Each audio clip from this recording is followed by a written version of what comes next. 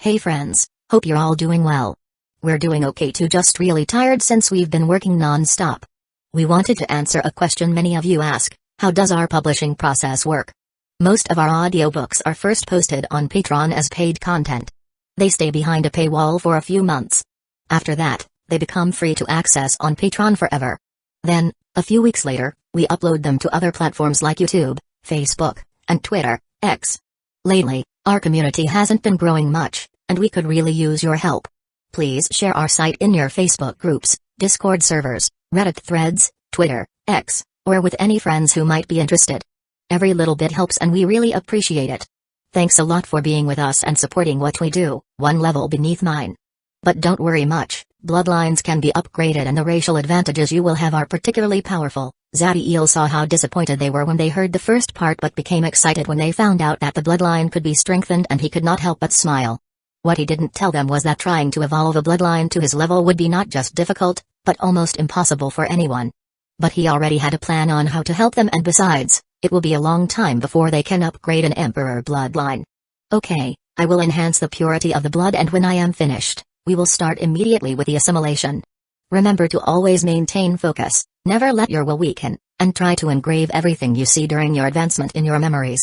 Zadiel saw that they were concentrated and started to work on the blood. The purity of bloodline is very important. It is very significant when it comes to the upgrade in power that it will give you and the abilities and innate spells you will unlock with your advancements. If the purity was too low, you run the risk of the bloodline declining, becoming a lower subspecies like giants or wyverns. The purity of the bloodline of a being depends on what stage of his maturity was when the blood was obtained and from which part of the body it was taken. The purity would be much more if the creature had already reached adulthood and if the blood was taken from a vital organ, with the highest in the heart. The bloodlines in this place were taken from the vital organs of the creatures, but the beings had not reached adulthood. One can improve the purity with spiritual ingredients, but luckily for Zadiel, his advancement gave him a new way of approaching this. The two vials in Zadiel's hands broke, and immediately, the blood inside was encompassed in golden flames. The flames started to burn with more and more power, but there was no damage to the bloodlines.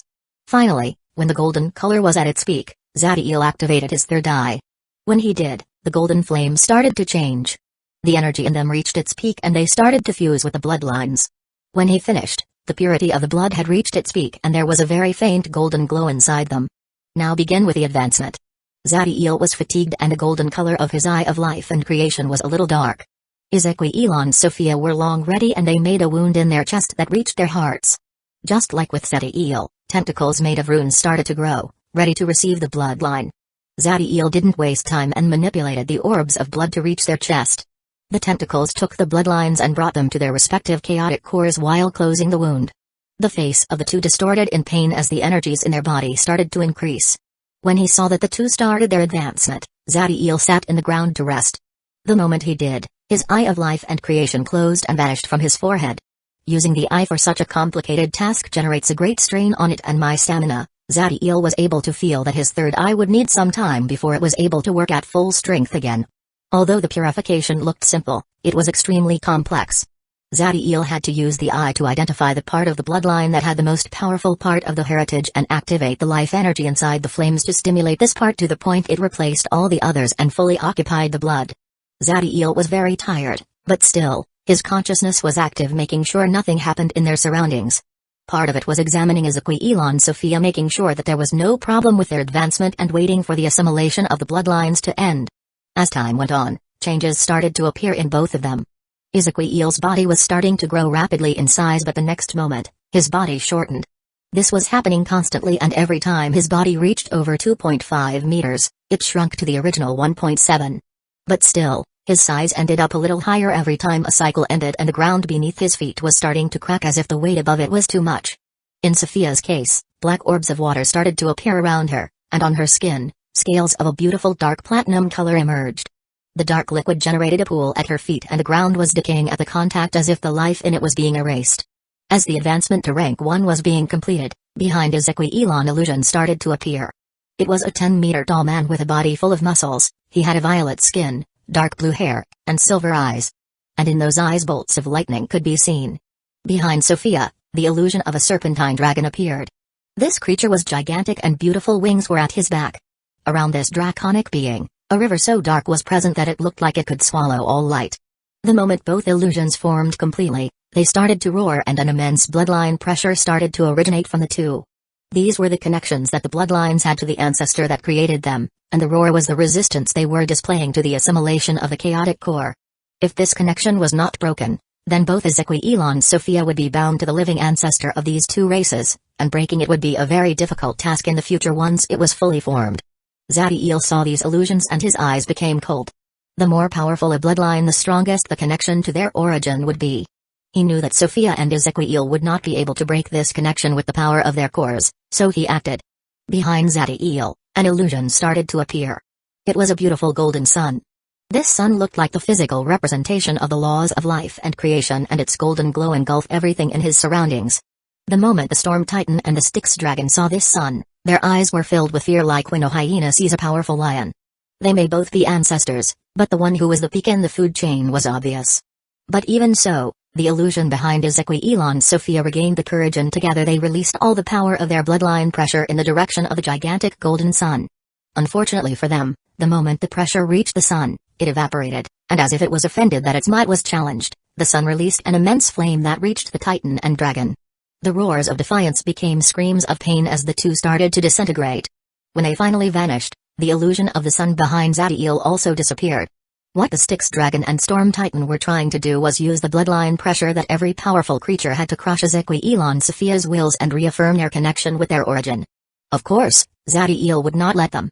So he released his own bloodline pressure, and it was extremely more powerful than the other two, so the ending was obvious. The moment the illusion behind them disappeared, both Ezequiel and Sophia erased any type of connection their bloodline had and obtained absolute control over them. The aura of both expanded and the power in them reached that of a rank 1 Neo-Demon. Chapter 47, Tao. When the advance to rank 1 finished, both Ezequiel and Sophia started to evaluate the changes in their bodies as well their new abilities and innate spells. Ezequiel's height was now 1.9 meters and his weight was so high that when he moved, the ground under him was cracking. His body suffered repetitive compression which enhanced his power greatly as well his penetration force and the resistance it had to physical damage. His strength had improved greatly, as well as his physique. But due to the transformation in his body, his speed was affected, but the innate spells he unlocked solved those problems.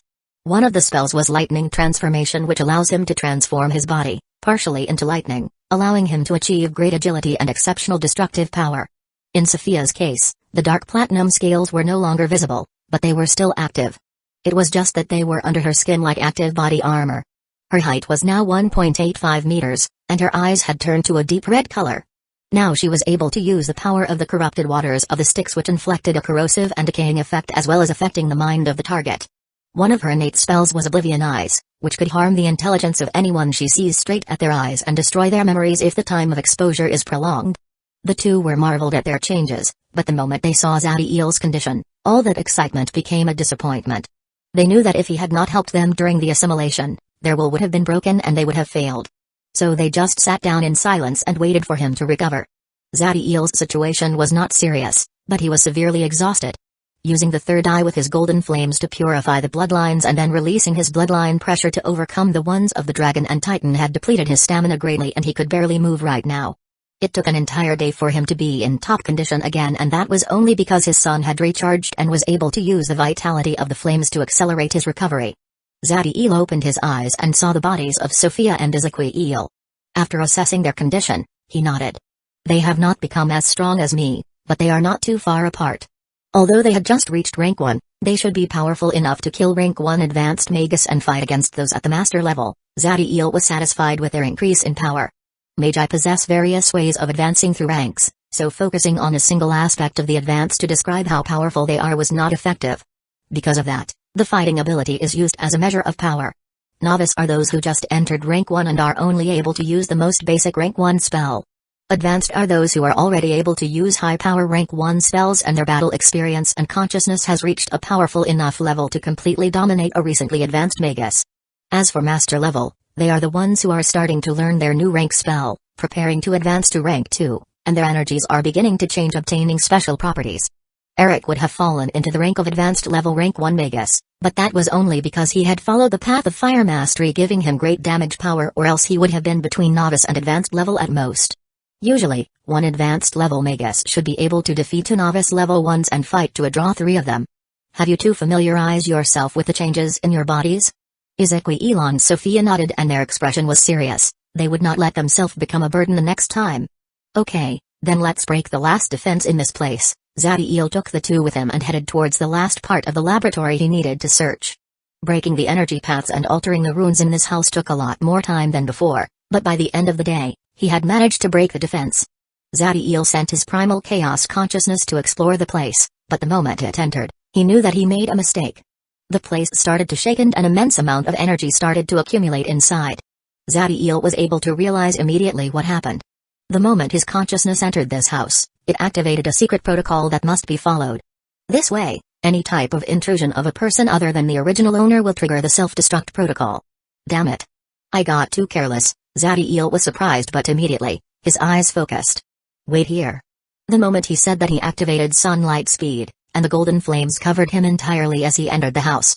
Ezequiel and Sophia were able to feel that the place became dangerous and that Zadiel could be in trouble. But even though they wanted to help, they knew that they would be a hindrance if they followed him and they did not know what to do. Zadiel entered and used his third eye to see the place where the energy was gathering. It was just in the center of the house and he sped to it before he took a beautiful gem with ever-changing colors from his ring. This gem was the rainbow flash he got from the kobold, but now its surface was covered with all sorts of runes. Zadiel put the gem against the core of the explosion and activated the runes in it. The moment he does that, the gems are utilized, releasing a wave of energy that engulfs the entire place.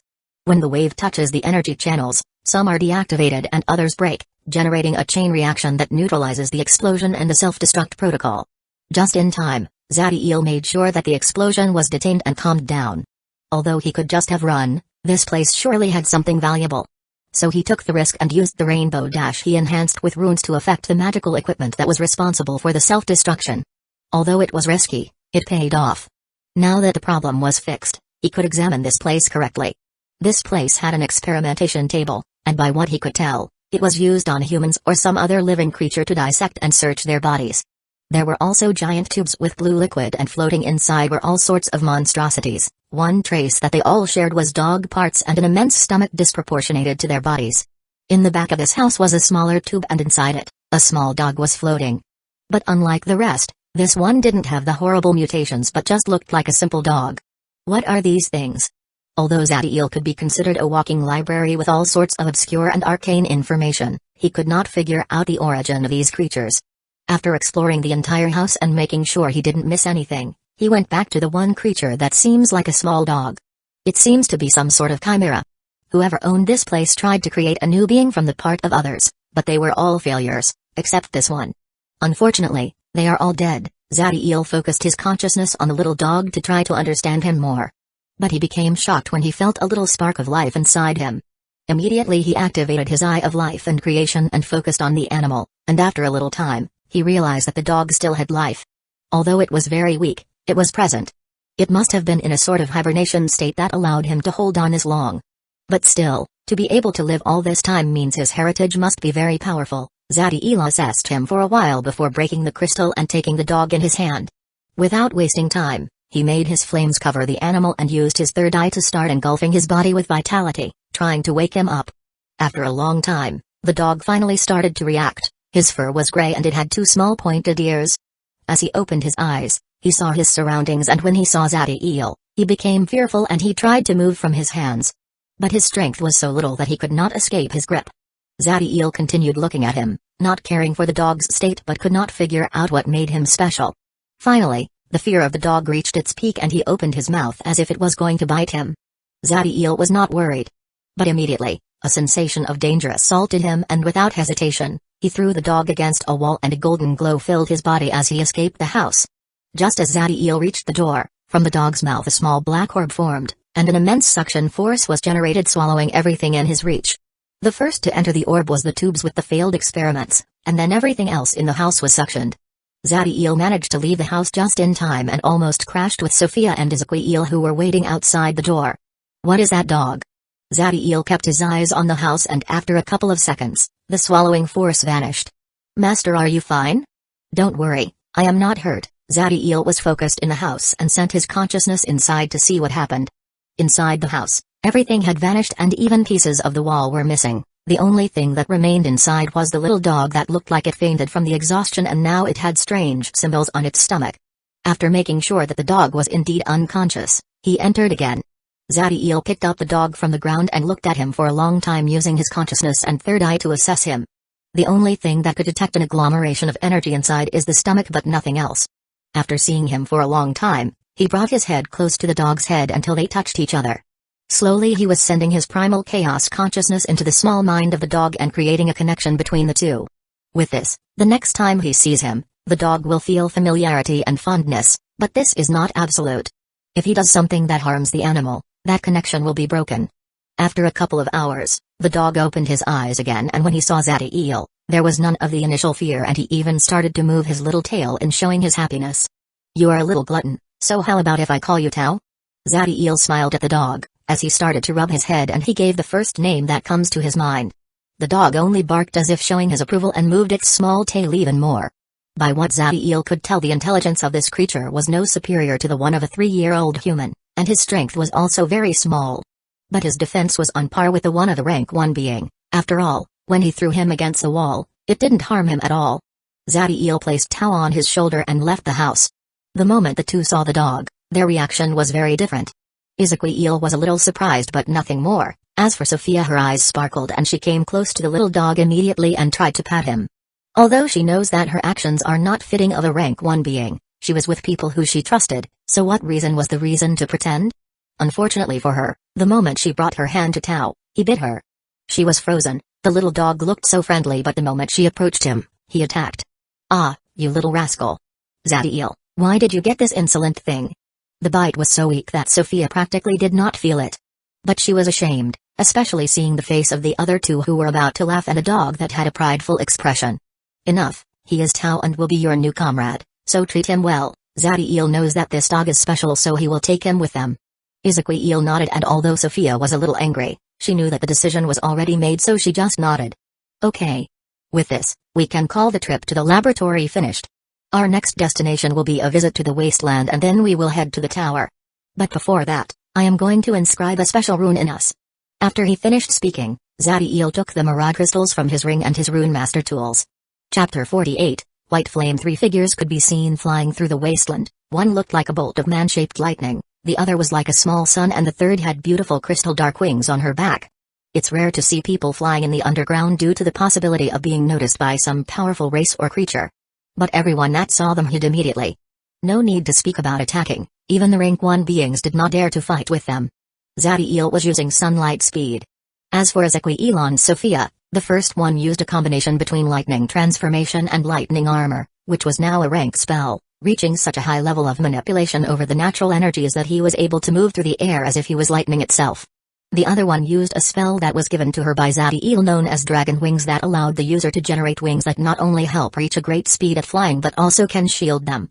This spell is very complex to use and utilize, but due to her talent as a Neo-Demon and Emperor bloodline, using the spell and manipulating her wings was as easy as moving her arms.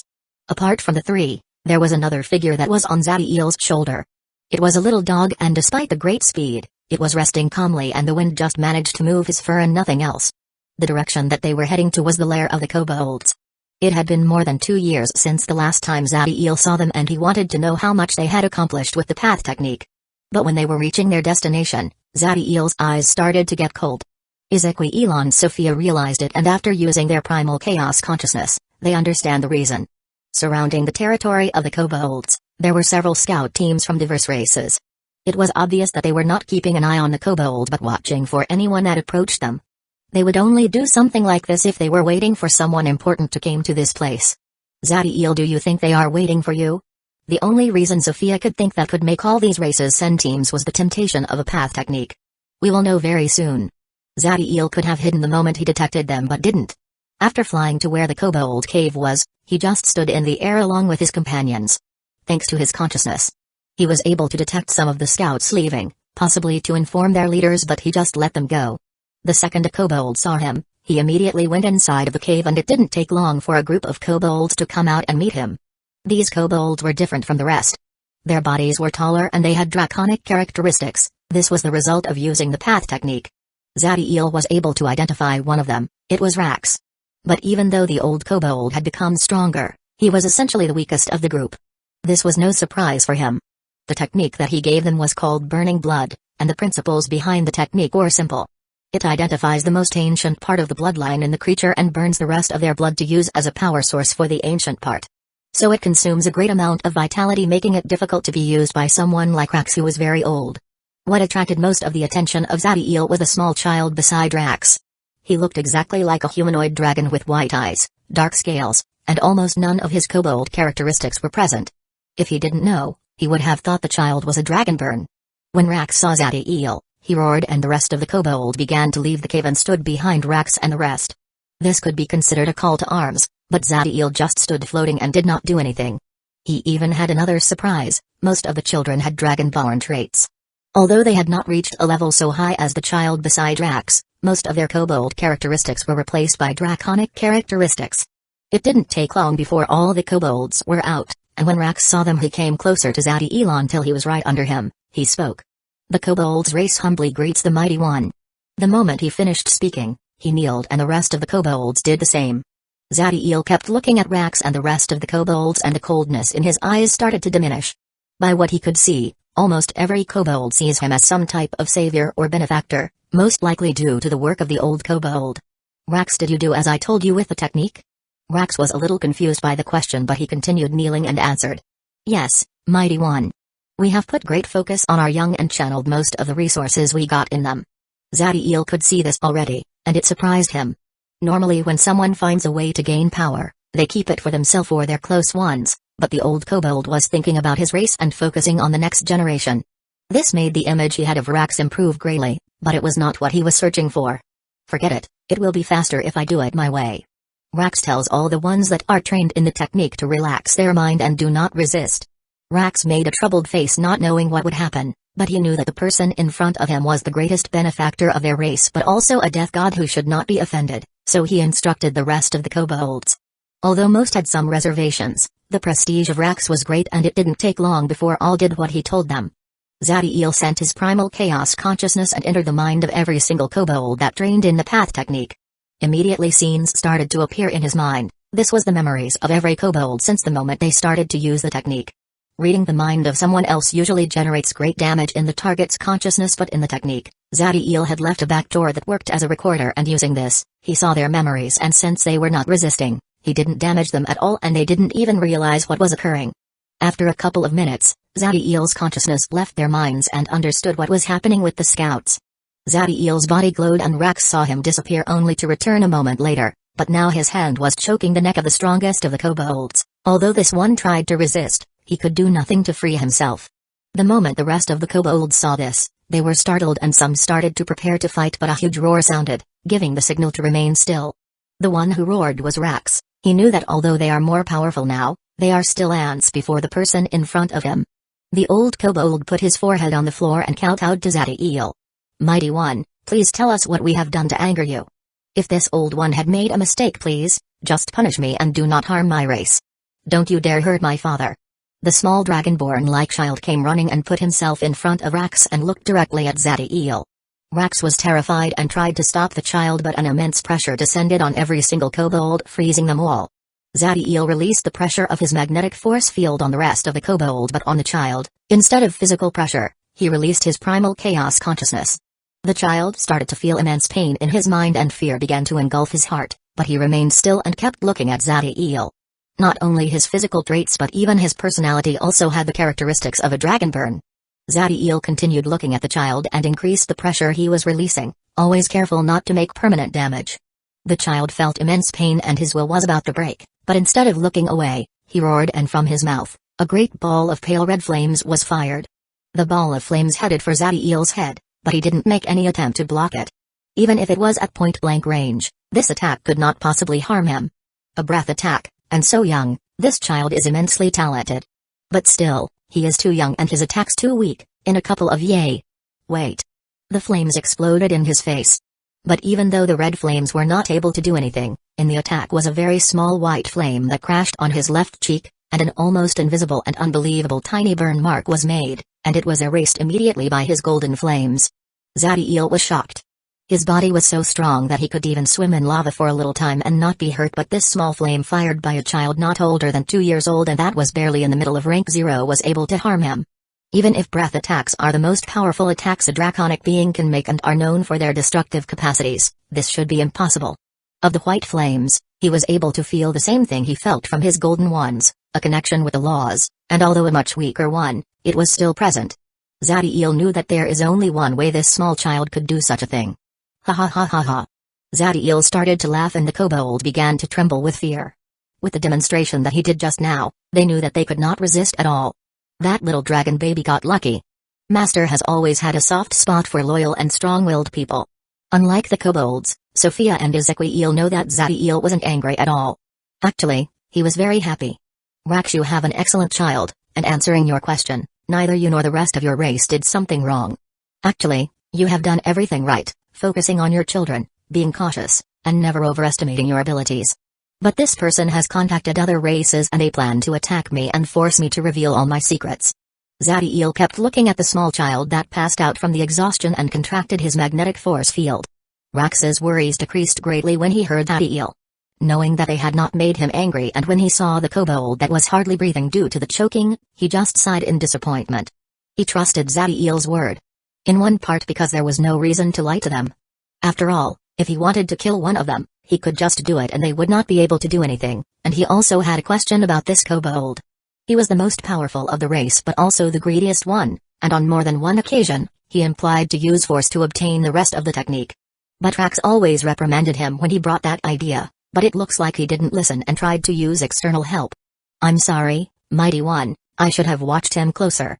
Just make sure that this doesn't happen again. When Zadiel finished speaking, the strength in his grasp grew and broke the neck of the kobold and he threw him on the ground, dead. You should take your kobolds inside. This place will soon be full of warriors from other races. That stupid traitor thought that they will share with him what they would find, but I am sure that they also plan to eliminate your race. Mighty One, should we escape? Rax knew that they had no chance of surviving a fight against some of the most powerful races in the wasteland, so their only way to survive was to escape. I will handle them. But if your race doesn't hide, I can't say that they will not be influenced by the collateral damage. Thank you, Mighty One. Thank you. We will make sure not to be a burden. Rax was incredibly happy when he heard those words. Although escaping was an option, if they do it, they will have to be on the run for the rest of their life since those races will hunt them down. Take this one with you as well. Zadiel descended from the sky and handed Tao to Rax. Rax took him very carefully, but the small dog started to bark immediately. Although his intelligence was like one of a small child, he was able to understand what they were talking about. He barked with all his strength as if telling him that he was willing to help in the battle. Although Rax was a little troubled, he was able to hold on to the dog with one hand and his son with the other as he entered the caves with the rest of the kobolds. You two make sure no one escapes, but let me do the killing.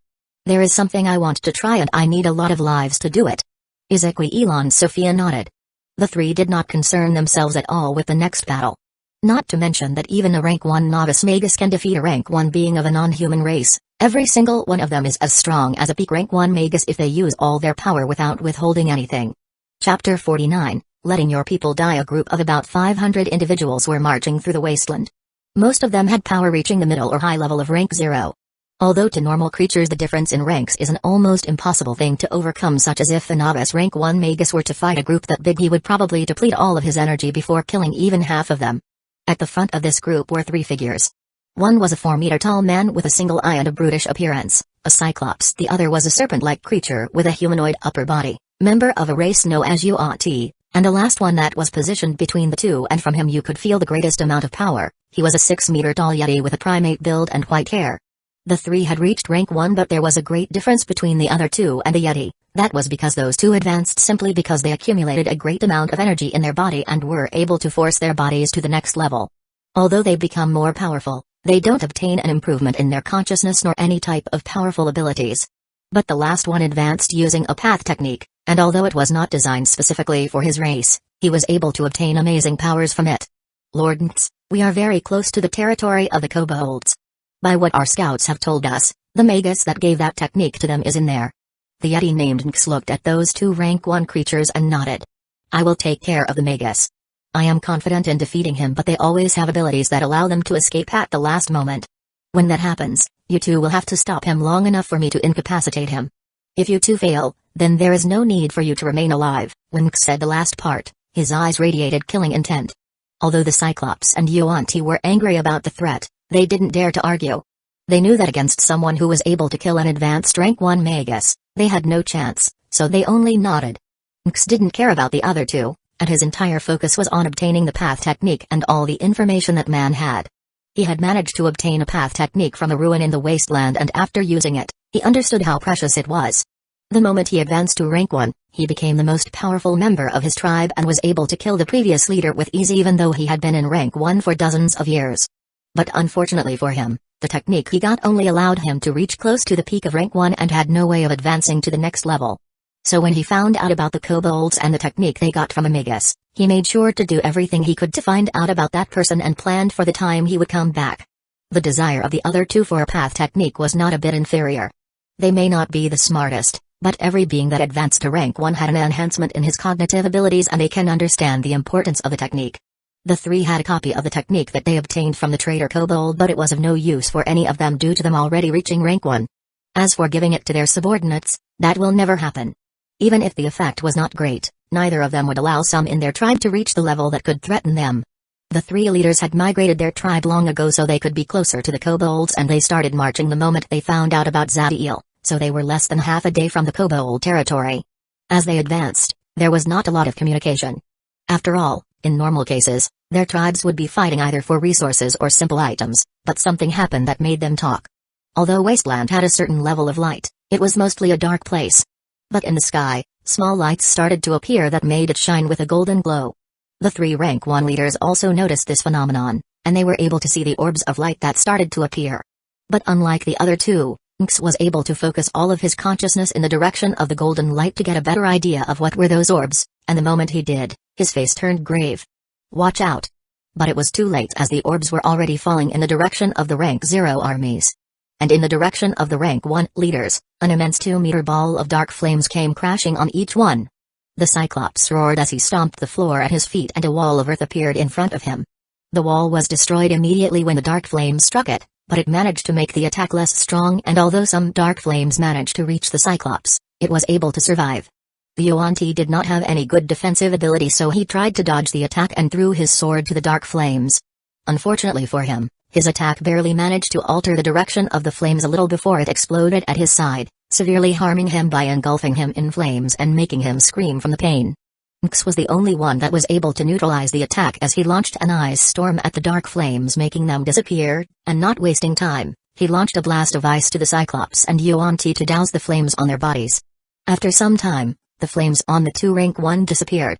The Cyclops had some burn marks on his body but was mostly fine, while the Yuan-Ti was missing one of his arms and had wound all over his body. Although both had their consciousness damaged by the flames, they were still able to fight. The three looked at their armies that now were scattered in all directions, but even so they could not run very far as walls of ice and lightning stopped them. The golden flames burned more brightly with every being they consumed and continued to expand. In the center of this realm of flames was a man moving through the area, and with every attack, he was able to kill tens of creatures. The Cyclops and Yuan-Ti were terrified when they saw this. They were only now able to see their enemies, yet they were both already hurt, with one them losing an arm and their tribes being slaughtered in front of them. Focus. If we try to run, the owners of the ice and lightning will stop us. Our only option is to defeat that person and use him as a bargaining chip. Besides, I don't think he has too much energy remaining after a spell of such magnitude. Nx knows that if he was alone, he would not be able to escape, so he encouraged the other two, and it was effective, as in their eyes the savagery normal to their races appeared. Nx was not wrong. In this attack Zadiel had used an immense amount of energy, consuming almost 75% of his sun power. But he also had his Abyss aura, and although that attack with Abyssal fire was expensive, he used his rank spell as an intermediary to launch them, and he still has a little over 70% of this energy remaining. The rank 0 army was decreasing at an amazing rate, but neither of the three chose to intervene. In their mind, as long as their tribe members can deplete at least a small part of Zadiel energy, then their death was useful. Zadiel saw the action of the rank 1 leaders, but it didn't matter to him, and before long all the rank 0 soldiers were dead, leaving only golden flames all around the area. They were so much that it looked like it was the day due to the light they were producing. Once they were all dead, Zadiel started to walk through the golden flames, heading in the direction of the Yeti and the rest. "Ruthless enough to let all your people die for the chance to make me weaker," but too stupid to realize that it would not make a difference. Zadiel's eyes were cold and his body radiated killing intent. Chapter 50, Kneeling for Mercy. Zadiel's body started to glow as he activated sunlight speed, and on his back, a ring of dark flames appeared. His third eye began to glow as a part of the golden flames filled the place and started to gather in front of him, creating dozens of small golden fireballs. Then the ring split and 2 3-meter-wide balls of dark flames appeared. The 3 rank 1 leaders didn't waste time and made the energy in their bodies erupt before preparing themselves for a counterattack. The spheres of dark flames headed for the Cyclops and Yuan-Ti, and as for the Yeti, he received the golden flames. They immediately distanced themselves from the attack, already knowing how powerful they were. Nx knew that his allies would not be able to withstand these spells without severe injuries, so he roared, and from his mouth, a deathly cold cone of air came out, fighting against the flames. This attack was the most powerful the Yeti had and was able to significantly reduce the power in the dark and golden flames. Zadiel saw this and he shot in the direction of the Yeti. Nx could not be happier with the action of the man because his path technique may have focused on his energy, but still, his body was stronger than most novice rank 1 body refinement Magi. So he launched himself against his enemy with his claws ready to split him into pieces. When they were about to crash against each other, Zadiel's third eye acted again, making the golden fire explode, but instead of flames what it released was a blinding light. The 3 rank 1 leaders screamed as their eyes burned due to the intense light and got temporarily blinded, but unlike the other 2, Nx was able to use his consciousness to see his surroundings. The Yeti knew that the opponent in front of him was no fool and understood that such a trick could not really affect him. So when he detected that there was no one in his surroundings, he sent his consciousness to the Cyclops and Yuan-Ti, but he was startled as he could find nothing. Where the hell is he? Nx was scared, but he didn't take long to find out where Zadiel was, as an immense feeling of danger assaulted him from his back. He was not able to do anything as a fist with golden flames impacted him on the upper section of his spine. Although the ice armor came out to protect him, the punch had so much power that it was able to bypass the rank spell on its own, and with the flames that created an explosion on impact, it was more than enough to blast the Yeti away and make his bones crack. What assaulted Nx besides the pain was confusion. He didn't stop his consciousness from scanning for one moment during the entire fight, so he could not understand how Zadiel was able to reach his back undetected.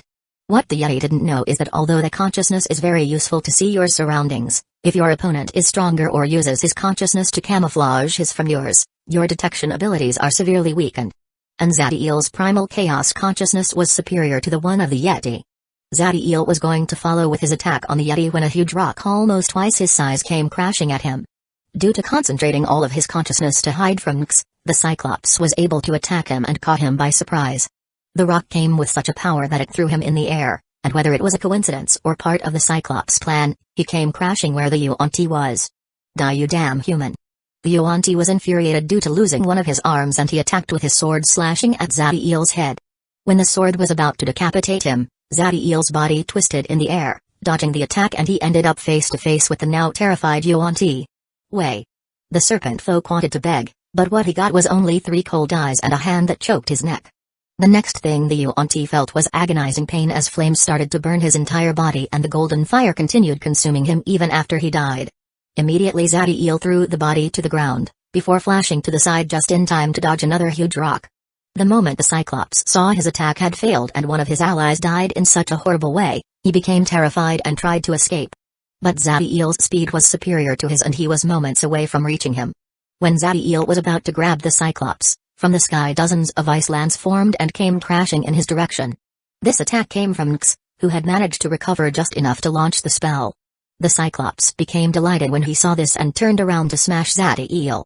Zadiel saw this, but instead of moving back or trying to dodge the spell, his eyes filled with determination as he made his golden flames cover him before summoning the dark fire as a second cover, making a 2-layer cocoon, blasting his way through the spheres.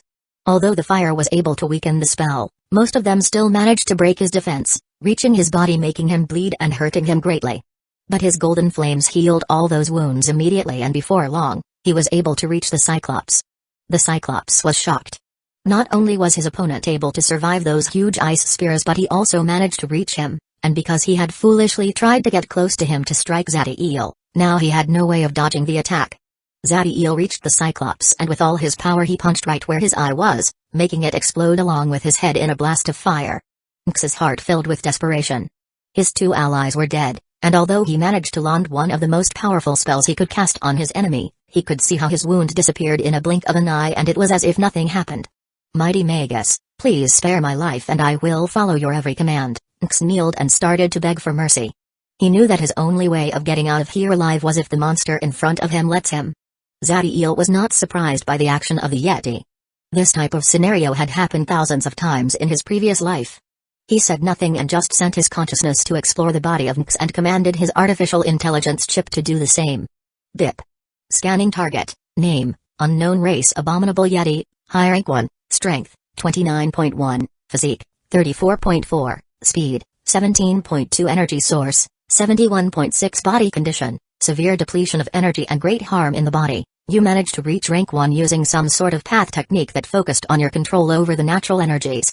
Your spells are strong and due to your racial traits your body is still moderately powerful for your rank. A low target sounded like a compliment. Zadiel's face was emotionless and his eyes were still cold. Nx noted this but still, he was confident that his worth was more than enough to entice any rank 1 being. But the next thing he saw was Zadiel disappearing from his view only to feel a hand covering his mouth. He tried to defend but before he could act, a blast of flames came out from his hand and filled the inside of his body to the point that golden fire started to come out from his mouth and ears. If I were to accept as my subordinate someone like you, who leaves all his people to die just for the possibility that they can weaken their enemy, then I could only blame myself when they eventually betray me. Zadiel was indifferent to the drowned screams of pain from the Yeti. Unfortunately for Nx, his constitution was strong so the time it took him to die was long and the pain was agonizing. When the Yeti finally stopped screaming and died, Zadiel let his body fall to the ground as the flames consumed him. Zadiel saw his surroundings and in all directions, golden flames were consuming the bodies of their victims making their golden glow brighter. Not wasting time, he sat down and started to rest. Although he managed to defeat all his enemies and his body was in perfect condition, his sun power was almost entirely depleted and his abyss aura had less than a fourth of its reserves. As Zadiel rested, Sophia and Ezequiel appeared by his side and waited for him to finish restoring his energy. Chapter 51, Experiment. It took a long time for Zadiel to be in top condition before he opened his eyes. By now all the corpses had vanished and all that was left was the golden flames that were weakening by the moment. The all-encompassing sun flame can absorb the entire energy of everything it consumes but that doesn't mean it doesn't use energy to be active, and after consuming the bodies completely, it started to use its own energy to remain present. By now 20% of the energy of the flames has vanished, but Zadiel didn't care. According to his calculations and the ones from the chip, for what he is about to do next, he needs less than half of what was at the beginning. Be ready to act in case a problem occurs. What Zadiel was going to do next was entirely theoretical, and like in any experiment, the possibility of failure was always present.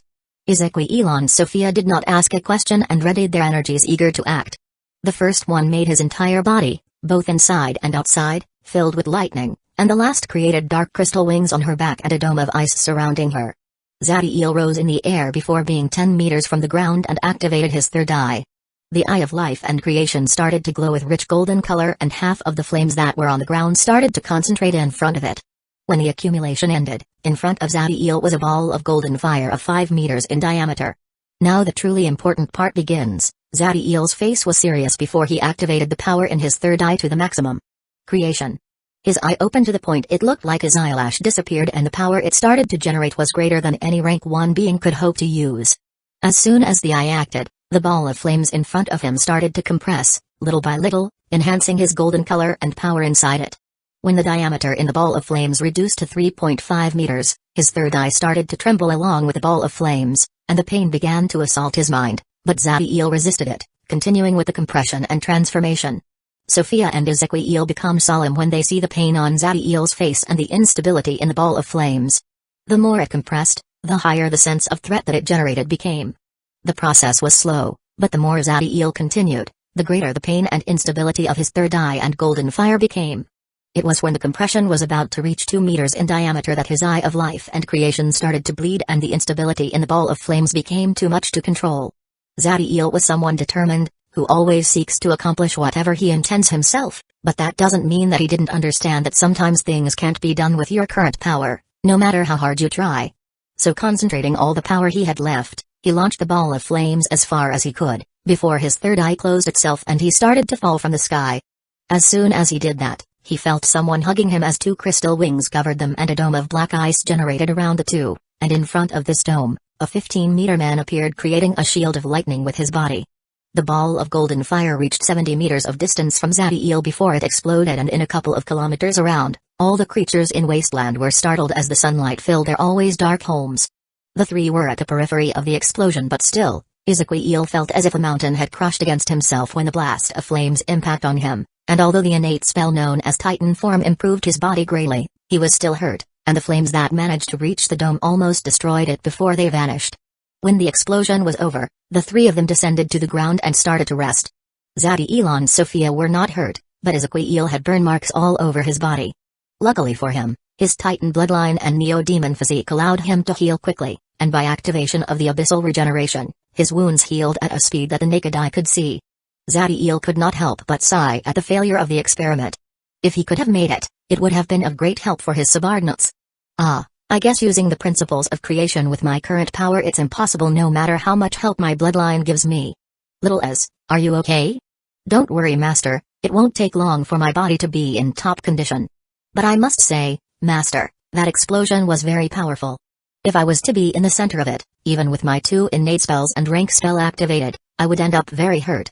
Ezekiel was convinced that the power in that ball of fire was greater than any type of attack he could do, even his Abyssal blast ended up short. True, the power that reached was close to the one a rank 2 being could use. But it is not useful in battle, after all, no one will let you be for minutes without restraint as you charge a spell. Even though he said that Zadiel had a few ideas on how to use it for the future. Anyway, shouldn't you let go of me already? Zadiel was speaking to Sophia, who continued hugging him from his back, and due to him being very weak right now, he could not free himself. Of course not. When would I have another opportunity to have you like this? Sophia smiled and started to play with his hair. Zadiel could only shake his head at the actions of the woman. After all, she had done all in her power to protect him, and this is the least he could to compensate her. Once his condition improved a little, he opened his mouth and the golden fire that remained in the area started to be consumed by him, directing a part to his bloodline heart and the rest he kept in his stomach to be of use later. Although the amount was still great, as long he didn't try to alter the properties of the flames, adjusting its size a little did not create any trouble. The kobolds were all grouped in the center of the cave, and on the face of most of them, fear was evident. They knew that a great battle was happening outside their territory, and depending on the winner, their survival was at stake, and not long ago they heard an explosion that made their entire cave tremble, increasing their anxiety. Rax was sitting, and in his hand was his son that was still unconscious, and to his side was the only one in this place that was relaxed, the little dog Tao, who was playing with his tail. Leader, should we not escape? The amount of fighting power of the races that will come for the technique is too great.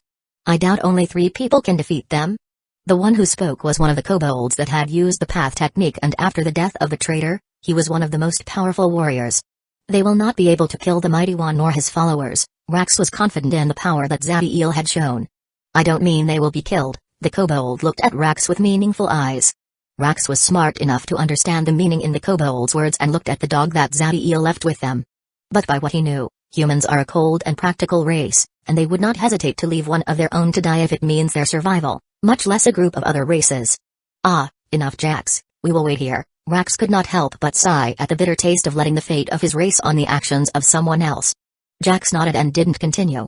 Although he was stronger, it was thanks to the effort of Rax that this small group of kobolds had managed to survive this long, so he felt great respect for him. The anxiety and fear in this group were growing as the minutes passed, and by this point, most of the adults were with the small ones waiting for the inevitable end. Out of nowhere, steps started to be heard, and unlike the kobolds that looked fearfully to the origin of the sound, Tao began running to the figure that appeared in front of them before jumping on his shoulder. Of course, they were Zadiel, Sophia, and Ezekiel that had come back after recovering. The first one to talk was Rax and made the question that every kobold had in their hearts. Mighty One, what has happened with the enemies? They are all dead, Zadiel said as if it was an insignificant statement, but for the kobolds, it was the most beautiful news they could hear. Thank you, Mighty One. Thank you for fixing my mistake. The origin of all this was the traitor that leaked the information, so Rax was feeling guilty for trusting him. I don't blame you. You may have made a mistake, but I can see that you value your race much more than your own life, and you are willing to accept the price for your mistakes without looking for excuses. That is more than enough, but learn from this and make sure it doesn't happen again. So the little brat is still unconscious. Zadiel was looking at the little dragonborn-like kobold in Rax's arms. Yes, but his breathing is normal and I didn't detect anything weird with him. Rax was worried at the beginning, but after checking him, he realized that the boy was just unconscious from exhaustion. It is normal. After all, the reason for his condition was that he had used the power of his true name without control when he attacked me. As long he rests long enough, He will be back to normal. His name is Kylo, Mighty One. But I don't see how that could have helped him become more powerful.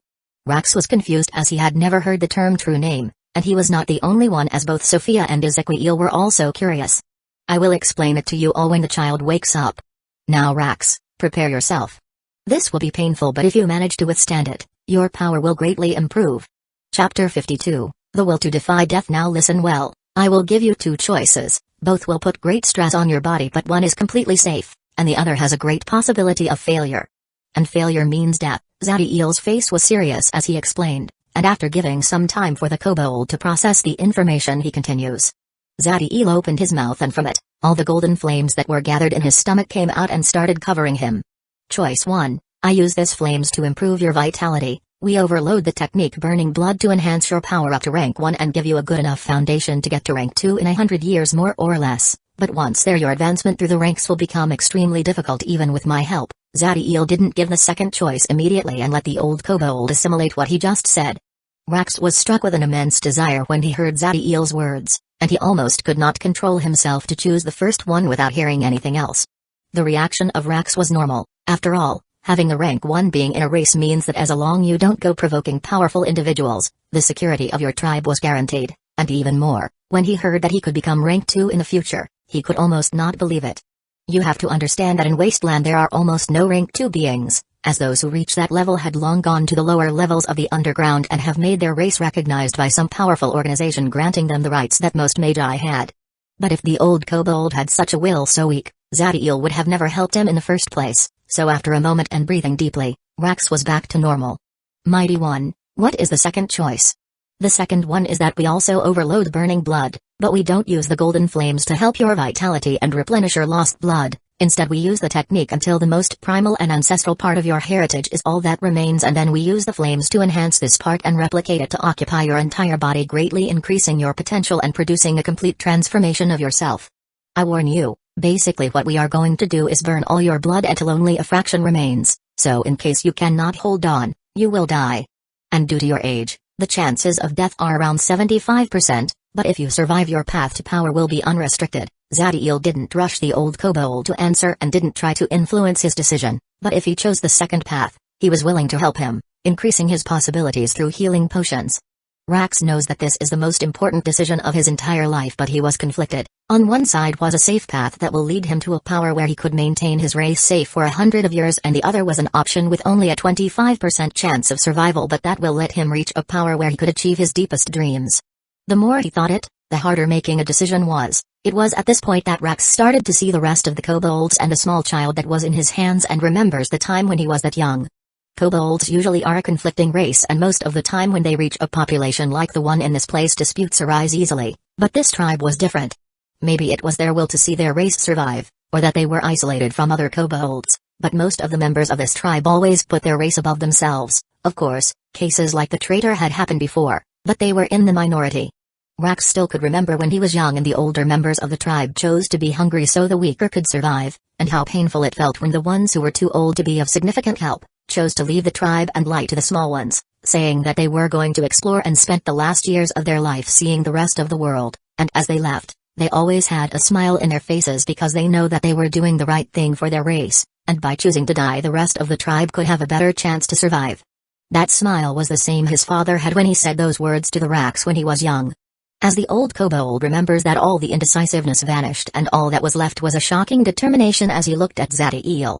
Mighty One, if I chose option number 2 and fail, can you do me the favor of looking after my race?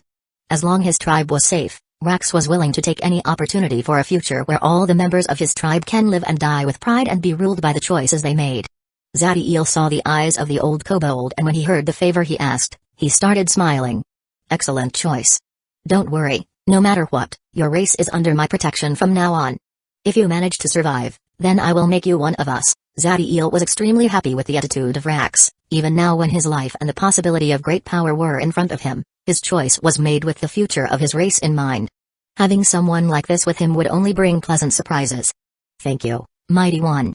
Rax didn't understand the last part, but as long his people were safe, he was more than happy. Call me Zadiel. Being called Mighty One is becoming embarrassing. Tell where I can find plants with healing properties and which race had brought you problems. Rax became confused about the change of topic, but he answered immediately. In direction to the west, there is a place where some dark herbs are grown. Despite their appearance, those who eat them are healed very fast. And the one that has made the most trouble for us is the Arachne race. They enjoy hunting and eating us. They are around 50 kilometers south of here. Rax's hate was obvious as he remembered all those friends he had lost to those disgusting bugs. Sophia, you go to where the herbs are and pick what you need to create a healing potion that can preserve life but don't regenerate his body. If his blood regenerates before the purest strain is all that remains, then we would have failed. Little S, go to where the Arachne tribe is and bring the one that is at rank 1, in case there is not one. Bring all those at the peak of rank 0, incapacitate them but bring them alive, I need their souls. After hearing the order, they both left immediately to accomplish their respective task. Old man, you should rest. Before we begin, it is better if you are relaxed and in top condition. After saying that, Zadiel swallowed back the flames and sat down to rest and meditate. Rax did not ask questions, and after giving Kylo to another kobold, he also started to meditate to concentrate on what was going to happen next. It didn't take long for Sophia to come back with a great number of herbs of different colors. Not wasting time, she asked Zadiel for the equipment of alchemy he had in his ring and began to work. When Sophia was finishing with her work, Ezequiel returned dragging a 3-meter-long arachne. This creature looked like the fusion between the upper body of a man and the lower body of a spider. By the energy you could feel in his body, it was apparent that he had reached rank 1 long ago, but now he was barely breathing. His arms and spider legs were missing, and his mouth was destroyed, not allowing him to speak. When the kobolds saw this arachne in such a state, all the grown ones started to scream from happiness, as this was the leader of the Arachne tribe and the one who ate the most kobolds. When Zadiel saw that all was ready, he took the potion that Sophia had made and came to Rax, putting his hand on his head before sending the entire burning blood technique to his mind. As the old kobold familiarized with the technique, he opened his mouth and made the golden flames cover Rax and opened his third eye ready to act. Drink this, it would not help you recover, but will enhance the tenacity of your organs so they can withstand the stress they are about to encounter. Zadiel handed the potion to the kobolds, and this one takes it immediately. We are going to start. You will activate the technique on your own and I will use my consciousness and energy to make it perform past its limits. The longer you withstand, the higher the effect will be. Are you ready? The old kobold says nothing, but by his expression, it was obvious that he was more than ready to take whatever came next. The rest of the kobolds looked from the side, but no one made a sound. They knew that their leader was going to do something very dangerous, and no one wanted to disturb him. Zadiel saw that the old man was ready and nodded as he started to activate the technique and accelerate his process, burning all the blood at an extremely fast rate. In reality, Zadiel could have skipped this and directly transform Rax into a neo-demon, but if he did that, then the old kobold would have to choose another bloodline to advance to rank 1 and forget his draconic heritage. So what Zadiel wanted was to enhance the bloodline to the point it could be assimilated by the chaotic core and create a bloodline heart, and unlike Zadiel and the rest, because he made it with his bloodline, he could use techniques that worked with atavism to improve his bloodline without the need of external help.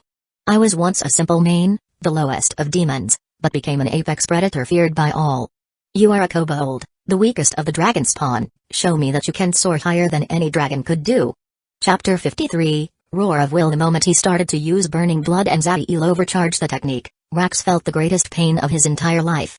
Even though he was old, as the leader of kobolds, whenever there was a fight against other creatures or races, he was always first in line, which had given him countless wounds all over his body, but he could swear that even all that together was not comparable to the torment he was feeling now. From his head to his legs, in every single part of his body, the old kobold felt like fire was running through his veins and the pain was excruciating. But even with that unimaginable torture, his eyes were focused and his will was unyielding. Zadiel was monitoring everything that was happening inside the old kobold body using all the power of his consciousness and the chip's abilities. His hands were steady and his concentration had reached the point that everything besides the old kobold had vanished from his mind. He understood the immense agony that Rax was feeling, but he didn't hold his power and continued pushing the technique to the maximum. I chip, notify me at the moment that Rax's life is about to end. Get the powers of my third eye ready to act and inject all the vitality of the flames into his blood. After giving the command, Zadiel continued with the process. Regenerating the blood before Rax had reached the end of the burning process will make that the purity of his bloodline lower when he becomes a neo-demon, and although Zadiel has ways of helping him overcome that, it will be very difficult, but he was not willing to let the old kobold die. As the process continued, the feeling of fire corroding his body started to concentrate on his chest. What happened was that the amount of blood was diminishing and leaving his extremities, but this did not make the pain any lesser, it only made it worse. to the point the old kobold was wondering if lava had reached his guts. The image of the old kobold was deteriorating rapidly, his body was losing all his liquids and his skin started to dry and he began looking like a mummified corpse. If anyone else looks at him, they would think he was a dead body, but those eyes that glowed with determination proved his thriving life. All the kobolds were looking as Rax was going through this transformation, and the anguish in their hearts was immense. Most of the smaller ones even started to weep and some of the adults also did. Zadiel didn't hide his voice when he made the offer to the old kobold, so most of them realized that the reason Rax was going through this torment was that it will allow him to protect them and help their race improve, and the pain that caused them to see him in this state was something unbearable. But all of them stared at him. They know that they can't help him, but they will not look away as he takes this test. Keep going, keep going, keep going. By this point, the pain reached a point that Rax could not even think, but he knows that he must continue. But as the agony increased, he started to feel his breathing grow weaker, and no matter how much he tried, the feeling of suffocation was only growing. Rax tried to take big breaths, but it didn't work no matter how much he tried, reaching a point that he felt like he was choking, even when oxygen filled his lungs. The blood is the one that takes the air from the lungs and distributes it to the rest of the body, so no matter how much he tries, if the blood was no longer present in his lungs, then the oxygen would not reach the rest of the body. Zadiel saw the condition of the old kobold deteriorating rapidly, but the transformation of his blood had only reached 80%, and if he stops now, it will severely affect his future development. But luckily the will in his eyes had not diminished at all, so he continues pushing all his energy to the limit, trying to shorten the time it will take to finish. Rax's face was hideous, it was contorted in pain and all his skin was stuck to his bones, and when the agony reached this point, a voice started to sound in his head pushing him to give up. You have done more than enough, just rest and all will go away. Keep going. Keep going. Gee, the same message resonated in his head that fought that voice, but every time it became weaker and the voice telling him to give up grew stronger. He will take care of your tribe, there is no need for you to continue. P. Go. G. You have done more than any other could do, it is okay to give up. You are just a kobold, you can't do this. Keep go. By this point, even the light in Rax's eyes was also starting to vanish and the life in his body was beginning to extinguish. Zadiel saw this and was ready to use the flames immediately to save his life. Although the process was not finished yet, the fact the old kobold had withstood this much was incredible, but then he felt that the will of Rax began to grow again and the light in his eyes intensified. What he didn't realize was that because he had to block everything besides the kobold, he didn't hear the cries from the rest of the tribe members. Leader, resist. You have always been our greatest warrior. Leader, you can do this. We believe in you. Show us your might. As Rax hears those roars, his will just like his blood burned once again, especially when he heard a young voice. Dad. You can't give up, you told me that we will make our tribe great together, so you can't give up. The small kobold was tearing as he screamed. He had woken up a long time ago, but he was told by the rest not to interrupt his father, so it wasn't until he saw the light of his eyes fade that he roared with the rest. I may be a simple kobold, created to be a servant, I may not have great wings, or powerful claws, but there is some thing that I have that no one gives me, and that is mine alone. Rax felt like his entire body was empty and all the power he had vanished just like someone ready to die, but still he roared with such power and dignity that even the prideful dragon race will feel shame. The will of my race that helps me overcome everything. Along with that thunderous roar, inside of his body was now only a single drop of blood shining with beautiful crimson color, and if someone looked carefully, he may see the illusion of dragons in it. Now. That was what Zadiel was waiting for, and he used his eye of life and creation with all his power as he made the golden flames that covered the old kobold enter his body and reach this small drop of blood. The moment the flames reached it, the blood devoured it with ferocity and immediately started to multiply with great speed, reaching every single part of the old kobold's body. Rax felt the change in his body, and the first thing he did was take a great breath of air. The feeling of oxygen reaching his lungs and filling his body made him smile from ear to ear. His body started to fill itself, his withered skin was no more and his body started to grow up, filling him with energy. When he reached his top condition, he felt that his body continued rising in power, and the sensation was so satisfying that he could not help but laugh. The rest of the kobolds saw this and everybody began to laugh and roar from happiness, as the feeling of joy fills everyone's heart. Now that it was over, Zadiel was able to see his surroundings and was surprised as he saw the sincerity in the other kobolds. Hey, you should not be celebrating too soon, the process is not over yet.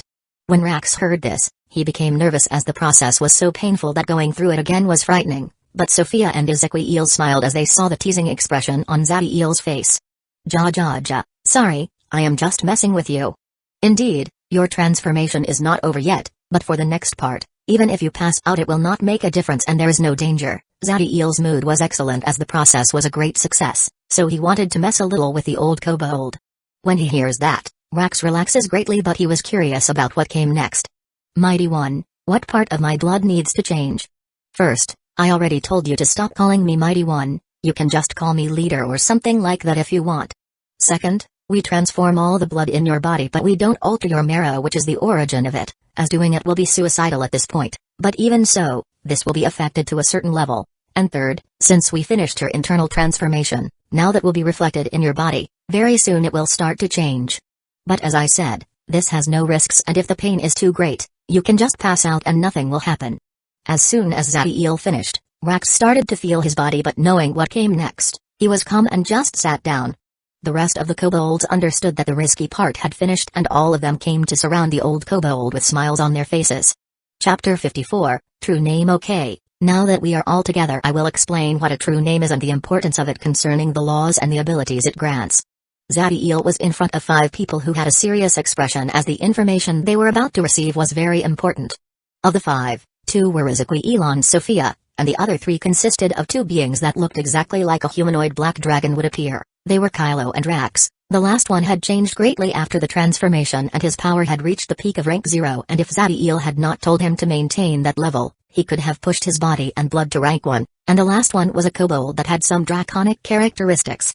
His name was Jax and was Rax's most trusted warrior and friend. He was not included initially, but after Rax spoke on his behalf and since Zadiel saw in his memories that he was someone worth trusting, he allowed him to be present. True name is a being's hidden name unique to every individual. All beings in existence have one, but the ability to awaken them is present mostly in races that prevail in bloodlines such as dragons and demons. A true name is one of our greatest weapons, but also incredibly dangerous if it is known by the wrong person. After giving them some time to understand what he just said, Zadiel continued. True names are written in the words of creation. This is the original language of the universe and is connected to the essence of the laws. By awakening your true name you can create a connection with the laws. Although it is very small and weak at the beginning, any type of connection can grant great power beyond your rank or level. True names can be enhanced and are connected to your bloodline, personality, and laws that you practice between other things. I will give an example with the only one of us that has awakened his true name, Kylo. When Zadiel mentioned him, the rest looked at the boy and he had a prideful expression, a smile on his face and was a little cocky, but the other 4 didn't give it importance.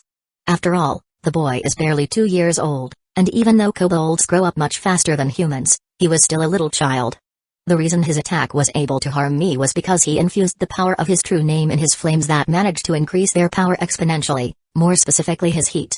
With this and the calculations I performed, I can say that his true name is of an offensive category and is related either the laws of fire or heat, and if I am not wrong, his name should be pronounced something like Combustionignex, or similar. Zadiel looked at the boy and chuckled as he saw his surprised expression.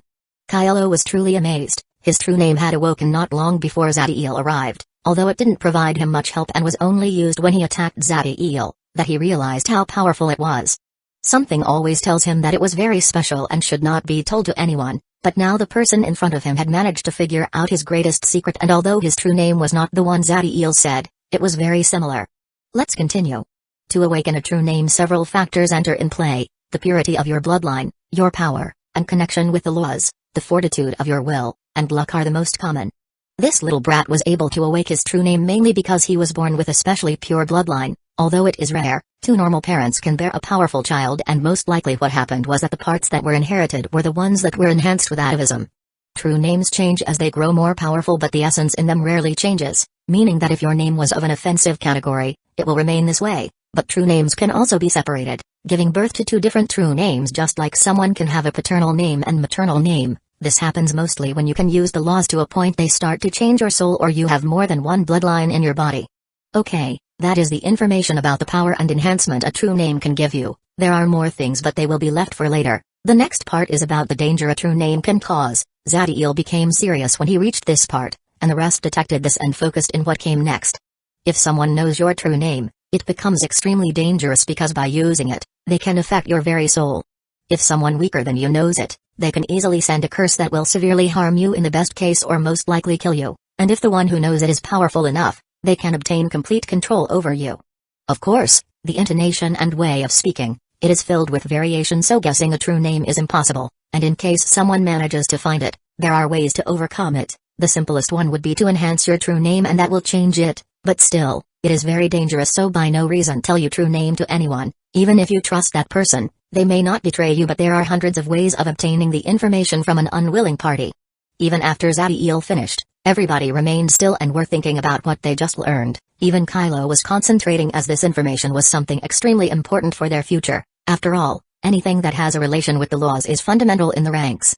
I have something to speak with Rax, so you two should go back with the rest. Zadiel spoke to Kylo and Jax, and after Rax nodded to the two, they bowed before retiring, as they understood that it was something they are not allowed to hear.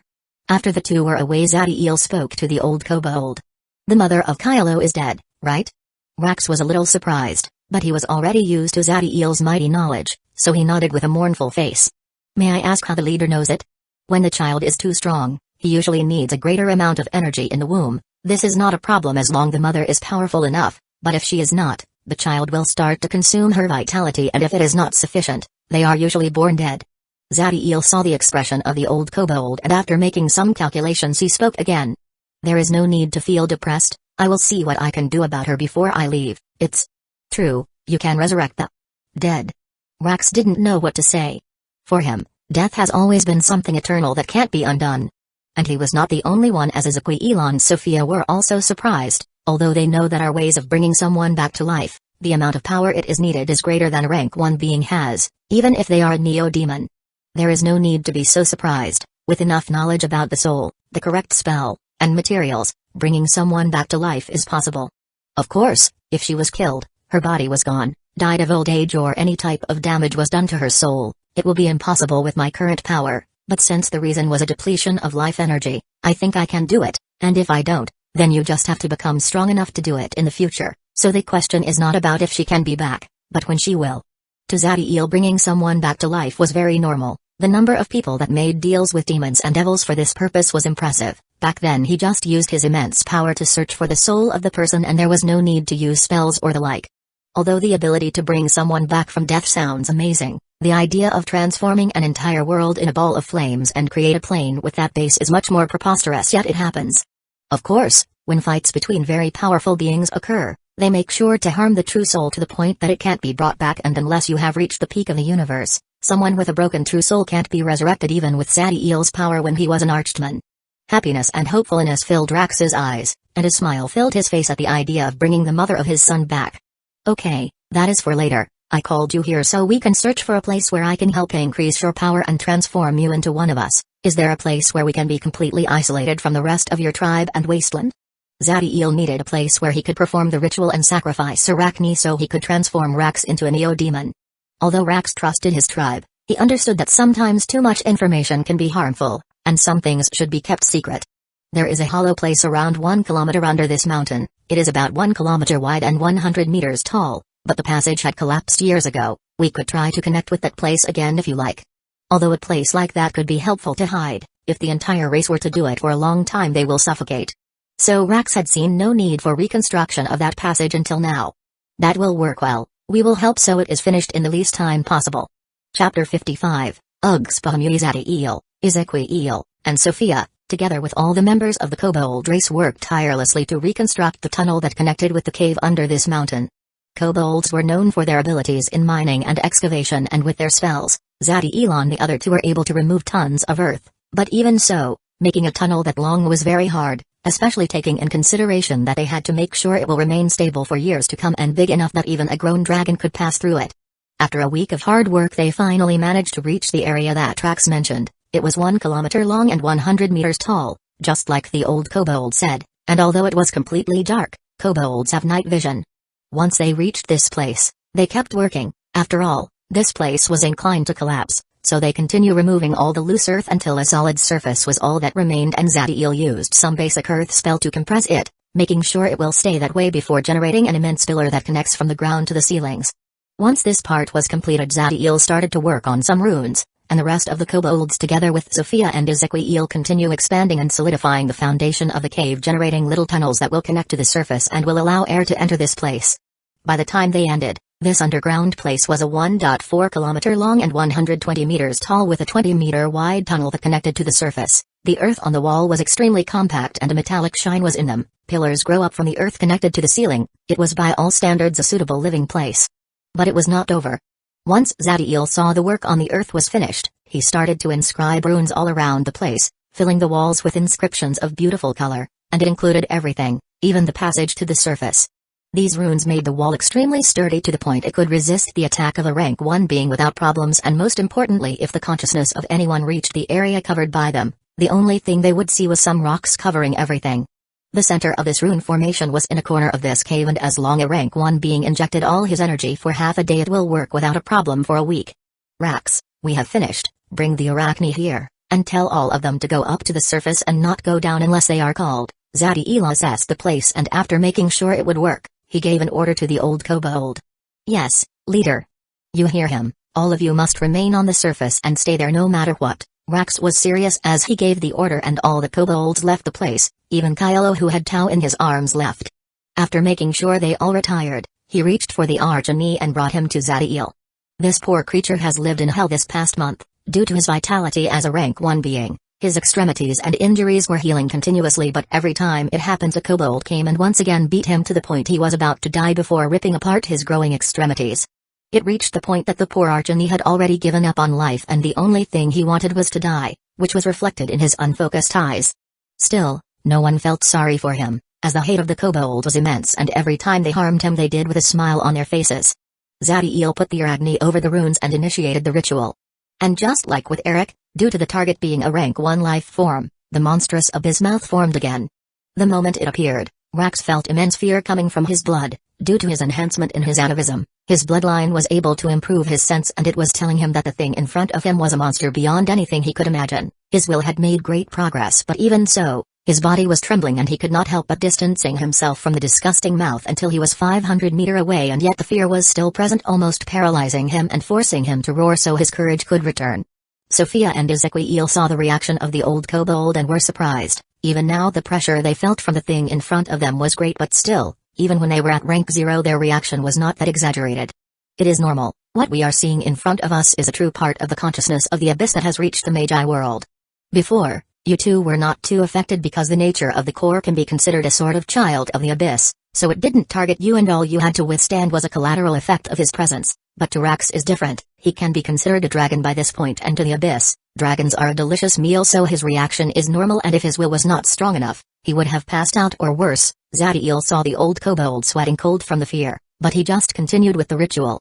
The disgusting and deformed mouth opened to the point all the twisted teeth could be seen, and with a single gulp, it devoured the arachnid before it spit out an immense amount of liquid abyss aura and disappeared. When the abyss consciousness vanished, Rax almost crumbled to the ground, and he was still shaking. After a couple of minutes, he was able to get himself together and walked out to Zadiel.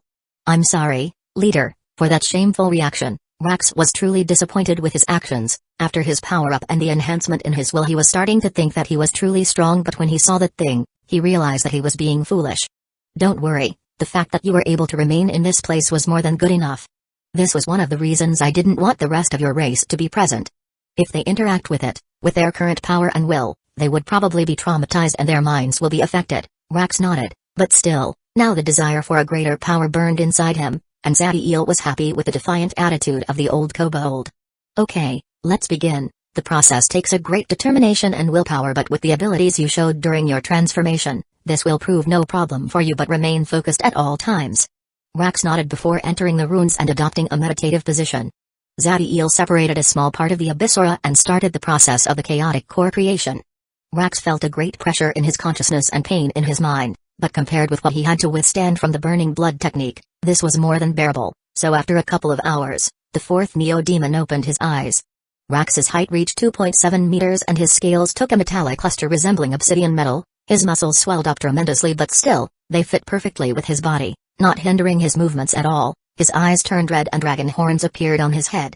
Right now the old appearance of Rax had disappeared, and he looked like an adult dragonborn in the prime of his life, with all the cells of his body filled with vitality, and he felt powerful energy running through his body, improving all of his aspects, even his blood. The sensation was so exhilarating he could not help but release all his power and pressure of his magnetic force field.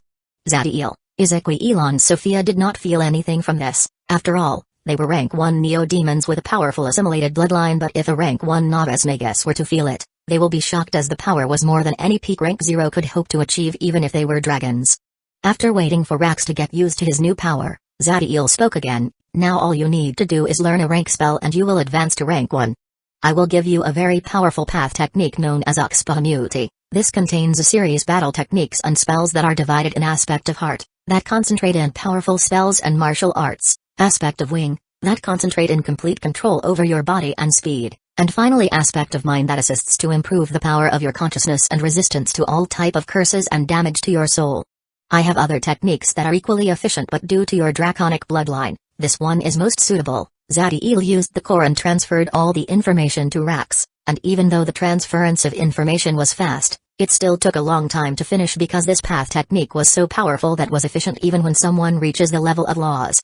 Rax could not believe the power of this technique, because when he went through the last level it had some descriptions that refer to have spells that could destroy an entire continent, and although the temptation of going through it entirely was great, he knows what he needs to do first and choose one of the spells the technique says is the most suitable to become a rank spell and begins learning it. As Rax was training, Zadiel saw how the other two reacted, and he chuckled. Ezequiel was unfazed as always, but Sophia already started to make faces. She knows that anything that turns the term powerful from Zadiel is amazing, so of course, she wanted one, but she didn't ask as she wanted to be given one, just like with Rax. Stop making that face. I will give you a path like that as well. I just obtained them recently, that is why I am only giving them to you now, but it isn't useful if you use rank 0, as the major function before rank 1 in this technique is of choosing a rank spell, and the one I gave you is equally powerful to the ones in here. For you little as, the technique is named Dawn Titan Mualtar, and for Sophia is will be Sanguis Draconis Flumen. Just like Uxpahamuti, they are divided into spells and battle arts, complete control over your body and speed, and enhancing your consciousness and the resistance of your soul.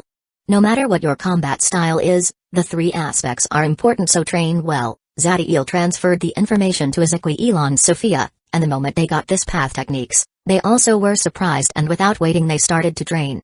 Not even a thank you, you unruly bastards. Sophia and Ezequiel heard him, but the techniques were so amazing that they just ignored him, and although Rax wouldn't dare to do that, he was so focused so he didn't listen. Seeing them, Zadiel just shakes his head and smiles, and he also sits down and starts to train. In my previous life I was a master of necromancy and death spells. It will be foolish to give them away, and the most efficient path technique for that will be Umversempiterness. Although I will not have a bloodline that helps me, with my talent as a neo-demon and experience it will be more than enough. Still, I will have to create a path technique from 0 that can be used together with my bloodline. It will be difficult, but I am sure I can do it. Zadiel knows it will be extremely difficult to create a path technique with his current abilities. Most path techniques are made by powerful individuals that have reached a level of power that allows them to enter in contact with the laws, and by analyzing special life forms or singularities that happen in the universe, they can obtain inspiration from them and create these techniques. So for a rank 1 being, trying to create one was supposed to be impossible, but Zadiel's confidence did not diminish at all. After a couple of hours Zadiel, Ezequiel, and Sophia wake up from their meditation as they felt a spike in energy near them. It was Rax that had managed to learn his rank spell and was advancing to rank 1. Chapter 56, Daybreak. Rax's face was stoic as the pain of the advancement assaulted him. The chaotic core had already reached for the purest part of his blood and brought it inside itself, beginning the assimilation process. Thanks to his work on atavism, the bloodline had reached rank 4. His body continued growing until it reached a height of 4 meters. It had a muscular complexion and the amount of brute power it carried was huge. His scales started to fall, but immediately they were replaced for others that were made of a metal-like material of obsidian color. The last part was particularly painful and puddles of blood form at his feet. Excellent. His heritage is linked to the metallic dragons. I have always found them annoying, but they are innately loyal and wise, although they are also very talkative and stubborn sometimes. Zadiel was very happy with the bloodline that Rax had obtained. Although your bloodline and race don't define you, it certainly generates an effect on your habits and customs. Just like a demon having a predisposition to being violent and evil, metallic dragons tend to care for their people, especially the young ones, and loathe any act of betrayal. The body transformation was ending, but the final part of his assimilation was about to begin as the severing of the connection to his origin started.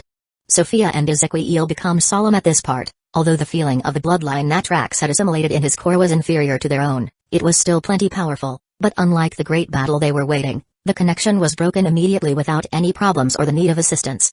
This greatly shocked the two. They did not underestimate the will of a kobold, but being able to overcome the resistance of a rank 4 bloodline was not something it could happen so easily. His bloodline may have reached rank 4, but that was thanks to atavism. It was originally that of a kobold, and that connection is so insignificant that it can be broken automatically, Zadiel explained to the two after seeing their futile intent to understand what was happening. When Rax finally ended his advancement to rank 1, he stood up with his gigantic 4-meter-tall burly body and dark metallic scales that looked like an armor. He was by all standards a fighting machine, but in his eyes was the wisdom, characteristic of all metallic dragons, making an interesting contrast between body and mind. He walked to Zadiel when he was in front of him. He got down on one knee. Rax, Neo-Demon of the Kobold race, greets the ancestor. His face was full of respect and dignity as he bowed to Zadiel. Although the atmosphere was serious, Zadiel could not help but find it a little funny. The old kobold was so huge that even when he kneeled, his head still ends up a little taller than him. Still, Zadiel nodded and helped him to stand up. Well done. Actually, with your changes you can call yourself a dragon if you wish, and no longer need to refer to yourself as a kobold. No, I was born a kobold, and no matter how strong I became or how much my bloodline changes, I will always be a kobold. His face was determined and prideful as he said those words. Kobold it is then. Okay, now the important part. We have to discuss what we are going to do with the rest of your race. Zadiel was serious as he evaluated the options. I can guarantee that we are grateful to your benevolence and none will dare to betray you. If someone were to even harbor that though, then they are betraying our race and deserve to die.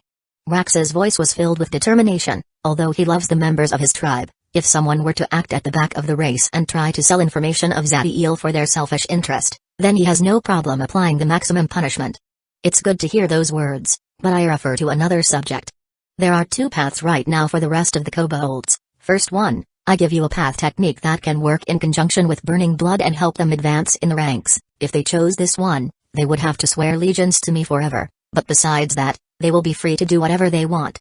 And the second, I transform all of them into neo-demons, but if I do this then, besides a selected few, everyone will have to remain in this place until I allow them to leave, because with the help of the chaotic core, the advancement to rank 1 and enhancement in their bloodlines will be pretty easy, and I can't allow hundreds of dragon coming out of nowhere flying through wasteland. Although the second option is tempting and the lifespan of a rank 1 neo-demon is around 600 years old, the time that they will have to remain isolated could reach hundreds of years, so think well before you choose. Zadiel had no problem in transforming them all into neo-demons as the race was created in a beginning to be the perfect soldiers under his command, but due to his power not being enough, it will be extremely dangerous if someone manages to connect them to him, so they will have to remain hidden. Rax knows that no matter what path techniques Zadiel gives them, it could not compare to the power of Neo-Demon, but the idea of being in this place for hundreds of years without seeing the surface was something that made this decision very difficult. Ancestor, can I discuss this with the rest of my race? You can, but don't give them any concrete information about anything related to Neo-Demons. Just like with Ezequiel Sophia, Zadiel had used his primordial core to engrave the command of never revealing information about the chaotic core to anyone. Rax nodded and without wasting time he left to discuss with the rest of the kobolds. Are you really going to convert more than 100 kobolds into neo-demons? Sophia knows that the only reason he and Ezequiel were transformed was the absolute loyalty they had shown to Zadiel, and also know that the information of their race was one of his greatest secrets. If they are willing to remain in this cave for hundreds of years, yes. Within that time, their loyalty will be probed, and since the need for bloodlines is taken care of by themselves, I just have to wait and see how things will result. Of course, I will put a minuscule amount of my consciousness into every core, and if anyone has even the most insignificant treacherous thought, it will be detected and the core will explode, killing them. When he reached the end, Zadiel's eyes were cold. Even if it was just a thought, he would kill them without hesitation. Ezequiel and Sophia were not surprised at this contingency, as they already knew that Zadiel would never let things go to luck. You are not wondering if the same alteration was made to your cores? Zadiel wanted to see the reaction of the two, but what he got was just a smile from both. We are never going to betray you, so whether the alteration was made or not, it doesn't matter, Sophia said with a prideful tone when she saw his reaction, and Ezequiel nodded. Zadiel was truly surprised. Logically, the idea of having something inside you that could kill you just for having an incorrect thought will be infuriating, but for them both, it didn't matter. Their absolute trust and loyalty for him made him feel warmth in his heart and he started to laugh. Well, there is nothing, after all, it was only when I reached rank 1 that my consciousness was able to leave my body. The three started to meditate and go through their path techniques as they waited for Rax and the rest of the kobolds. After a couple of hours, Rax came back and with him were all the kobolds, from the youngest to the oldest, approaching the three. They came in front of Zadiel and all the kobolds together with Rax kneeled before speaking in unison. Please accept our loyalty, ancestor. In the eyes of every kobold was a great resolution, the determination to remain hidden without seeing the exterior for a lifetime, all for the possibility of gaining the power so their race can finally rise to the sky and live a glorious life. The will of the kobold truly surprised Zadiel, proving to him that when a race is at the brink of extinction, either they succumb to their fate or they rise through pure willpower. As he was seeing the kobolds, he heard two other people kneel. They were Zadiel and Sophia. In his past life, the number of creatures who knelt before him was millions and their power was enough to destroy middle worlds with ease, but unlike them, the ones in front of him didn't look at him with hate or fear. There was no greed or backstabbing schemes. All he could see in these hundreds of kobolds and two humans was respect, love, and a desire of following him. Ha ha ha ha ha. As Zadiel laughed from the bottom of his heart, he started to rise into the sky and a golden fire covered him as he stood on a surface made of dark flames, making him look like a sun raised from the darkness. From this day on, you are my race. We will force fate to bow before us. We will sculpt our name in the universe until every intelligent being knows us and any existence that dares to challenge us will feel the wrath of the neo-demons as we slaughter them. Rise in the name of your ancestor, Zadiel Daybreak. Ancestor. Chapter 57. Resurrection. A human and a humanoid dragon were fighting against each other inside an immense cave. There were no spells or weapons. It was a contest entirely of brute physical power and martial arts, body against body. The humanoid dragon had a height of 4 meters and a weight around a ton. With every swing of his arms gales of wind were created, and the human had a height a little less than 2 meters and although his body was full of muscles, they could not compare with the ones the humanoid dragon had. Despite all that, every time their fist crashed against each other, it was the humanoid dragon that ended as the weaker party. It's as if I am hitting the pointy end of a spear that threatens to penetrate my arm. This was the feeling that the humanoid dragon had when he saw the tiny fist. The ones fighting were Zadiel and Rax, and the kobold was constantly on the losing side even though his body looked so much more impressive than his opponent. The metallic scales on his body cracked every time Zadiel managed to strike him and when the kobold connected his punches on the body of his opponent, it was like hitting a block of steel that was tempered to the maximum. Zadiel's body may look weak and small compared to the immense draconic body that Rax has, but it was the opposite. His body had suffered dozens of compressions as he advanced to rank 1, making his bones, muscles, and organs reach such a density that it will be easier damaging a peak rank 0 magic armor than him. The two continue fighting and every movement they take seems to be flowing perfectly, moving their bodies exactly the right amount putting them in the perfect position to continue their attacks, dodge or distance themselves, generating endless opportunities and variations that are maximizing their power with every step they take. The two were practicing their path techniques, more specifically, the part which describes the control over their body and martial techniques.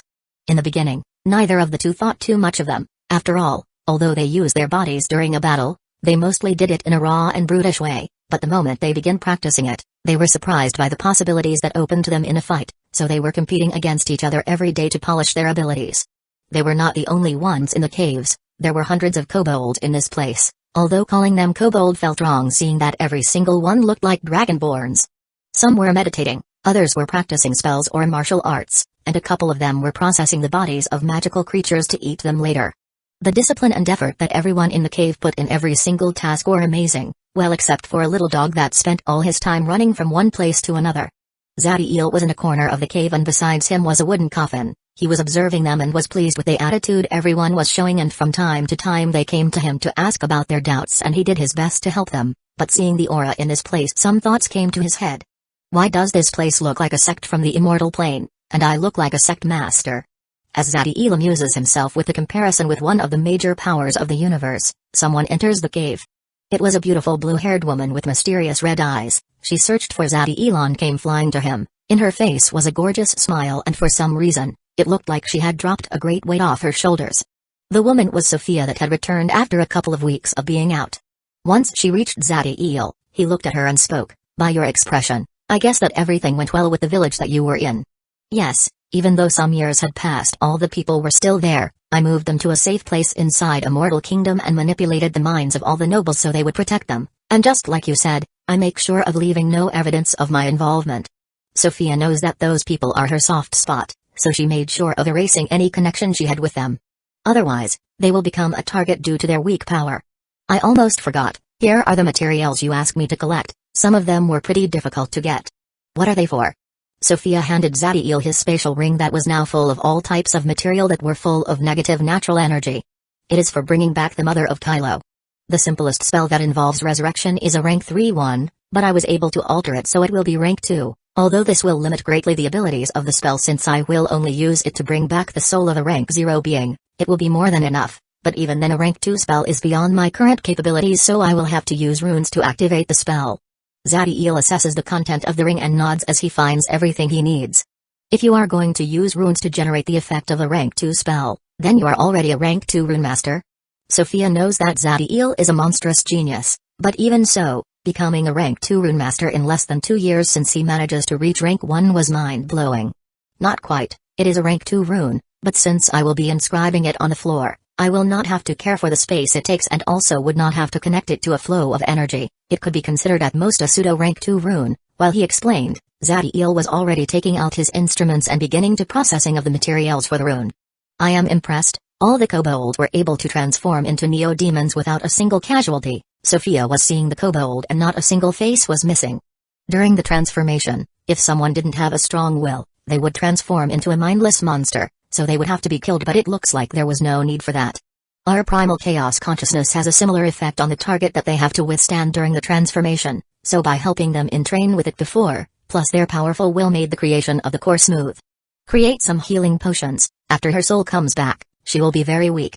Sophia nodded and started to work beside him. Processing the material was easy, as it only takes a steady hand and practice to master, but when that part ended, Zadiel meditated for 2 days before opening his eyes and beginning the inscription process. Like always, his hands were steady and his movements fluid, without a single hesitation or mistake. It took him a day to create the rune formation that ended up being 5 meters in diameter, but even then some runes were so small that they were almost invisible. By the time it was over, Zadiel was pale due to the exhaustion which forced him to sit down and rest before he called Drax and Kylo. The father and son came running, full of excitement in their eyes as they saw the runes and coffin. When they saw Zadiel's state, they didn't dare to hurry him and they sat down waiting for his command. After a couple of hours, Zadiel had rested enough and opened his eyes. Put the body in the center of the formation and channel your energy in the runes to activate them. The spell will create a connection with the soul and try to bring it back, but it will only work if she is willing, so if the ones who call are her family, the possibility of the spell working will be higher. Rax went to the coffin and opened, bringing out the body of a kobold female. The body was in perfect condition, and if it was not for the fact it was not breathing, anyone would think she was sleeping. Zadiel had regenerated it with his golden fire a long time ago, although it took him a lot of time. By being in this state, the chances of the spell working will be better. When the rest of the kobolds saw this, they all stopped what they were doing and focused on the formation and body. To avoid those feelings of envy and resentment to rise in the rest, under the instruction of Zadiel, Rax had explained to everyone the special reasons why her wife could be brought back and also that it was a reward given to him for his merits performance. Also he tells them that this could also be done to their family member, but they needed to prove themselves worthy. For those that had the bodies of the deceased, they needed to reach rank 3 and they will be resurrected. As for those who want to revive someone but no longer had the bodies for a reason or other, due to the complexity being much higher, they needed to reach rank 4. Everyone has a person they want to bring back, so when they heard this, the desire for power was enormous and it became an excellent goal. So when they saw the first instance of resurrection, all of their eyes were filled with hope. Rax put the body gently on the floor before he came back to Kylo. In the eyes of the two, nervousness could be seen, but there was also anticipation as they channeled their energy in the runes. Chapter 58, droned the moment Rax and Kylo inserted their energy into the runes, they immediately started to glow and the natural energy of the world began to conglomerate around the body of the female kobold. As the power of the rune formation grows, all the ones present got an ominous feeling as they concentrated on the resurrection spell. Sophia and Ezequiel were also able to defeat it, but it was even more clear that the rest as they were stronger, and they put all the power of their consciousness surrounding the formation, to try to find out the origin. It is useless, what we are feeling is just the effect of the laws in the natural energies. Trying to understand them with our current power is impossible, Zadiel explained to the two as he continues looking at the body. The glow reached its peak before vanishing abruptly, and the runes that created the formation disappeared, leaving burn marks on the floor. The female kobold remained on the ground and there was no response from her, making it look like the spell failed, but the faces of both Rax and Kylo were full of happiness as they detected the weak but still present breathing. Catch. Zadiel throws a potion at Rax before instructing the father and son, make her drink it to stabilize her condition. She will be in a comatose state for between 6 months to a year, as the connection between her soul and body is restored. Make sure to feed her liquid with high amounts of energy. Rax took the potion and with great care and put it in the mouth of the kobold, making sure she drinks it all, watching with joy as her breathing became stronger, before taking her in his arm as he bows in Zadiel's direction, followed by Kylo. Thank you, ancestor, for this great happiness. In the eyes of Rax and Kylo, Zadiel could see such a devotion that could be compared with religious fanaticism, and they were not alone, as the same expression could be seen in the rest of the kobolds. Before they were just hopeful, but now they know that by following him, even death can be reversed. If you want to thank me, become stronger, so powerful that you can be of use in the battles to come. That goes for everyone. Zadiel was pleased with the reaction of the kobolds. Although people with that kind of zeal usually become mindless idiots that commit atrocities, that is because they follow fools with such an inferiority complex that commits the most grotesque acts they can think just to reaffirm their pathetic egos. Rax and Kylo bring the unconscious female kobold to a stone house in which the two of them lived, and the rest of the kobold continued with their training with even more resolution and discipline than before. Zadiel, Ezequiel, and Sophia were together as they discussed their next movements. Remaining here is not a good option, as it will slow down our advancement not only in the ranks but also with our professions. So we will return to the tower, although there will be some questions about our power and the disappearance from that Magus. I already have a plan, and in the worst case scenario, we use the runes that I inscribed using the Mirage Crystal and teleport to this place. The three of them had a rune inscribed above their chest, just where their heart was. It was created using the Mirage Crystal as the core material and will allow the three of them to use the laws of space to teleport to any place they want inside this world, but due to it being a single-use rune, they had to be careful. Even so, with this rune, the restrictions on Zadiel will be greatly weakened, as he will be able to take greater risks. The one thing that bothered Zadiel about this is that if his abilities as a rune master were higher, the runes could be much more potent, allowing them to use freely short teleportations and more than one greater teleportation. Are we going to continue working with that Magus John? Sophia had a bad image of the man because, during the little interactions she had with him, he had always looked at her with disgust when she had her deformities. No, that person is useless to us, and the one behind him should be a rank 2 Magus. So if we attempted to do business with him, either they will try to rope us in their family or suppress our advancement to have greater control over us. So we will find a third party to negotiate, and I already have an idea of who could be. Zadiel had a plan to approach the one in the tower who could be the ideal business partner. We will leave shortly as everything I needed to do in Wasteland has been taken care of. As the three finished their plan, Tao came running to Zadiel, and the symbols in his stomach glowed as he stood before him and opened his mouth. The black orb appears again, but this time instead of swallowing everything it spits a 3-meter-tall egg of gray color. The small dog put himself beside the egg and started to move his tail from one side to the other, and by his expression, it seems as if he wanted to be congratulated for a good job. Neither one of the three knew how to react. Even Zadiel with his vast knowledge was caught unaware by the weird scene of a dog barely 40 centimeters long throwing up an egg almost 10 times his size and looking at him with a prideful face and making the expression a small child will make when they want their parents to praise them. But still, after a moment he got himself together and picked up Tao before rubbing his ears and caressing him, making the animal move his tail with more strength and start to fall asleep. Zadiel passed Tao to Ezequiel, before coming close to the giant egg and using his consciousness to explore it inside.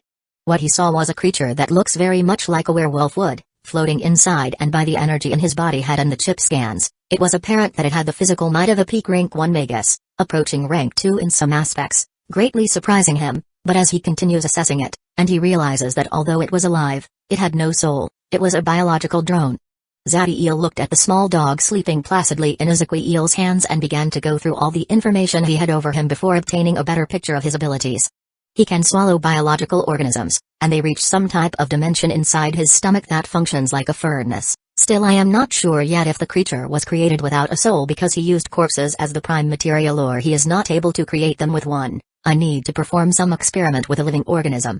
I can detect some type of connection between the creature and Tao, so it probably works by following the orders, but the little dog does not understand it, so he didn't even give the command for the being to leave the egg. Zadiel continues assessing the creature, and after some final checks, he conjures a spell that generates that pale energy gathers in his hand before pressing it against the shell.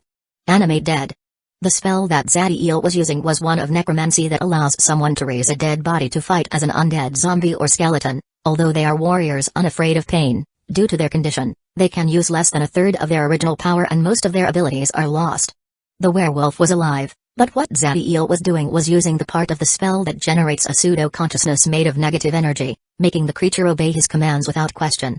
In any other living being, This would fail, but since the werewolf didn't have a soul, it was a perfect target. Once the connection was made, he gives the creature the order to get out. The werewolf inside the egg opened his eyes, but they were without light and only a small dark flame was in their center, and following the command, it blasted its way out, breaking the shell.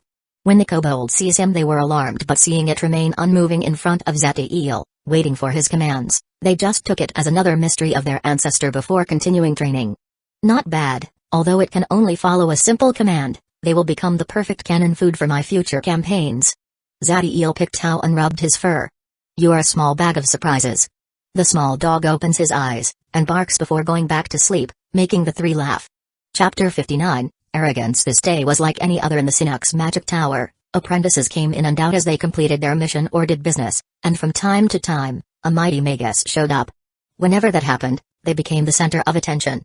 Although most Magi disdained this type of display and preferred to spend their times enhancing their power, looking for the way to the next rank or doing an experiment in their laboratories, some of those that advanced recently to rank 1 enjoy doing this due to the feeling of being feared and respected by the same people that were their equals, not long ago was pleasing for them.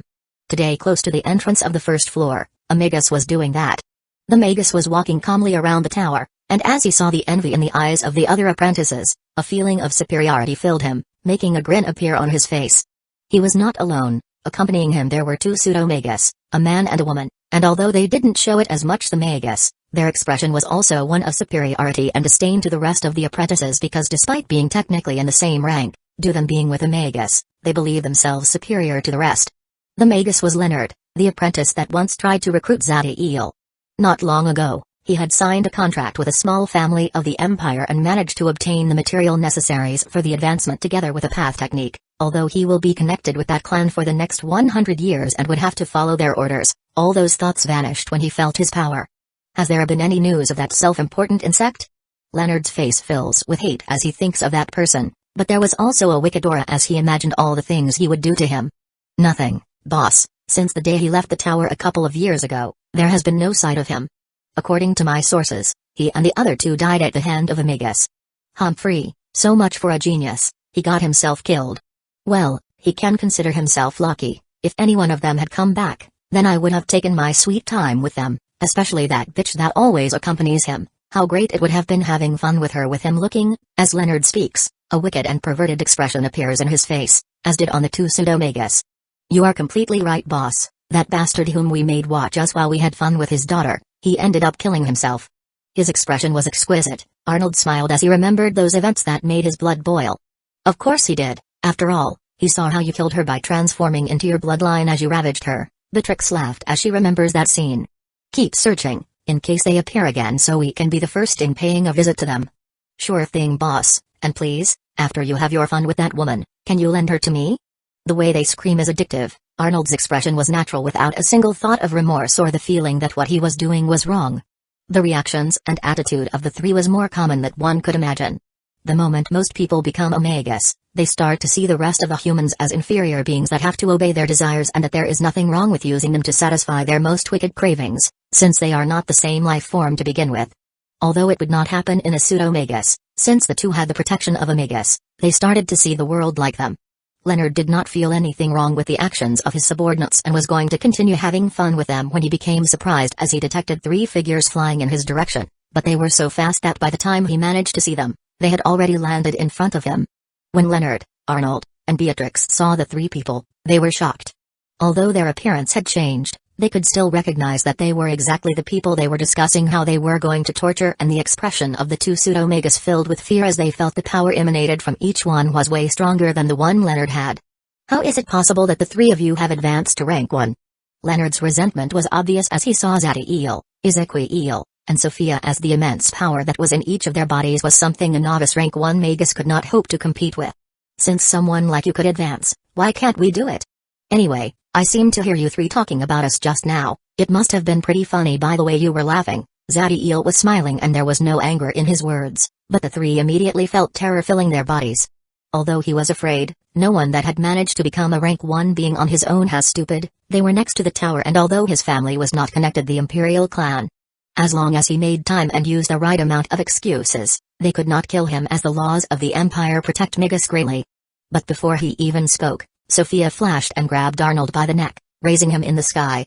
Although she looked small and weak, Sophia had assimilated the bloodline of one of the most powerful dragons that existed, so her strength was something a pseudo-magus could not hope to compete with. "Come on, I am waiting, weren't you going to make me scream?" To Sophia, the idea that any other man besides Zadie touching her body was disgusting, so when she heard Arnold saying how he was going to violate her, she became furious.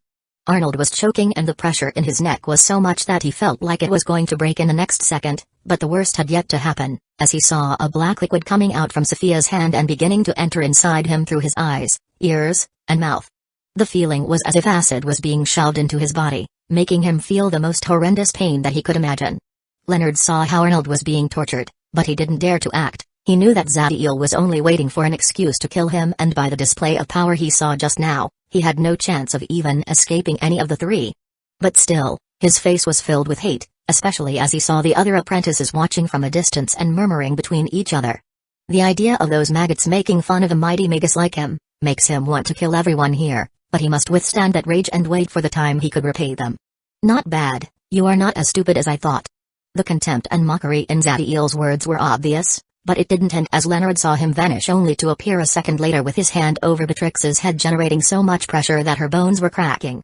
"So what now, are you going to do something or not?" Zadie continued applying more and more strength in his grip, making the apprentice scream. "Stop!" A man descended from the upper level of the tower and surrounding him were green winds. It was John that had identified Zadie. There was anger on his face. The reason wasn't for the fact that they were torturing two apprentices, all his rage was because he felt the power that Zadie and his two friends had and the feeling of being inferior to someone that he not long ago treated like an insect that needs his help to survive was awful. When Leonard saw John, he finally calmed down as he was thinking that Zadie would not dare to go against a magus that was part of the tower and had a powerful background, but what happened next shattered all his hopes. "Why do I need to hear the order from someone's pet?" Zadie increased the power in his arms to the level that it made the head of Beatrix explode, shocking everyone. Chapter 60, The Might of Rank 2. John was startled. Not only did Zadie disobey him, but he also insulted him in front of all the apprentices present and also the Magi that were looking at the scene from the tower through their consciousness. John was almost 50 years old, and he was an advanced rank 1 magus, so he could be considered relatively young, and with his talent reaching the master level was not something truly difficult, and even the opportunity of rank 2 was present for him if he was lucky. So being called a pet by someone who wasn't even 20 years old made him angry. "Who the hell do you think you are? Not long ago you kneeled and begged me, so I took pity and saved you, but this is how you repay me. Truly an ungrateful animal." John knows that his words were 99% lies, but he wanted to humiliate Zadie and see him angry, and if he tries to defend himself, he would just continue to lie. After all, who would take the words of a newly advanced rank 1 over him? Contrary to the anger that John was hoping to see in Zadie's face, there was only disdain, as if he was looking at a clown making a show, making his rage only greater, but all that went away as he felt Ezequiel blasting in his direction covered in lightning. John hasn't given him much attention, as he had just remained beside Zadie without doing anything, but as Ezequiel crashed against him, he felt as if a mountain was going to crush him. He sensed something weird as he saw so many openings in the attack, but the fear of being hit by him made him act. Poison hurricane. A hurricane of green wind reached Ezequiel and covered his body entirely, creating a tornado that remained in that position, harming everything inside. "Ha ha ha. Shouldn't you go and save your friend before he ends up like a poisoned corpse?" Leonard took the first opportunity he could to make fun of Zadie, but he remained calm, and the one that was upset was John. Although this should have made John happy, he was confused as his opponent did not make the smallest effort to dodge and took the spell head-on. Something was telling him that there was a problem, but he could not see it. When the green wind had finally vanished, Ezequiel remained standing, although some parts of his body were harmed and poisoned. Due to his ability to transform into lightning and his Titan constitution, they were superficial wounds, and his lightning was already destroying all the poison in his body. "Little as, he attacked you without reason, so according to the laws of the Empire, even if you kill him, there is no problem." John understood everything. It was pretty simple, yet greatly effective. If they had attacked him first, then the rank 2 magus, Clive, would have every right to intervene since John was one of his men, and then Zadie could have done nothing even if Clive imprisoned him. But now that he attacked first, then John has to fight back, or else, even if they kill him, they could just say that they were defending themselves. His thoughts were interrupted as he felt an immense amount of energy coming out from Ezequiel's body as the lightning armor and lightning transformation were activated to the maximum, and he dashed with a speed much greater than before. This amount of power is close to the master level, but how? John tried his best to distance himself as he threw 1-meter-long blades of green wind against him. Just like before, Ezekiel didn't change his course, but when the blades were about to reach him, he moved his body just the right way to pass through them, leaving him in the perfect position to dodge the next one and continue his chase. This control over his body made almost all the Magi that were seeing the fight impressed. Several of them could have withstood the attacks of John with the same ease that Ezekiel did, but to dodge those blades with such a mastery and without letting their speed slow down in the slightest was something even those body refinement rank 1 with the best reflexes will find difficult. John looked with horror as Ezekiel managed to reach him and punch him right in the stomach. Although his rank spell activated, creating a compacted tornado around him, it did almost nothing as the lightning-covered fist pierced it and reached his body. The attack had such a power that made him crash against the walls of the tower, and burn marks were on his abdomen as his intestines were badly hurt. But even worse, John saw how in Ezekiel's hand a spear of lightning that resembled a horrible serpent was formed before it was thrown on his direction. John knew that if that attack reached him he was dead, but the lightning of the previous attack remained in his body, paralyzing him, and the spell carried such a speed that he couldn't move in time. Just as the attack was about to land, an immensely powerful consciousness descended and encapsulated the spear, destroying the attack. This consciousness was different than the one rank 1 being had. This one was filled with natural energy, of the darkness type to be more specific, giving it the capability of affecting the surroundings and giving the one who owns it the ability to use it to attack and launch spell from a distance by channeling the energy inside it. The moment it arrived, most of the Magi that were seeing the fight withdrew their consciousness, as offending this person was not a wise choice, but still, some remained, meaning that they either were at least equally powerful or had a greater background. Enough. The 3 of you come to my place with John. Unless you refuse, although it was only his consciousness, the power it carried could make any rank 1 shudder. Zadiel, Ezekiel and Sophia felt an immense pressure descending on them, although it was not to the level of making them powerless. If the 3 were going to fight against it, the most they could do was escaping. The pressure continued increasing as Clive waited for the answer. It appears that he wanted to make them kneel, but as it continued growing stronger, in the bodies of the 3 their 2 hearts started to beat faster, increasing their energy and allowing them to resist. It was only until Zadiel was able to get an assessment of the power that Clive had, that he talked. I wouldn't dare to challenge a rank 2 Magus. Zadiel made a small bow with a respectful expression. Humphrey. The consciousness vanishes, but the 3 know that he is still looking at them, and if they continue creating trouble, it will take direct action the next time.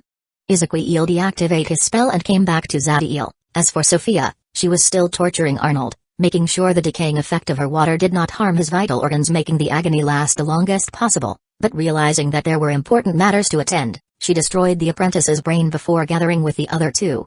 Using the consciousness to harvest the natural energy of the world, and no longer being restricted to having to use your body as a container is one of the main characteristics a rank 2 has. Remember, every advancement in the ranks has a qualitative change that makes the difference in power great. Even though our race and bloodline are incredibly powerful, never underestimate your opponents, especially those of a higher rank. Zadiel communicates with the 2 through their cores, and after seeing the solemn expression of the 2, he nodded. In his past life, the number of individuals he killed just because they think that their racial advantages make them superior to the rest was uncountable, so he was making sure it would not happen to Ezekiel and Sophia. Zadiel came to John, who was standing up and recovering from the attack. Come on, lead the way, your master is calling you. John's face once again filled with anger, but he contained himself by thinking that once they were with Clive, he would make sure of paying back all the offense, so he turned around and led them to the tower. When they entered the tower and left his sight, Leonard crumbled to the floor.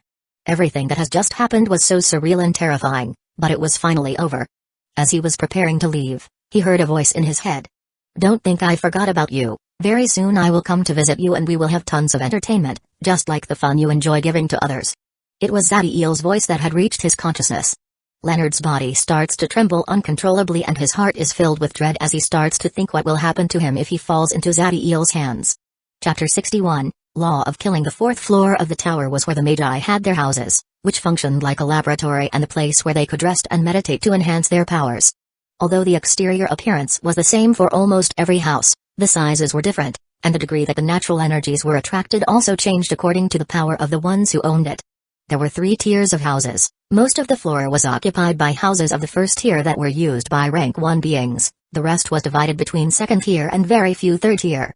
In a room of a second tier house were 5 people. In one group was a man covered in shadows sitting in a big chair, and next to him was John, whose hatred for the ones in front of him was obvious on his face.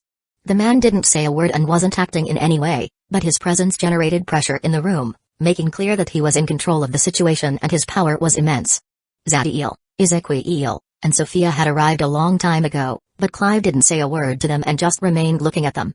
This was a basic intimidation tactic, making the uncertainty and fear grow in them, forcing them to talk first and giving him control of the subject. But unfortunately for the rank 2 being, Zadiel just remained with a calm smile on his face, and both Ezequiel and Sophia were also relaxed. Zadiel had found himself in a situation 1,000 times more dangerous and terrifying than this, so for him, the intimidation of a rank 2 was nothing more than a child game. As for Sophia and Ezequiel, for the two, as long they found themselves with Zadiel, there was nothing that could make them feel fear. The minutes passed and the silence continued, but opposite to what Clive was hoping, the three people in front of him just remained silent, waiting without a single worry looking at him. This scene was starting to upset the rank 2 Magus, who was already used to having rank 1 beings showing fear in his presence and always doing whatever they could to end their meeting the fastest they could. Finally, after an hour, Clive got impatient and started the argument. "So, what excuse do you have for your actions?"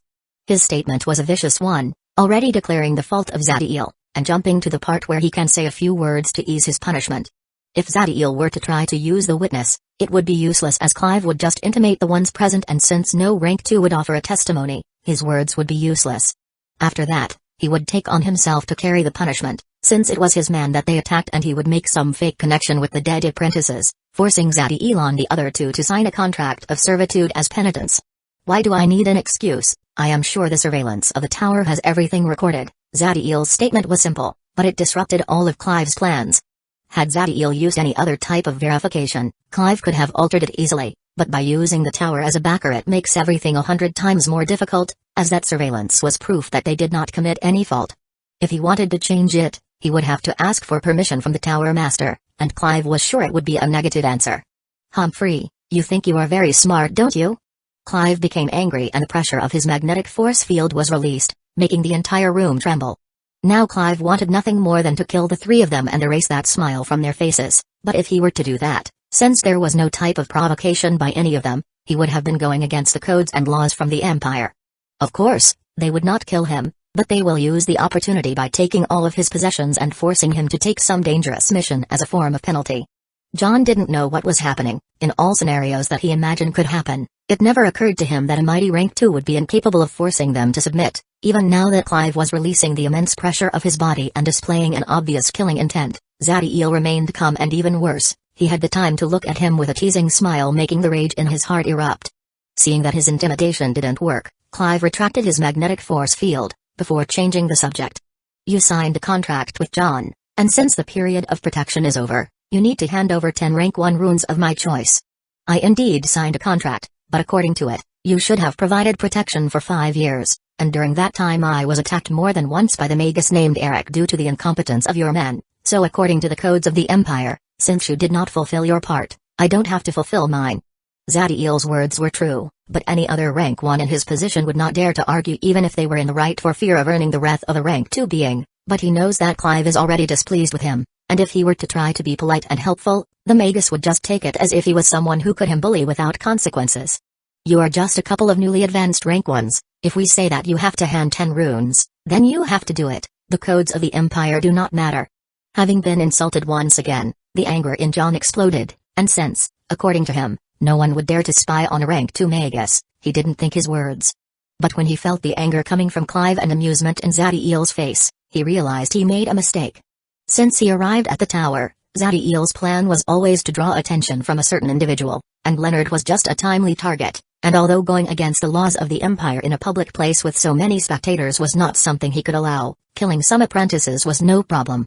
When John appeared, he purposely humiliated and infuriated the Magus, and now that he had let his guard down by being convinced that no one would hear him, he lashed out, attracting the person that Zadiel was waiting for and giving him a perfect excuse to intervene.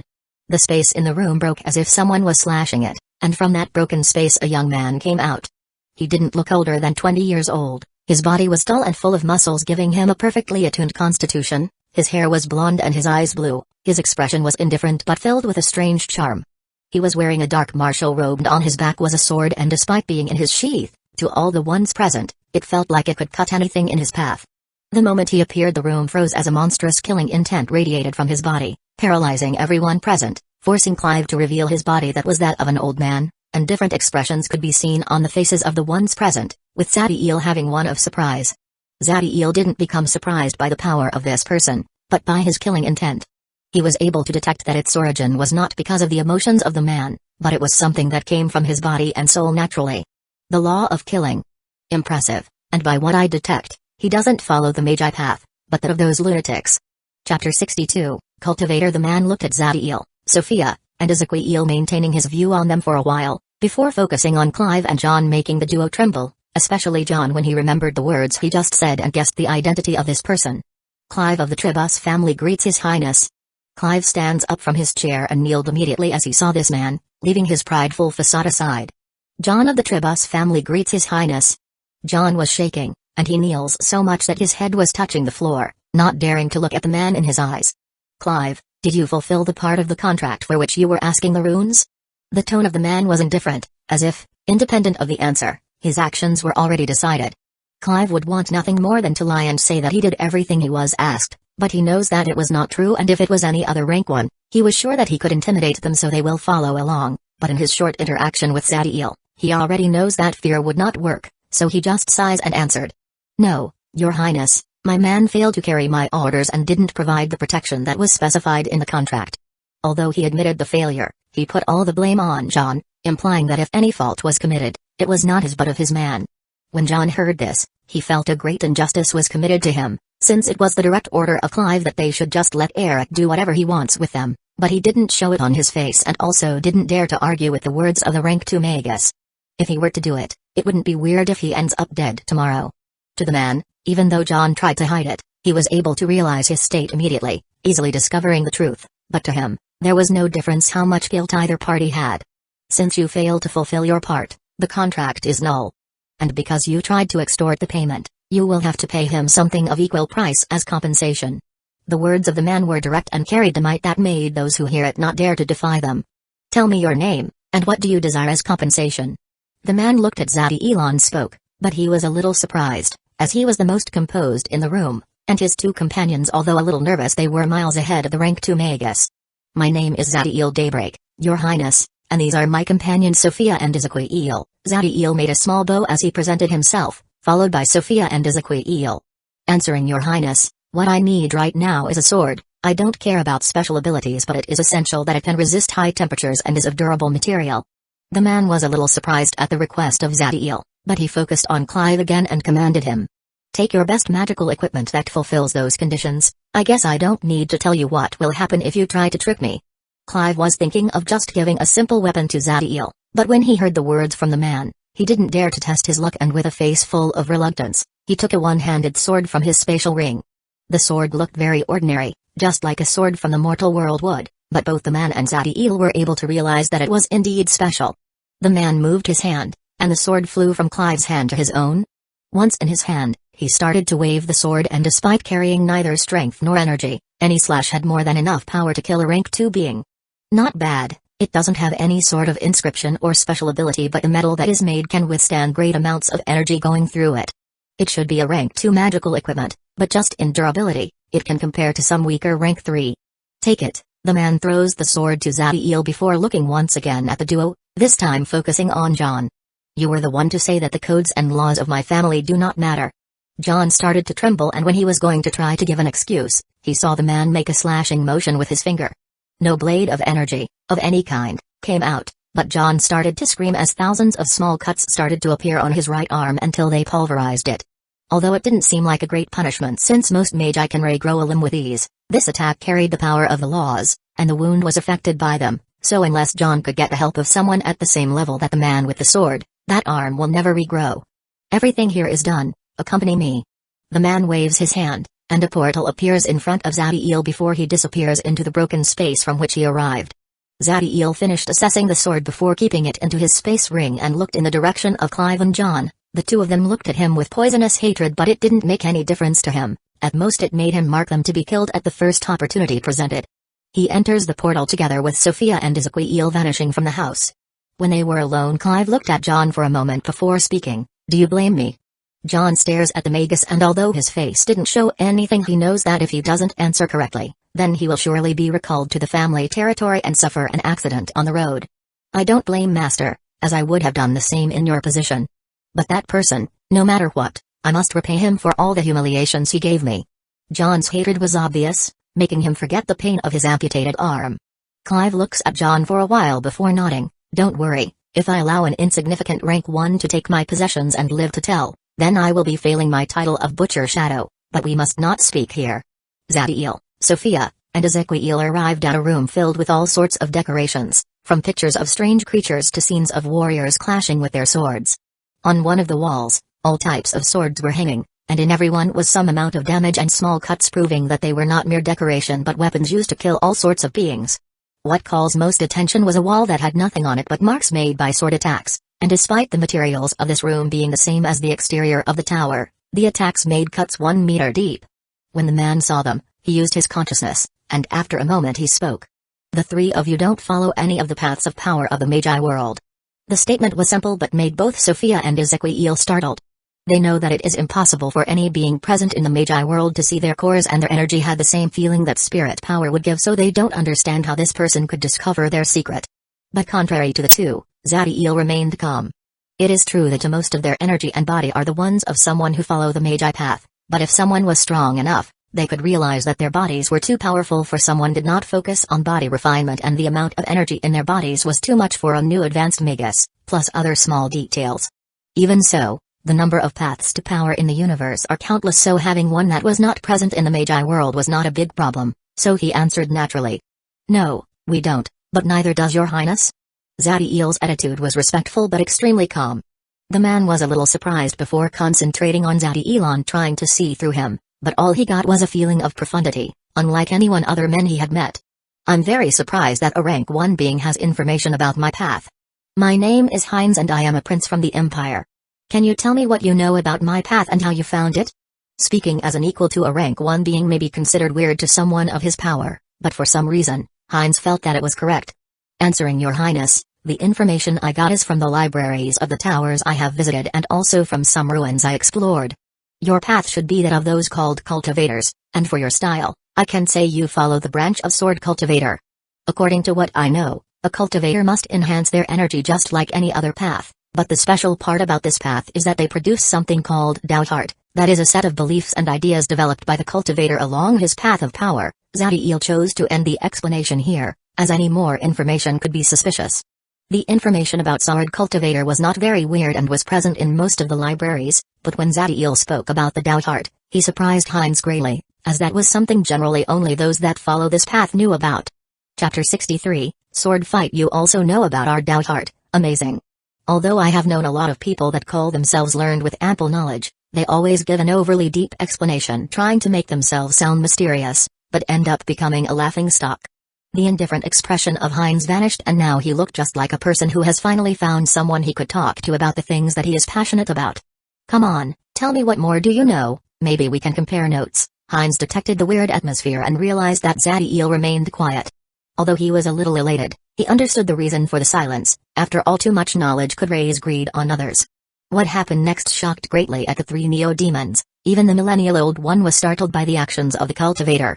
"I, Heinz, Prince of the Eternum Empire, swear on my Tao Heart, that will not bring harm directly or indirectly to Zadiel Daybreak or his companions, concerning the information shared today." Heinz's expression was solemn as he made one of the most serious oaths a cultivator can do.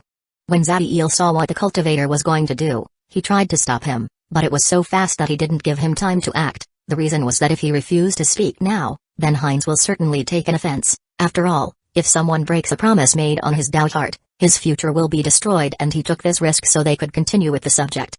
Truly a bunch of lunatics. Even something so simple as a discussion, they take it to the next level. Zadiel sighs and just shook his head as he saw Heinz waiting for him to continue, and he prepared to discuss with this crazy man. "As I was saying, cultivators have their Tao Heart, and as long they stay true to them, then it will grow stronger, allowing cultivator to have a heaven-defying will. There are great numbers of ways to interpret the last part, but mine is this: even if the entire universe says that it can't happen, a true cultivator will fight against it and break the impossible, showing to all existences that their conviction was right, and as long they remain firm, everything can happen. Although this doesn't sound like a great boost in power, if you underestimate any of those heaven-defying cultivators, then I can assure you will regret it." As Zadiel spoke, he remembered some painful memories of his past life, and after seeing the intrigued expression of Sophia and Ezequiel, and the enlightened one of Heinz, he continued. A Tao heart also has a purely practical aspect. It allows the cultivator to improve their talent concerning the laws, giving them the ability to improve their control over them through epiphanies, understanding their essence and the way they act in the universe, unlike Magi that use a more mathematical approach. But like most good things, a Tao heart has a downside. If the cultivator can't maintain it or act against them, then they run the risk of harming and in the worst case even destroying them. This could happen for example with a cultivator whose Tao heart was built on an indomitable fighting spirit. If they were to run from a battle because of fear, abandoning the ones important to him, then their Tao heart will probably shatter, killing him or in the best case cutting his path to the future. Giving time for the three to understand his words, Zadiel continued. Since the Tao heart is the cornerstone of cultivators, only those with great will and that don't compromise their principles no matter what can achieve great power in this path. When Zadiel finished, he couldn't help but feel a little annoyed by the way Heinz was looking at him as if he was some type of sage. Brother Zadiel, your explanation was excellent. Actually it helps me understand something. It keeps me confused until now, especially that part of heaven-defying cultivator. I feel like a door I could not open has loosened up a little. Tell me, what is your personal opinion about us cultivators? Heinz's expression was full of smiles, a difference like day and night with the first time they saw each other. Anyone in Zadiel's position will say some flattering words about cultivators. Even Sophia and Ezequiel thought that he will say that, and by the expression of Heinz, if he gets on his good side, he will get a powerful friend, but his words were different to what they hoped. They are a bunch of lunatics, not compromising no matter what, and even if their enemy is countless times stronger, they will still fight, willing to sacrifice their life just to harm their opponents. And even worse, they are the most stubborn beings that exist. Once they decide on something, there is no way of making change their minds. Zadiel made an annoying expression like he remembered something he wished to forget. Instead of getting angry, after hearing Zadiel, Heinz started laughing with so much strength that all the aura of a mighty being that could kill a rank 1 being with a movement of his fingers was gone. Ha ha ha ha ha, you are absolutely right. We are a bunch of lunatics, but so what? It takes a lunatic to reach the peak of the universe. Okay, I have decided. From now on we are sworn brothers, Heinz continued laughing as he patted Zadiel's shoulder. As I said, a lunatic. Why the hell would you want to become the so-called sworn brother with a rank 1 being? Although any other person would have been happy of creating such a connection with a mighty prince of the empire, to Zadiel there were more problems than help in the long run. After all, in any great organization there were disputes for power and those with little strength were the unluckiest ones. Quoting your words brother, when we cultivators decide on something, there is no way of making change their minds. Heinz only continues laughing despite the reluctance of Zadiel. Whatever, but I warn you, I will squeeze every use that being your sworn brother can grant me. Zadiel may sound offensive, but it didn't matter to him, since this relation was practically forced, and if it wasn't because he knows that Heinz's actions were honest, without a hidden schedule, and that this is the way most of these lunatics act, he would never have allowed him to continue with this even if it means offending a cultivator that was already able to use the laws. As you wish brother, since we form our brotherhood we should become familiar with each other, and the best way is through a fight. Since the two of us use swords, we should test our skills, but don't worry, I will seal my cultivation to rank 1 and use the power of the tower so we can't harm each other. Heinz didn't wait for Zadiel's answer before he commanded the tower making a translucent membrane cover both of them, and he restricted his strength before moving a couple of meters away and taking a sword from his space ring. Seeing the fighting intent burning in the eyes of the lunatic, Zadiel just shakes his head before he takes his sword and adopts a simple battle position. Brother, I hope you can show me enough trust and display your true abilities. My oath is still in place, so there is no need to worry about anyone finding out about any of your secrets. Heinz displays a serious expression as his entire aura changed to the one of someone ready to give everything in a fight. Zadiel looks at him for a while, before closing his eyes.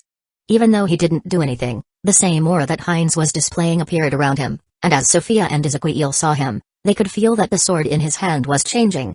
The impression he gives continues becoming more and more unique until he opens his eyes. The moment he did, he flashed to Heinz's direction with his sword piercing in straight to where his throat was. Chapter 64, Sword Realm. The attack of Zadiel was not one you would use in a practice, but the one you will use against someone who you wanted to kill. But this only made Heinz's blood boil as the thrill of the fight filled him. When the sword was about to penetrate his neck, Heinz parried the attack and slashed straight to the eyes of Zadiel with great accuracy and carrying all the power of his body. Zadiel manages to bend his neck in an impossible angle, dodging the attack, and taking the momentum of his body he reaches Heinz's side, striking his sword to where his liver would be. Heinz rotated his body into the air, moving away from the sword path, before slashing his sword straight for Zadiel's head. Zadiel responded to the attack with his sword, making both of them blast away. But as soon as they stabilized their body, they shot in the direction of the other and continued with their fight. Every attack they made was meant to kill or severely harm their opponent, always aiming for a vital organ or the soft part of the body, and this just became more and more intense as the battle continued. Both Heinz and Zadiel had a monstrous domain over their body, allowing them to dodge the attacks by hair-thin distance, and leaving in the perfect position to counterattack.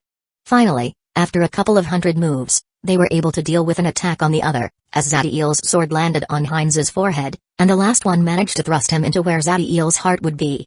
Of course, they were not harmed, as the membrane stops the attacks as if they were nothing, but still, they carried so much power that made the two separate for dozens of meters. As if this was a signal, both made their energies explode, making a golden glow appear on Zadiel's body before a golden flame covered him. As for Heinz, a red aura started to materialize engulfing him. Once again, they start to clash against the other, this time moving through the entire room, with such a speed that if Sophia and Ezequiel didn't focus, they would only see a red and golden light impacting each other. The more they fight, the greater the strength of the attacks becomes, generating explosions of golden and red color that illuminated the entire area. From time to time, one of them managed to land an attack on the other, but since they were protected by the membrane unless they managed to reach a power equal to a rank 3 spell, they would not be able to harm each other, so they remain attacking at the vital parts, just like you would do in a fight to the death. By this moment, their energy and power remained the same, as they were already releasing all the power they could bring, but their sword attacks became more and more insidious and difficult to predict, always following the most unpredictable path and managing to pierce the defenses of the other. They were improving their domain over their weapons as they fight. In Heinz's case was because, even though he had great experience with sword fighting, this was messy and without order, only being able to reach a decent level due to the control over his body, but now with an opponent that pressured him to the limit and was showing him a more systematic way of using the sword, his abilities were improving greatly. As for Zadiel, in his past life, his mastery over the sword was legendary, but now even though he had his past memories, they were more like a movie he was seeing and not something he lived with his body and soul. But since the knowledge was there, with his fight, he was like a machine that was removing the old and learning to move again. Both had great stamina, and since they were only using their energy to enhance their speed and strength, they were able to continue their fight for a long time. In the face of Zadiel and Heinz was a smile as they felt their ability to improve, especially in the last one as he finally approached a level of mastery in the sword that was mentioned in his cultivation technique. As Sophia and Ezequiel saw their fight, they were once again impressed by Zadiel's abilities. After all, to them, even though Heinz had limited his power to be at the same level as his, he still had his hundreds of years of experience with the sword, and yet they were fighting at an equal level. And as the fight continued, when they saw the sword in the hands of both, a strange sensation started to grow in them, as they felt like the sword and hand fuse into a single entity. After a couple of hundred more moves, Zadiel separated from Heinz, putting his sword down and calming his energy, making the flames and golden glow disappear, before sitting down and closing his eyes. It is enough for now. But why? We have reached such great momentum. Heinz's desire for continuing with the battle was evident. Your mind may not be affected, but my consciousness is not strong enough to remain focused for such a long time. I am already at my limit, and if I continue, it will be counterproductive. In the battle, Zadiel had to split his concentration at his opponent's sword and his movements at all times, and that mental exhaustion was something that will affect anyone, even him. Knowing that Zadiel was right, Heinz could only sigh and retract his red aura as he saved the sword into his ring. Okay, now sit down. I have something to tell you about your sword mastery. Sophia and Little Ez, come here, as this could be helpful for you too. If any other rank 1 being were to command him, Heinz would certainly punish him for his arrogance, but when he heard Zadiel speak about sword mastery, he sat down immediately, followed by Ezequiel and Sophia. After a couple of minutes and feeling the pain in his mind vanishing, Zadiel began speaking. From your technique, I take that you haven't reached the first sword realm, and although you have trained for a long time with your swords, you did not follow a systematic progression, and most of your abilities come from the domain you have over your body.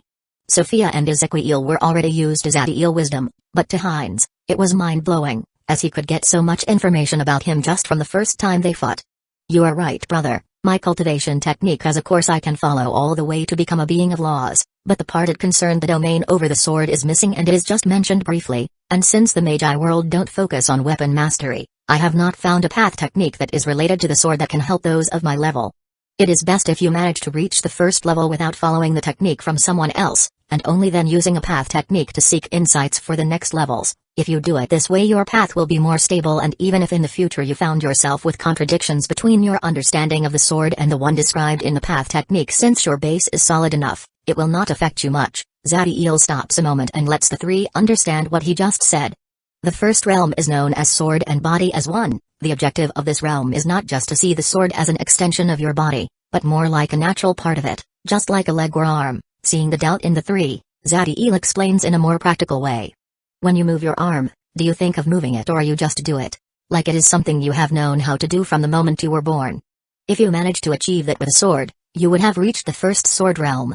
Chapter 65, Business with your abilities and the information I just gave you, it should be enough for you to achieve the first sword realm. As for your sword techniques, you are using different ones at the same time, and that makes your style sloppy. Due to your rank, I think that you should try to create a sword art of your own.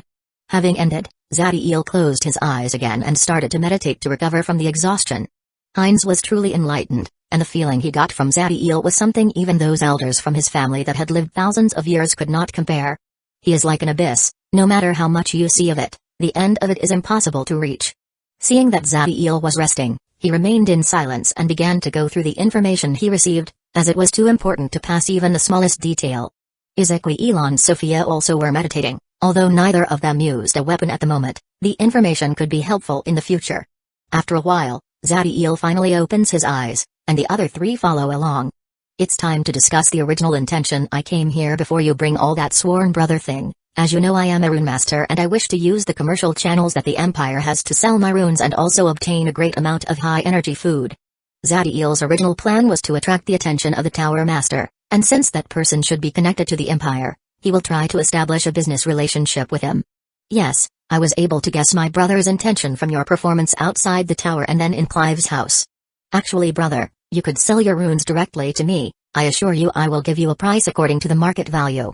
Heinz wasn't trying to be polite and help Zadiel with his runes, as they are truly helpful to him, and to his subordinates. I don't have a problem selling to you, but I need someone who can buy a great amount since I am technically a rank 1 rune master. I plan to sell runes in bulk and need someone like the Empire that has connections with 1,000 of rank 1 and 2 beings for which the runes are meant. To Zadiel, creating rank 1 runes was easy, and since rune creation enhances his abyss aura, he was planning to create thousands of them. Besides, to advance to rank 2, the amount of energy a Neo-Demon needs is astronomical, especially now with the tribe of kobolds, and obviously, he could not go around killing thousands of rank 1 creatures as he did with rank 0. I understand, since that is what you want. I will contact those in the Empire that handle this type of transaction and see that they establish a contract with you, but since you are going to use their commercial paths, sometimes they will request you a determined rune that they need. Of course, they will pay for it. The fee for this type of transaction is usually 15%, but I am sure I can make it lower. If you can hand me some of your runes, I could show them directly to those that verify the quality of your work. Heinz decided to do his best. After all, the help that Zadiel gave him was something a task like this could not even remotely pay. Good, here you have some rank 1 runes I created a while ago. We will remain in the tower from the time being. Can you handle the living arrangements? Zadiel handed some rank 1 runes that he had created when he was preparing to fight against Eric. These should be more than enough. You can use one of the houses in the 4th floor, usually, rank 1 being to use those of the 1st tier, but since they are unoccupied, you can use those of the 3rd tier, if you want. Since the tower was under his control, Heinz could do things as he pleased. We will use those of the 1st tier, there is no need to call too much attention. We will need 2, and one of them needs to have 2 different laboratories. The only practical improvement that those at the 3rd tier have is that they have a higher concentration of natural energy, but to Neo-Demon, absorbing the energies of the world will be too slow compared to consuming powerful creatures. Consider it done. The information about your houses should have arrived at the crystal that you got when you entered the tower. Brother, I don't think I need to remind you, but Clive will surely target you for what you did. Although I could kill him, that will only make things worse for you. The same laws that protected Zadiel from Clive, should protect Clive from Heinz, but he was a prince from the Empire and an extremely powerful individual, so at most, they will make a symbolic trial and make him compensate the leader of the Tribus family.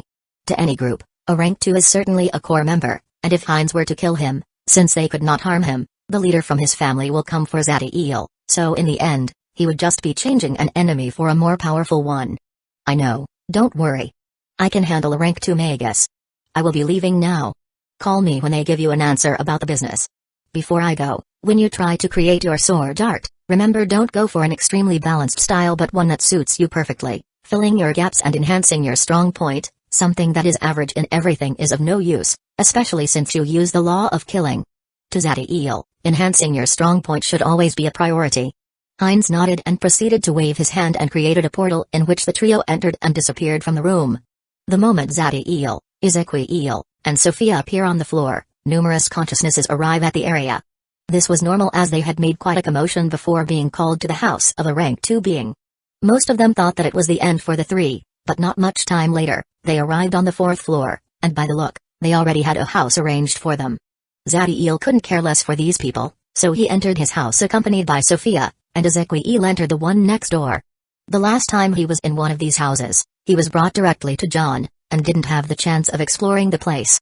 The design was simple and efficient. There was a dinner area, a place to sleep and 2 laboratories, together with a zone meant for testing spells, almost identical to the one in the house for an apprentice, but there was a big difference, and this was the presence of a podium in one room with a formation in the ground. This podium worked as a catalog for the things accessible in the tower that includes magical material and meat from powerful life forms. By using the formation you could deposit the magic crystal and make what you bought appear directly here. As Zadiel was assessing the place, he felt a body pressed against his back and a couple of hands started to go through his body, before hearing someone whisper directly into his ear. "It has been a long time since we were alone, shouldn't we enjoy ourselves a little?" The seduction in Sophia's voice was evident as she pressed her body harder against Zadiel's, and her hand reached some sensitive areas. Zadiel was greatly aroused as he turned around and without a word, he removed her clothes exposing her body that could arouse desire in any being, before pressing her against the wall. During the entire day, moans of pleasure could be heard through the house. Chapter 66, Supreme Skill from Hard Work. Zadiel was in his laboratory and was deciding which runes will be the first he will sell to the Empire. Since the objective was making vast amounts of wealth, he needs them to be those that can be used by most of the rank 1 and 2 beings, with few restrictions for the user, and that was not present for the moment in the market. Artificial Intelligence Chip, show me the most profitable runes in my memories and make sure that there is at least some notion of them appearing previously in the Magi world. Also, they need to be hard enough to push my abilities as a rank 1 rune master to the limit. Zadiel knows that if he started to show some unheard runes, it would raise suspicion since technically, he had never left the world. Still, if they were mentioned in the history, even if it was just some words about them, he could just say that they were found in some ruins or ancient laboratories. As for the difficulty part, he was going to try to achieve something as he works on these runes, and if they don't present a challenge, it will not work. BIP. Going through the runes in the database that fulfill host requests. Search done. Displaying runes. Echolocalization, high rank 1 rune. It allows the user to scan his surroundings by generating a high-frequency sound that will impact on the objects. This rune's principal function is not the generation of the sound but the interpretation of intensity, time, and frequency according to the spatial position of the object that generates it. Its advantage over the use of the consciousness is that the possibility of the target detecting it is lesser, and the range is higher. Hunter's Mark, middle rank 1 rune. It allows you to put a mark on a target without this one knowing. Your target must be within 10 meters from you to plant the mark. Once marked, you will know the target's specific position as long they are less than 200 kilometers from you. If it is used on a rank 2 being, the probability of the target detecting the runes is high due to the unique characteristics of their consciousness. Magic Shield, peak rank 1 rune. This rune must be charged before it can be used. The charging period takes around an hour for a master rank 1 being and lasts a week. Once charged, this rune can release all the energy saved to generate an invisible barrier of magic force that can withstand between 80 and 100 degrees of damage. Due to the spontaneous and high degree of energy that runs through this rune when activated, it can be recharged post-use between 3 to 5 times before becoming obsolete. All of those runes will sell pretty well as their uses are plenty, especially the Magic Shield since it is practically another life. Since they will need to buy it more than one time, the profits of it will be very high. As for the difficulty of these runes, it is high enough that even those genius rank 1 rune master will find it challenging to create. Zadiel was satisfied with these runes. So he went to the podium and used it to buy the necessary material to create them, along with leather from powerful creatures. The leather will be used to inscribe the runes. He will use special ones, making the decline in the efficiency diminish as much as possible. Although in Eric's ring, there were many magic crystals, since it was practically the wealth the Magus gathered during hundreds of years, once he ended up buying the materials, he was almost broke, as the amount he needed to drain was immense. Without wasting time, he heads to his laboratory and prepares to work. But Zadiel did not begin immediately, he meditated during an entire day before starting. As always, the first part of rune creation was processing the material. Although this was a purely practical task and anyone could do it, it was essential, as the quality of the work will affect the result. If the job is done mediocrely, you run the risk of creating something without even 50% of the real power. If it was made correctly, then the finished product could be even better than the optimal one described in the diagram. Zadiel's work was flawless like always, with excellent precision and never taking 1 second less or more than the time needed as he processed the material. After a batch of materials was finished, the inscribing began. With the chip's help, he was able to generate even the smallest part of the runes with almost nanometric precision. His hand moved steady and without stopping even once until the work was done. When he finished, what was left in front of him was a piece of beast skin with a beautiful glowing rune inscribed on it. It made those who see it feel that the natural energy of the world was dancing around it. Without a moment of pause, he starts to work on the next rune, with the same amazing abilities. Once a rune was finished, he began immediately with the next one. Every time he did, it took him a little less time, and the finished work was a bit better than the previous one. What Zadiel was doing was perfecting his abilities as a rank 1 rune master. Since he didn't have a pressing task and was able to get enough material in his hands for a long session of work, he could finally focus his entire mind on it and try and achieve the Kung Fu of rank 1 rune master. Kung Fu was an ancient word that Zadiel had heard in his first life. It was incorrectly associated with some types of martial arts when, in reality, it was much more profound and covered all kinds of skills. Kung Fu means supreme skill from hard work. Anyone that has mastered something can have Kung Fu. As Zadiel worked, the quote from a great sage came to his head. Practice. Preparation. Endless repetition. Until your mind is weary, and your bones ache. Until you're too tired to sweat, too wasted to breathe. That is the way, the only way one acquires Kung Fu. He worked until his vision began to blur due to the exhaustion and his hands shaken, only then he stopped, but didn't leave, as he just sits to meditate right where he was. After a couple of hours, when he was in peak condition, he took some food from his ring, and after eating it, he started to work again. His action could be resumed into 3 simple words: start, finish, repeat. Sophia came from time to time to watch him. But seeing his concentration, she didn't dare disturb him, waiting for him to meditate before removing the waste that his work created and letting him continue. Zadiel's objective was simple: he will achieve Kung Fu of rank 1 rune master, making his path in the future a smooth and powerful one. As he continued, the days started to pass. However, he remained still, not moving from where he was, doing the same thing day after day. Each time he finished one rune, it was more impeccable than the previous one. On the 3rd day of work, Heinz came to his house to inform him that 2 members of the Empire had came to establish the business contract. Sophia received and took him to Zadiel. Seeing the focus he was displaying, Heinz did not disturb him and told Sophia to contact him when he finished. As the runes accumulated, Zadiel reached a point where he entered a trance. His movements started to become automatic without even the need to think, just performing them. It became a natural reaction to his body, just like breathing. It was on this, the 9th day, that he entered this state, and he achieved the Kung Fu of rank 1 rune master. From this point on, every time he creates a rank 1 rune, the process will become so natural to him that it will be almost instinctive. Zadiel was so focused on his work that he didn't realize this and continued inscribing runes. It was only at the end of the 10th day when the materials were finished that he stopped and lay down in the ground to sleep. Chapter 67. Are these good enough? Zadiel was sleeping in his bed, and his head was resting on Sophia's lap. She had brought him here when she found him sleeping in the ground. Sophia was looking at Zadiel's sleeping face. In her eyes, you could see untainted love and devotion accompanied by a beautiful smile as she caresses his hair and plays with his face, occasionally pricking his cheeks, making her giggle. Your face is so handsome when you're sleeping. Sophia had always found Zadiel attractive. Still, when he is awake, his expression is always focused and alert, even when he is making a joke that was still present. Yet, now he was so calm that his charm was released entirely. As Sophia continues looking at him, she starts to chuckle. A mischievous smile rose on her face as some dark ink appeared on her finger and was going to drop on Zadiel's face.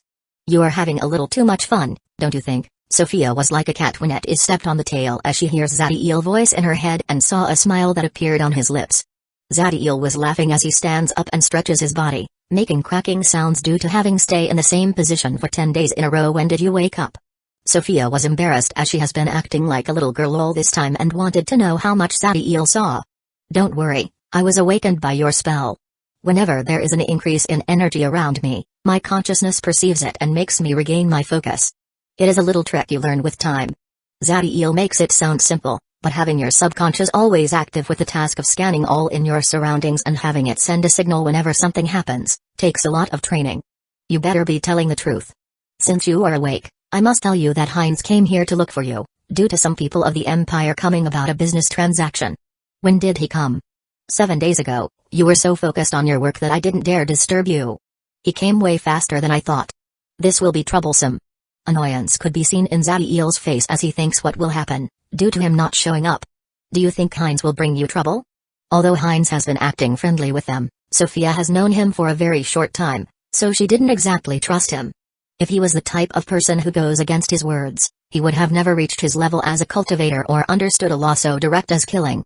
So he really sees me as some type of brother, and of course, he wouldn't bother me for something so insignificant as a couple of days of wait. The problem comes from the people that came from the Empire. Zadiel knows that most people who are part of a powerful organization see themselves as someone better than the rest, even if they are weak.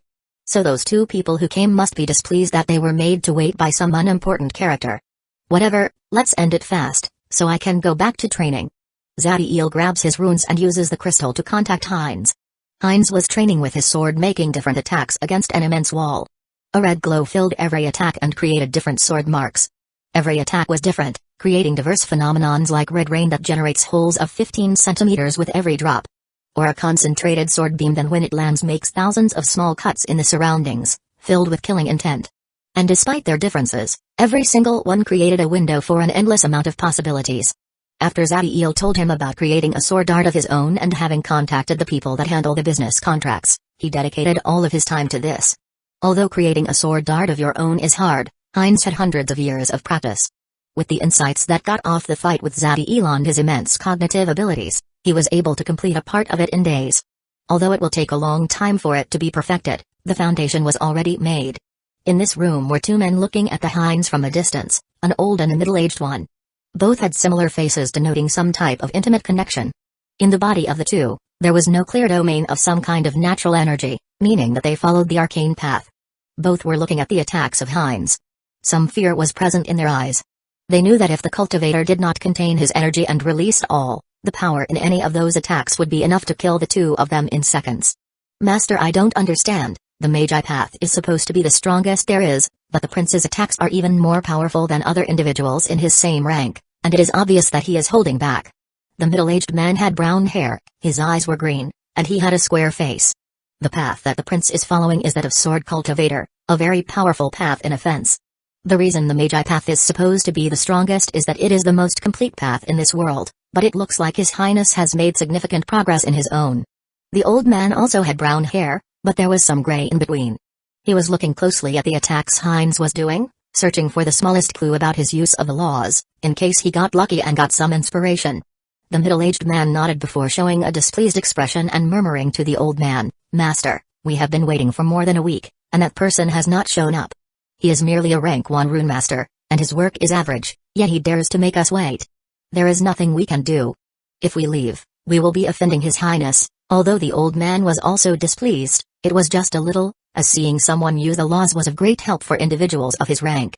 Both men were important people that handled business related to runes through the Empire. Usually, they will not supervise a contract with a rank 1 rune master.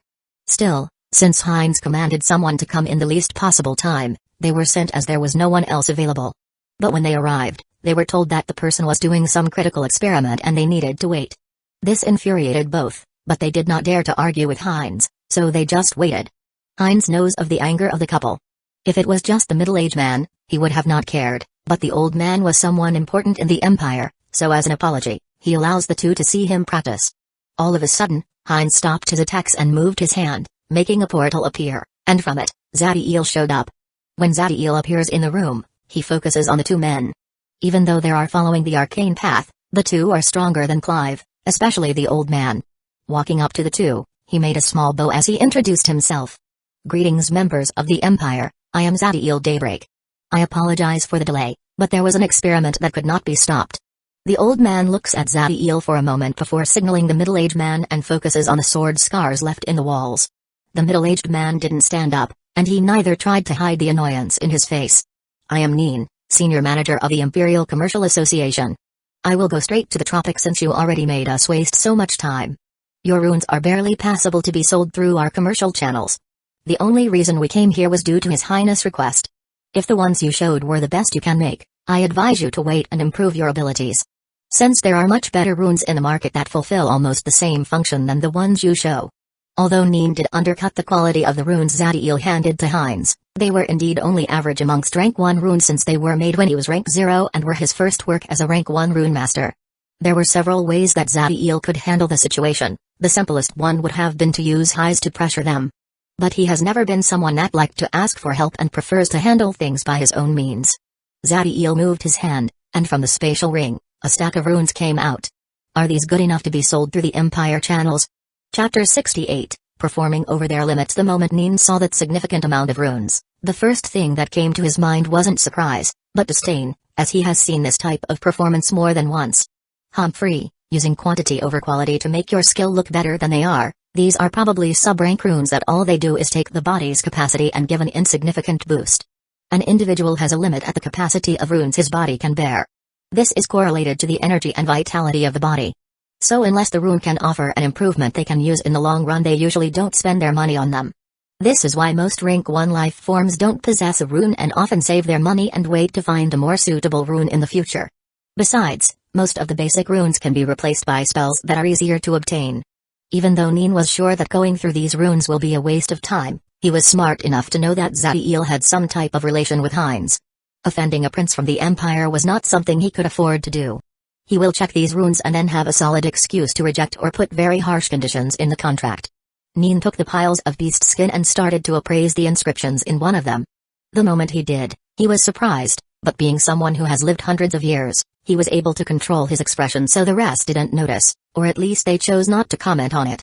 These runes are not mere low-grade rank 1 runes, the inscription that all of them carry is very complicated, and there is not a single mistake in any of them. The precision and control needed to do this are impressive. Although he could not know the effect of the runes by just looking at them, Neen was a rank 1 rune master. He was approaching the level of rank 2, so he was able to detect the general rank of the work that Zadiel did. For the first time since he enters the room, Neen gives a detailed look at Zadiel. The amount of energy in his body is between advanced and master level of rank 1, so if he made these, his talent is impressive. Neen went back to the runes. This time carefully organizing them before he started to go from 1-on-1, to see if the same quality was in all or there were some inferior ones in between. The old man had all of his focus in the red glow that was left in the sword marks and had not paid any attention to the runes that Zadiel left. Still, when he noticed the change in Neen's attitude and the care he was giving his work, he became intrigued. Especially when he saw the surprise in the middle-aged man so much that he was not even bothering in hiding it anymore, as he was reaching the runes at the end that were different from the rest. There were only 3 types of runes in that stack, but the quality varied, especially the ones at the end, that were made on the 9th and 10th day. The old man moved his hand, and 3 runes at the end moved by themselves and reached his palm, and as he judged them, his eyes narrowed before he looked at Zadiel. What is the name of these runes? Although the old man's voice was indifferent, it carried great pressure that will make any rank 1 quiver. They are a colocalization, hunter's mark, and magic shield. Zadiel remained calm without fear as he stared back at the old man. The old man was a little surprised by Zadiel's composure, but after hearing the names, he focused on the runes again. He took a strange orb from his spatial ring and put a rune over it before filling it with energy. When the orb appears, Hines and Neen concentrate on it, waiting for the result to happen. The orb started to glow, and the rune began to float over it as a small hologram of a humanoid appeared. A strange tattoo starts to generate over the man, beginning in his throat, extending to the back of his ears. The humanoid roared, and no sound came out. In the hologram, you could see how a sound wave was generated, expanding with the man at the center, before returning. The runes in the back of the ears started to glow. The hologram ended, and a screen with the information describing the effect of the rune appeared. The old man's face was severe, and without wasting time, he took the next rune and put it above the orb replacing the previous one. Another hologram appears, but this time 2 humanoids were shown. On the first, a tattoo appeared on his arm, the man activated the rune. In the second humanoid, an invisible dot was sticking.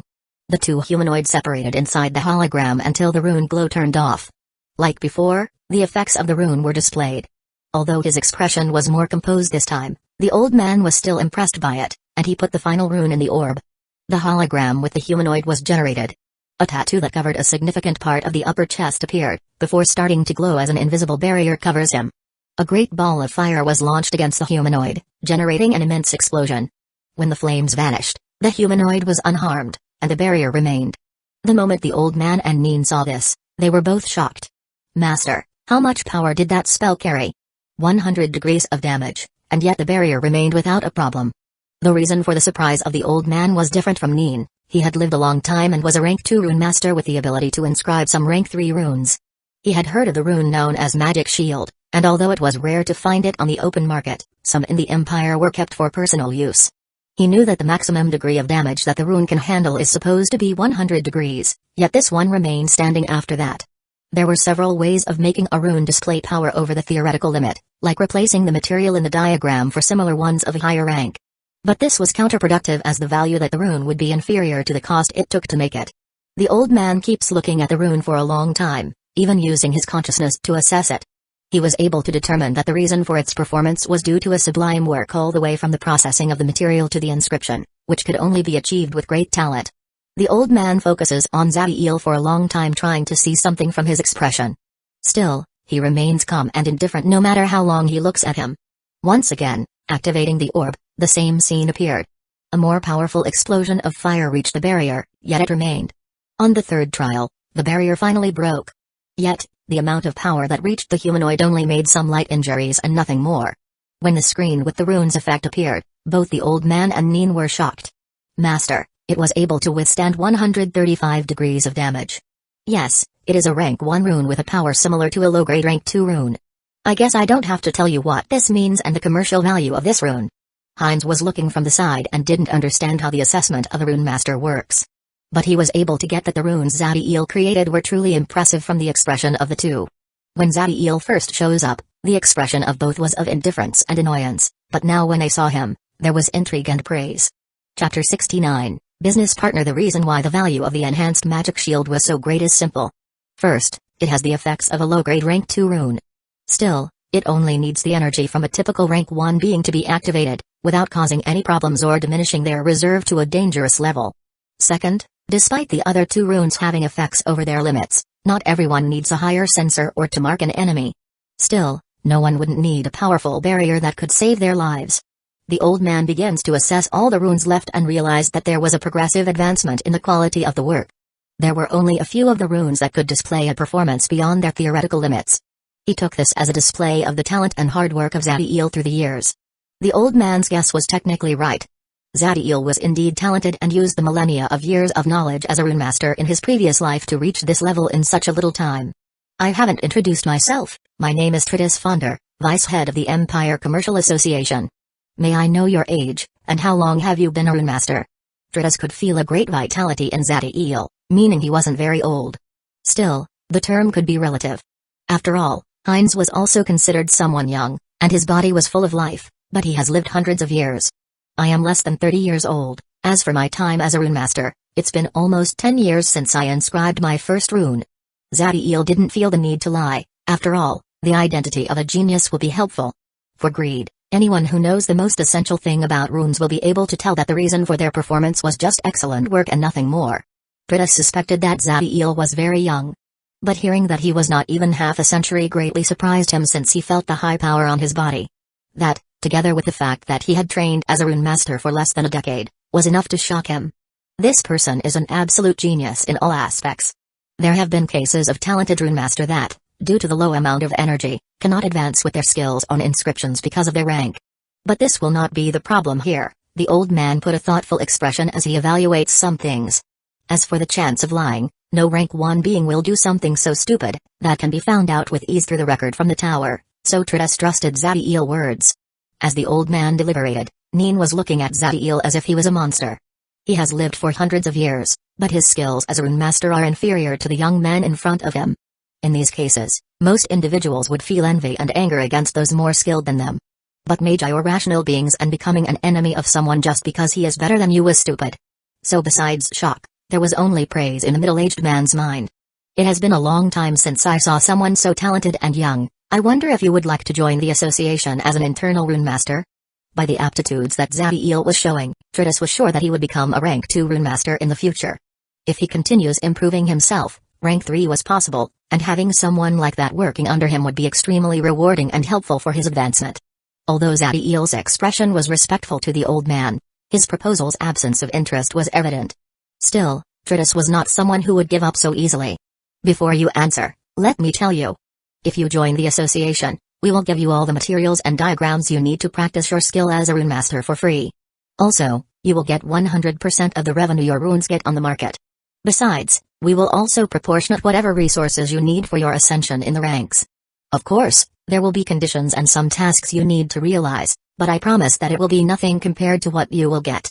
The proposition that Tritus was offering was something anyone would want. Practically they give you all the things you need to enhance your abilities as rune master and your power. Also, you will get a background that will protect you and ensure your safety. Despite all that, Zadiel wasn't interested. Even though the deal sounds impressive, it will surely connect him to the Empire, thus making him a center of attention of influential individuals due to his consistently extraordinary skills and will restrict his actions. Of course, he could be with them for the time being and leave them in the future, but he was sure that those connections would not break so easily, as no one would let a genius escape his grasp. I thank Lord for his compliment and greatly appreciate his offer. But I don't have the desire to join any type of power for the time being, and would like to remain a simple member of the Empire. Zadiel's words were simple but also hinted that it was not just with the Empire that he didn't want to create a connection, but any organization. I see, although it is disappointing, I will not press the subject since you strike me as someone who doesn't change his mind easily. Since we're not going to be part of the same organization, I hope that we can create a profitable business relationship. Although it was not what he wanted, having a connection with a genius was always helpful, so the attitude of Tritus was amicable. You have handed 65 runes, divided into 3 different types, with 2 groups of 25 of Echolocalization and Hunter's Mark, and a group of 15 of Magic Shield. Runes that have an effect close to their theoretical power or not too great of a difference will be sold with a market value according to their ranks. As for those runes that perform over their limits, for the first 2, they will be sold at 1.5 their original price, and the last will be sold at 2.5. Usually, the commission we charge for allowing an external individual to use our commercial channels is 15%. When he reached this part, Tritus saw that Heinz signaled with his eyes and the old man nodded, but this time, we will charge just 8% since you're a member of His Highness group.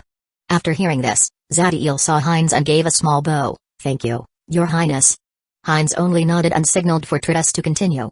To all rune master that wish to generate business transactions with the Empire, there is a clause in the contract that allows us to commission them to create a rune of our election, 2 times a year. The difficulty for the rune will be according to your rank as a rune master. We will provide the diagram and 3 sets of materials. If, after those 3 sets, you still haven't created the rune, you will have to use your money until you manage to do it. There are the main conditions of the contract. Do you have a problem with any of them? Tritus' expertise in this field was evident as he explained all the aspects of the contract with clarity. I have none, but can 50% of the revenue be transformed into high-energy food instead of magic crystals?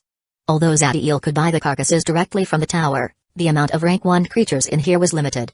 It will be more practical getting them from the Empire right away. This type of request was not uncommon as most individuals do not really need magic crystals, and what they want is resources for experiments or to be used in their path techniques. Tritus nodded without much thought, taking a contract from his ring and making some alterations before handing it to Zadiel. Here is the contract. There are a large number of clauses that include all types of situations. I have changed the part of the revenue to be divided into high-energy food and magic crystal equally. Feel free to revise it. Zadiel took the contract and began reading it. All the points Tritus mentioned were there, and in essence, it says that he will create a purely business transaction with the Empire. This will bring no help whatsoever to him, besides selling his runes. But thanks to that, he will be able to break that relation whenever he wants, without repercussion of any kind. After signing it, he returned it to the old man who took 2 crystals. With one he scanned the contract and the other handed it to Zadiel. With this crystal, you will be able to see when your runes are sold and how much stock of them remains on the market. Also, it will allow you to contact us to deliver more runes. If 75% of your runes have not been sold yet, we can refuse to take more from you, and when at least 30% is sold, you can request your payment. That is all. Do you have any questions? No, thank you for your help. Zadiel gave a small bow to the 2. Before they were acting with arrogance, but now since they were showing him respect, he would reciprocate. There is no need for our young friend to thank us, it is our job. Your Highness, we have been here a long time already, we must leave. Tritus and Neen say their farewell to Zadiel and Heinz, before the last created a portal in which they disappeared. Now that they were alone, Heinz's attitude changed to a more relaxed one as he came to Zadiel and patted him on the shoulder as he laughed. I knew my brother was talented, but not to the level that you could make those two forget the fact that you made them wait 7 days. You never cease to amaze me. The reason why Heinz was acting differently before, was because letting others know that he has some type of relation with Zadiel was fine, as he could just say he was his subordinate. Still, if he shows a genuine connection, it will be dangerous, as the inner schemes from the Empire were always present. The cultivator was not someone so naive to let others find out his soft spots. There are very few things in the universe that with the right knowledge, and the power to apply can't be done. Anyway, since I am here, should we practice? Zadiel was happy to finish with this. It will allow him to focus his mind on enhancing his power and not bother with resources and feel in the mood for some training. Haha, you don't have to ask me twice. Chapter 70. Path to Rank 2. In one of his house's rooms meant for training where the concentration of the natural energy was the greatest, Zadiel was meditating. Every fixed time, he would take from his spatial ring a cube of meat and devour it. The moment it reached his stomach, it was immediately converted into pure energy that flooded his body. It has been 5 months since he signed the contract with Tritus to sell his runes through the Empire. They were really successful because even though he was a new rune master that no one has heard about, the reputation of the association was excellent. People know that they would not sell mediocre products, so after hearing the effects of the runes, they were sold at an impressive rate. A month ago, his runes were completely sold out, and he had to create another batch. This time the number of runes that were able to perform beyond their limits was almost a third, greatly impressing the rank 0 rune master that came to take them. With the wealth he obtained, he divided the food and magic crystals into 4. Giving a quarter to Sophia and Ezequiel for their experiment and enhancement in power, leaving 35% for him and saving the rest for the kobolds. Although those cubes don't look tasty and appear just like compressed meat, the reality was that the taste and energy inside were impressive since it was entirely made from rank 1 creatures. They were made from carcasses that the Empire bought or creatures that they raise as livestock. A rank 1 magus would take a day to digest, but to a neo-demon, barely an hour was needed before they could consume another.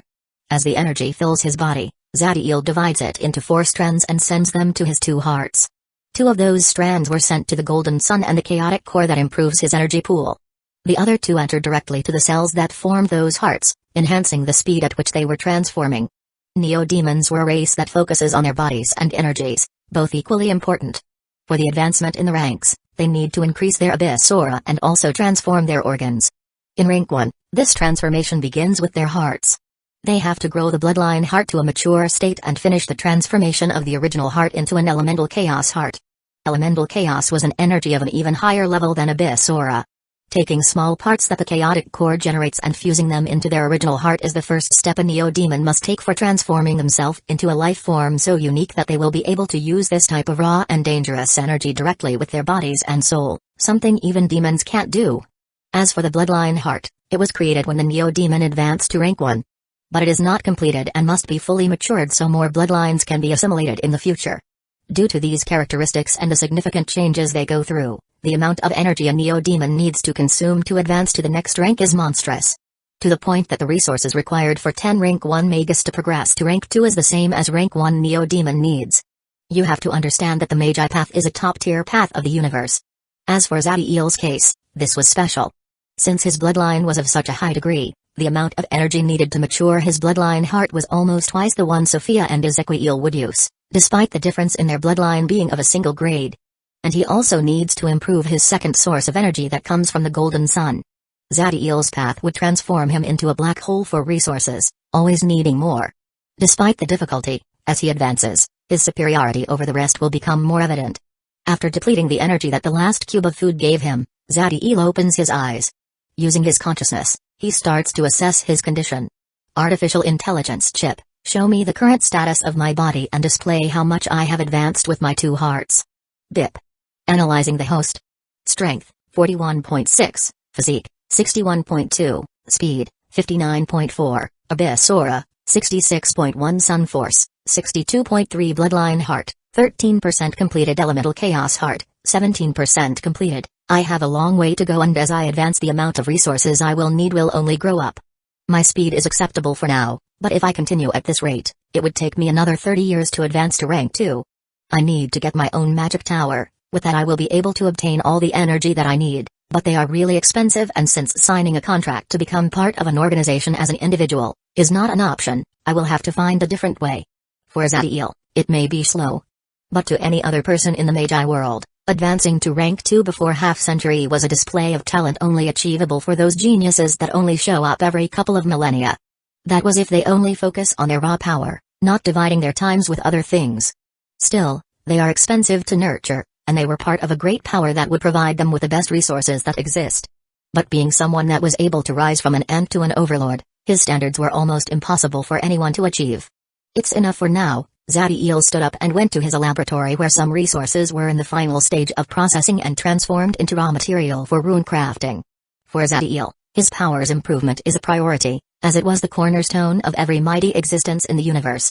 After all, no matter how good you are in rune crafting, if someone is powerful enough, they could just take it from you.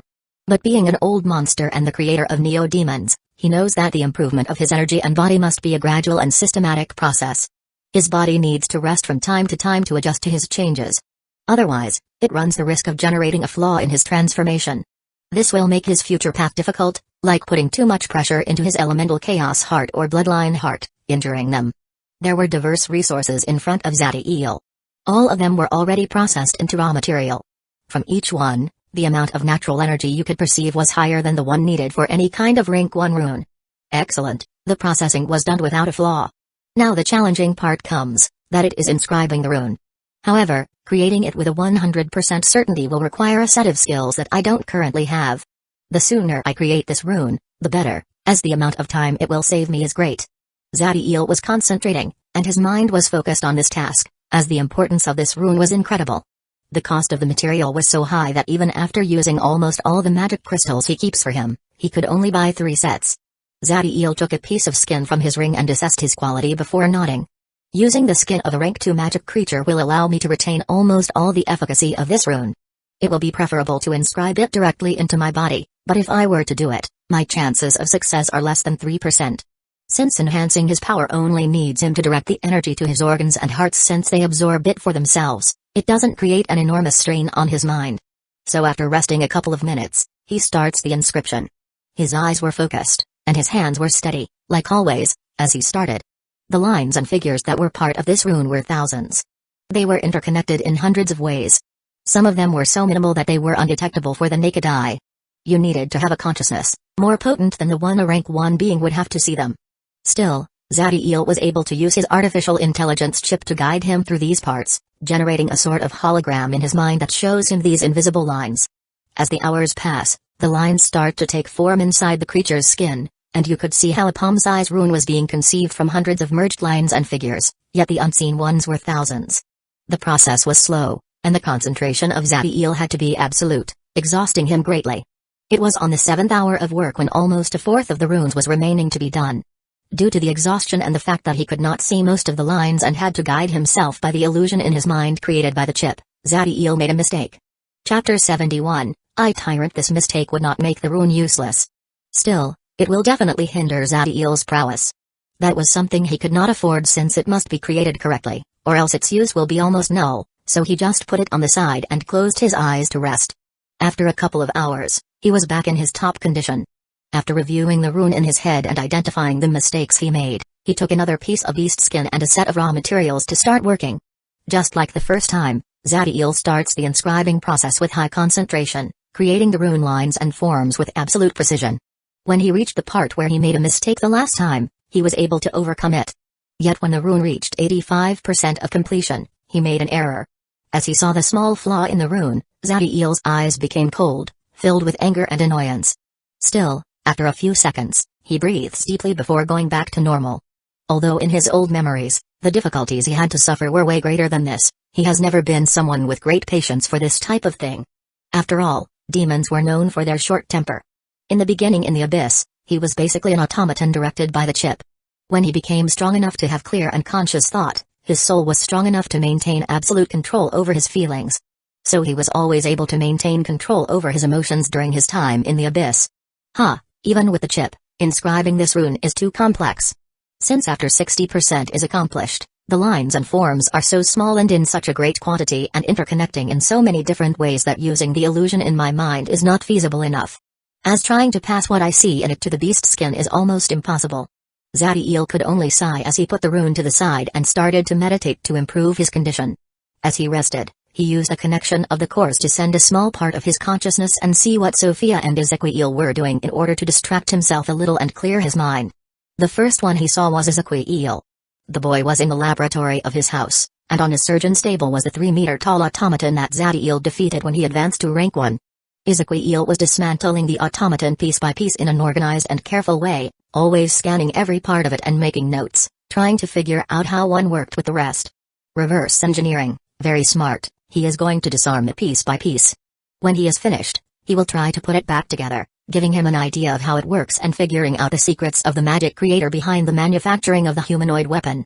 By the annotation and conjectures he is making, I can take that he is advancing at a frightening speed. This must be the famous wisdom and intelligence that made Storm Titan so remarkable. That plus his hard work will make his abilities as a magic creator equal to mine as Rune Master. Zadiel was truly happy for the boy. After all, the strongest he becomes, the greater the help he would be able to provide to him and the rest of the race. Having seen enough, he was going to check on Sophia next, but became a little hesitant, as the woman had warned him that he must notify her when he wants to see her. The moment his consciousness reaches her, he realizes the reason for the secrecy, and Zadiel didn't know whether to laugh or cry.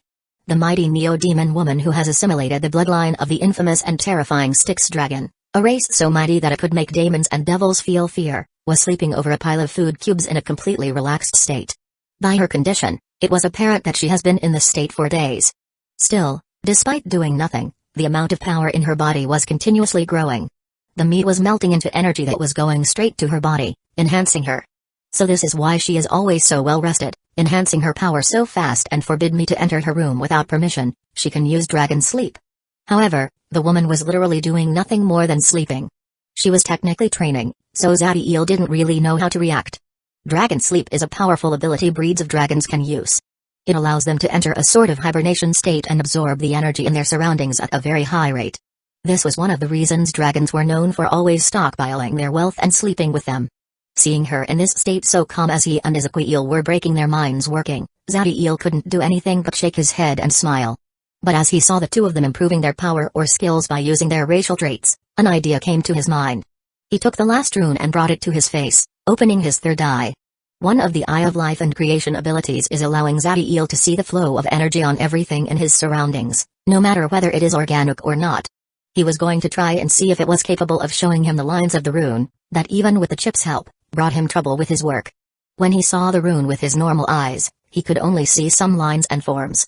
But now, the palm-size rune illuminated as if it was the starry sky, showing him all the things he could not see before.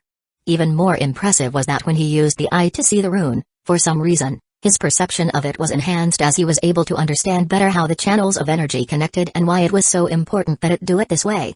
Ha ha ha, this is awesome. Let's see if this goddamn rune continues eluding me. With a smile on his face, Zadiel took another piece of beast skin and started inscribing.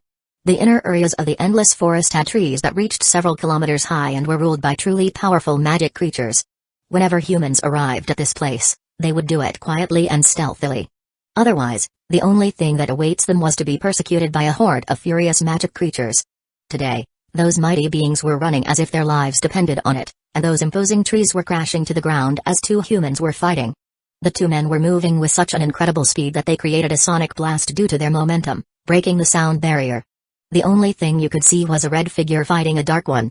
The power they released was so great that they altered the landscape, destroying mountains and creating crevices so deep that you could not see the end. Even when the spell vanished, the area was flooded with a type of energy that corroded everything in its reach. They were generating such significant collateral damage that hundreds of meters around them, everything was being destroyed. Sword Oblivion. The red figure made his energy burst. From his sword, an arc of energy 100 meters long came crashing against his enemy. The dark figure saw this attack, and his eyes filled with shock as he felt the power that it carried. The sensation he got from it was like it wanted to erase or kill his existence, forcing him to immediately make his energy burst and launch a spell. Underworld Hand. A cadaveric hand almost the same size that the humongous sword energy was materialized, and surrounding it was dark and cold energy that made all the living beings in a radius of a kilometer wither. The cadaveric hand reached for the sword energy and grabbed it, trying to compress and destroy it. But the sword energy was so potent that it made the bones start to shatter. In the end, both attacks nullified each other, generating an explosion that destroyed everything in a radius of 500 meters. After the explosion, neither one of the men continued fighting. They remained still, with a safe distance between them, showing their appearance. The man with the red glow was young and carried a black sword filled with all sorts of inscriptions. This weapon gave an aura that gives the impression it was used to kill millions of individuals. In his arms, some runes were inscribed, which made his extremities look like they were made of pure blood. As for the dark figure, it was an old man of 2 meters high, and he was bald. His face was common except for the fact that 2 extra eyes were on his forehead. These eyes were smaller than regular ones and, for some reason, matched perfectly with the man, adding a certain charm to his face. From those 2 extra eyes, if you were strong enough, you could feel the laws of death and a vast amount of negative natural energy concentration in them. Heinz, since when the princes of the empire have become so shameless to try and steal what rightfully belongs to others? I found this mineral deposit first, and everything inside should belong only to me, Sebastian, a night tyrant. The face of the old man was filled with anger, but behind that was a small amount of fear. We are in the same rank, but I have been at this level for hundreds of years already, enhancing my power greatly over time. Yet in our confrontation, this sword cultivator had the upper hand during the entire battle. Humphrey, I don't care for your excuses. You are a long way from the dynasty. When you crossed the borders of the empire, you were obligated to inform us of your arrival, as any individual of our rank must do when reaching foreign land. Since you failed to do that, it is my right to take everything here with me. Heinz's eyes were cold, and his body exuded killing intent as he looked at the old man. Heinz would really like to kill the old man and take everything for himself. Although he was more powerful than the enemy, all those at this rank have life-saving tricks, so he needed to opt for another way of handling this. Chapter 72, Expedition Zadiel was in his laboratory working. These past few days, he has spent all of his time making rank 1 runes, only leaving this place every few days to sleep. Besides him, there was a pyramid made from cubes of food that, from time to time, floated to his mouth for him to eat them, but even when he did that, he didn't stop working. The thing that will raise interest in anyone who sees this is that even as he eats, all of his concentration remains on the runes. It was like if 2 people were controlling a body. The first had domain over his eyes and hands, focusing all of his attention in rune crafting, and the second controlling his mouth and digestive system, monitoring the energy inside Zadiel.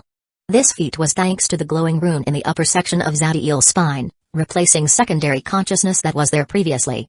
This was the rune that he only was able to create thanks to the help of the Eye of Life and Creation, and it was called Mind Mirror. Mind Mirror is a middle rank 2 rune. It works by enhancing your cognitive abilities by a factor of 2 and letting you split your mind and focus on 2 different tasks simultaneously. What Zadiel was doing was using one mind to concentrate completely on rune crafting. The other was manipulating his digestive system, directing the energy that was generated to his hearts. Neo-demon use Abyssal as a source of energy, and their bodies have great vitality. But the power necessary to use a rank 2 rune constantly was huge. Zadiel was not even close to the peak of rank 1, so he had to focus almost all the energy coming from his bloodline heart. A significant part of the energy from the original heart was to use it, keeping the rest for inscribing runes. This was only because his reservoir was higher than any other rank 1, even those of the Neo-demon race. By doing this, Zadiel would not have to decide how much of his time to inscribe and will be able to enhance his power and improve his skill as a rune master simultaneously. When he was about to finish a rune, he received a message from Heinz, the crystal from the tower. After completing his work, he took the crystal and checked the message. It appears that Heinz had some good news for him, and was calling him to his room. Since he had had nothing urgent to do, Zadiel eats a cube and calls the sword cultivator. In the room with a wall full of swords and another full of lacerations, Heinz was resting. On his body were some open wounds. Although they were shallow, there was a dark glow surrounding them. It was stopping the regeneration abilities of the cultivator from healing his body. This wound was caused by attacks that had the laws of death on them, and Heinz was using his own energy to purge it from his body. Although purely in offensive terms, the law of killing is more potent than the law of death. The law of death had a connection with decaying, rot and the withering of life. So it was very persistent once it latched on a living being, but thanks to Heinz's power, in a couple of hours, he will be able to erase it. When the last of the dark glow vanished from his body, Heinz received a message and stood up to create a portal, from which Zadiel came out. Brother, I have some good news. An expedition party will be sent to the inner area of the Endless Forest. The task is to extract metal from a cave found in that place. Due to the special condition of the mineral, only those at rank 1 and above can touch it safely, so I wondered if you would want to form part of it. As a show of gratitude for the help you have provided me with my sword training, you will retain everything you earn in that place, unlike all the others that will only get a percentage. It was thanks to the help from Zadiel that he was able to dominate his opponent in the battle for the cave, so Heinz wanted to repay him with this. Although Heinz had enough wealth and it would be simple for him to give something to Zadiel, he thought that doing something like that will harm their relationship. So giving him a spot for a task in which he will be able to get his own wealth, will be perfect? Thank you. But I need more information about this expedition, like the power of the people who would be going and the possible enemies that we will face before making a decision. After all, the inner area of the Endless Forest is a dangerous place. Despite Zadiel needing enormous wealth to create his magic tower, he would not take an expedition to anywhere lightly, especially to a place where rank 3 magic creatures could be found. Heinz was not in surprise that Zadiel asked for more information. On the contrary, if he had said yes immediately, letting greed cloud his judgment, he would have found it weird and stupid. After all, even he would need to be cautious in some places of the Endless Forest, much less a rank 1. I assume you will ask. As you may know, the Endless Forest works as a natural barrier between the lands under the jurisdiction of the Eterim Empire and the Ai Dynasty. The individual who found the cave with the mineral vein is an Ai tyrant from Dynasty. Normally those who found a place with great wealth in the Endless Forest could reclaim them for the power they are part of. Still, since he entered our land without informing us before, I was able to get that place in dispute. The two powers have decided to send groups of equal power to the place and extract the mineral together, making it a competition, letting the more powerful and faster group to get the most of the mineral. Zadiel was not surprised at this type of arrangement to be done. After all, great powers rarely go to war for resources. Instead, they chose to engage in this type of competition instead of starting a conflict. After all, when a dispute begins, it is almost impossible to know for sure to what extent it will grow and who the winner will be, especially with those waiting in the darkness to take advantage from the weakened parties. How many members will this expedition have, and which rank of power will they own? And when will it start? The group sent by the Empire will have 1 rank 3, 5 rank 2 and 20 rank 1. The rank 3 Magus will be the one in charge of protecting the rest from the powerful magic creatures that round the area. Those at rank 2 and 1 will be the main force in extracting the mineral and battling against the members from the dynasty. I must warn you, although it will be mostly those of the same rank fighting against each other, it could happen that a rank 2 going against those weaker than him. Still, our rank 3 and Narai King are forbidden to enter the fight, so you will not have to worry about them. When he reached this part, Heinz made a pause and looked at Zadiel. Most of the rank 1 who hear they may have to fight a rank 2 will show hesitation, but in Zadiel's face, he didn't see any change. As expected from someone who makes me feel respect. Nodding at the attitude of Zadiel, Heinz continues, the expedition will leave in 4 years for the cave. This time will be used to select the ones who will go and make some arrangements in the area. Since it was thanks to me that the Empire got this opportunity, I will select 1 rank 2 and 8 rank 1 for the expedition. Heinz gives a general idea of how this competition will go and its dangers. When I reach the peak of rank 1, I should have enough power to kill a novice rank 2 Magus, but in 4 years, just reaching 50% of the transformation of my hearts will be the most I can do. I may be able to enhance my power with some potent runes, and in the worst case, I will just escape with the Mirage Crystal. Zadiel was assessing his options and the danger of the mission. I will go, can you get another 2 spots for me?